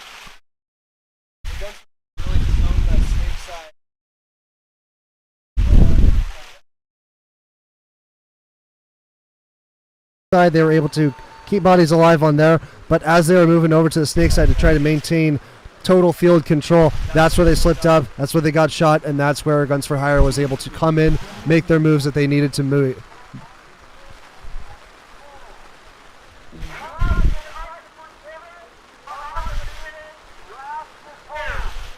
Alright, coming up next, we're going to have Wrath on the home side, taking on Unforgiven. Wrath has been formidable over the past few months. Wrath has been formidable over the past few months. They formed not too long ago, I'd say November, December of 2020. And in every tournament they play against, they are taking home hardware. So I'm excited to see them playing the rest of this Ninjaball. However, they're going to be going against Unforgiven, another formidable team. So we'll see how this plays out.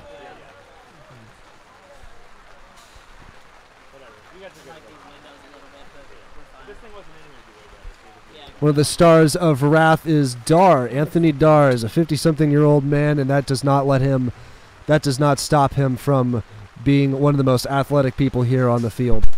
Yeah, shout out to Bridget in the chat saying, let's go Wrath. Switch over to the Wrath camera here for you. I don't think you can really do anything about this, Danny, but I want you to see everything that they need. So Wrath immediately going for the deep Snake 2 dive, and he stays alive the entire way. We are all 5 up on both teams. Wrath has positioned themselves to own mostly the Snake side of the field. The Dorito side is a little bit more open, but make a quick bump to keep that in check. Whereas we have with Unforgiven, they are deep up into the very center piece of the entire field. However, they are going to lose their Snake side corner, and that is Wrath's opportunity to try to contain the Snake side as much as they can. Yeah, so Unforgiven losing their Snake side body right now. They are in the brick. The brick player is playing in shorts, which is an interesting decision in this weather, but he's going for it. Not even seeing any knee pads on that guy? No. Doesn't need it. No, he does. So Wrath holding it down here still. They got 2 in the back line. They're making a quick dive into the Snake to try to contain them from the Snake side as much as they can. I personally think that's where Wrath is going to be winning this game, is if they can own that. And he got the crossfield shot onto the Dorito one there. So another body coming off here for Unforgiven. They try to make a bump to the Doritos. He gets clipped as well. Here comes the run through. Going to clear the 50. Going to clear the brick. And that will do it. He gets the trade with the brick, but that doesn't matter. And Wrath going to take this one home.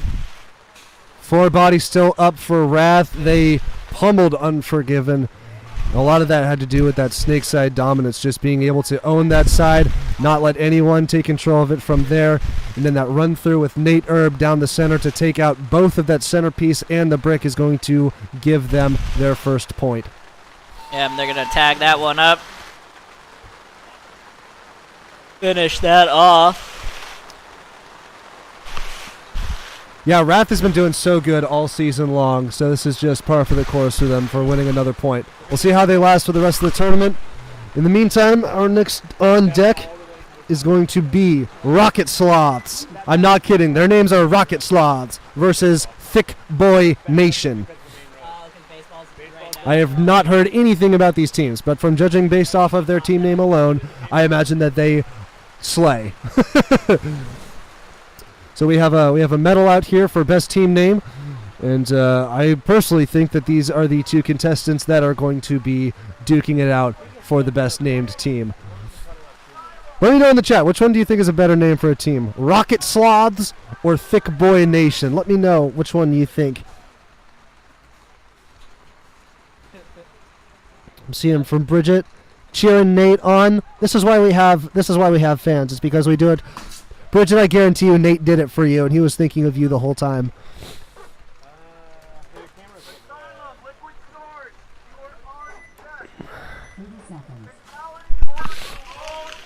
All right, 30 seconds until Rocket Sloths and Thick Boy Nation tear each other apart on the wet field that we have here at DoodleBug Sports. Rain has lightened up a little bit, but that doesn't mean that the ground has dried up. Everything is slick and slippery, and these teams need to be careful about where they're going to position themselves, because in these conditions they could very easily slip out of place and into the line of fire. This will be your breakout here for the Rocket Sloths. Wearing all red. Looks like 5 alive for them. Ref coming in to check now, though, on the Snake corner. Like he is good. We have Thick Boy Nation is actually going to take a minor penalty. 2 people bodies off of the D side are going to be taken off. Yeah, so it looks like their Dorito player had a hit. Minor catastrophe there for Thick Boy Nation, but hopefully they can hold this down.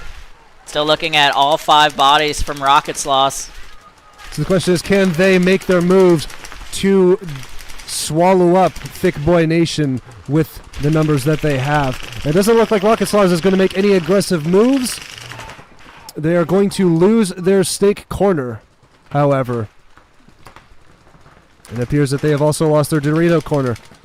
And this has equaled out somewhat for Thick Boy Nation and the Rocket Sloths. With Rocket Sloths owning the D corner or the D side as much as they can. It does not seem that Thick Boy Nation has anybody on the Dorito side. And if Rocket Sloths can direct attention from Thick Boy Nation's center player, then perhaps Rocket Sloths on the snake side can make something happening. But due to the general lack of aggression, I don't think that's going to happen. Thick Boy Nations is trying to move out to the Dorito side from the center just to contain as much of the field as he can. And they're going to lose another body from the center, so this leaves a 2 versus 3. The Thick Boy Nation versus Rocket Sloths. The Thick Boy Nation is going to back up in the snake and try to play as defensively as they can and see as much of the field as they are able to. The Thick Boy Nations have not moved up much, but it does not seem that they really need to.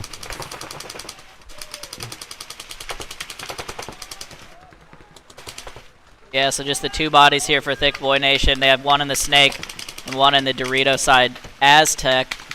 Rocket Sloss now in the snake 2. They're at the 50W. They got a tall guy in the 50W so he can see through the gaps in the top. That's always nice. And then they have the Dorito side, which unfortunately we can't see very well on camera right now. It's kind of fuzzed out. Big there's move the run through there for by Rocket Sloss. Sloths. Caught just the tail end of that as he comes in trades with that Dorito side Temple. That's going to be the trade that he needs. I think like they we're lost the walking off the body on the snake snake. side. Yeah, they lost the snake side body and all of that. So this is is a one-on-one right now. There's a 1v1 snake side versus the Dorito side. We have Kamatoy of Rocket Sloths trying to deal out the damage to Thick Boy Nations on the snake side. Let's see if he can own him up. Thick Boys is making the move over to Snake, moving towards the centerpiece, and it's going to get more and more intimate. They're both at the centerpiece right now. They're looking for each other. It's a game of musical chairs, trying to find the other person. They can't see each other. They have no idea where they went. They are both completely lost. Rocket Sloths, Kamatoy is trying to look around, make sure he could see where he is. He has no idea. Thick Boy Nations is invisible even to us. We don't know where he is. He could be behind the center. He could be in the snake. No one knows. Yeah, it looks like he's at that little pen on the Rocket Sloth side of the field. Now he's in the Rocket Sloth Temple. It seems like the move might be on to the actually snake side. They've traded sides of the field now. And you got to start thinking about making a run for the buzzer at some point. Yeah. Rocket Sloths under fire from Thick Boy Nations. What a change of events where Thick Boy Nation was on their heels for the large part of the game, and now it is an equaled out 1v1. They have switched sides of the field, hunting each other down. But the goal now is if one can hit the buzzer of the other person's field, then they win. And both are in prime positions to be able to do that. The question is, are they going to let that be the deciding factor of their win? Or are they going to let their guns decide? Thick Boy Nation is making a slight bump over to Rocket's buzzer. Making the bump again, just thinking about it. He's thinking about it. He's kind of trapped there now, though. The big run if he's going to try to go for it. It's within reach, but it's on his radar. And they have fully switched sides of the field now. Thick Boy Nation is at the Rocket Sloss Dorito side cannon. Oh, the race! Both running for the button.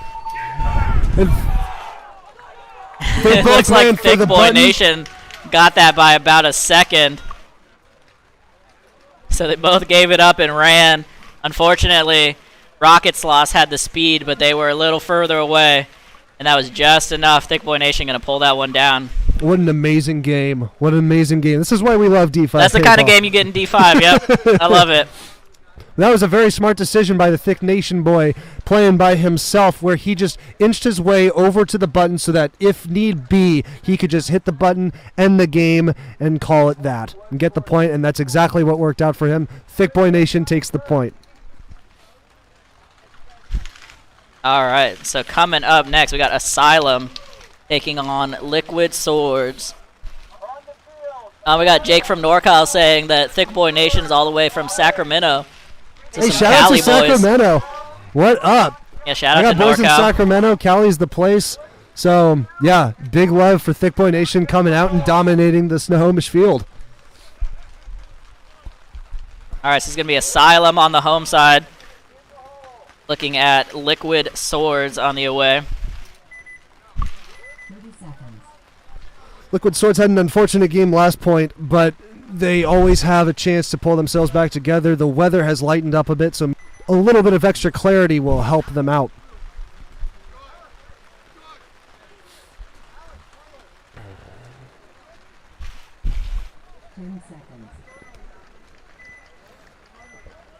All right, so on your screen you see Asylum on the snake side corner. And we have one of their players laced up and ready to run. But it looks like he's going He to started jump early and going to get early, called. Yep, and he's the going to be refs were pulled all off over that. just like that. Those buckled up laces didn't do him any good if you Oh, started but a early. penalty on the other side of the field. It looks like the snake side going to lose 2 bodies from the corner runner. So Liquid Swords losing 2 after they gained 1. It's going to be 4 on 3 now, as Asylum going to make a run all the way over into the snake 3. Liquid Swords is in the 50 in the center. They do have a strong Dorito side, though. Here comes a counter push from Asylum. They're in Dorito 1 now. Yeah, but Liquid Swords is going to lose one of their back players and just leave their centerpiece and their Dorito Yeah, it looks all like by the themselves. center player got a shot on the snake, though, so they ended up trading bodies there. It's going to be 3 on 2 right now in favor of Asylum. You make that 2 on 2. Asylum loses one of their Dorito players. Oh, and here comes the run-through from the 50. Oh, No one Liquid looking at Swords him. He's going to from- clip some backs, and that is going to do it. That's the move to They're make going to have right to tag there. up pretty quick before his own teammate shoots him. So Yep. Asylum, unfortunately, just falling down. They didn't have anybody looking at that 50, and he knew it. Yeah, all the way down the field, got 2 backs, and tagged that up. So great finish there from Liquid Swords. They're These gonna teams got to take be that game. careful. They have to play by the rules, make sure they're not, leaving the before the buzzer goes off. Yeah, Making we've sure seen a they're couple not, early starts subjecting there. to minors, yeah. Otherwise, that's just going to cost you bodies, and that can cost you the game. Liquid Swords were lucky enough to not let that minor be too detrimental to them and be able to close out that game. But in the future, they might not be so lucky.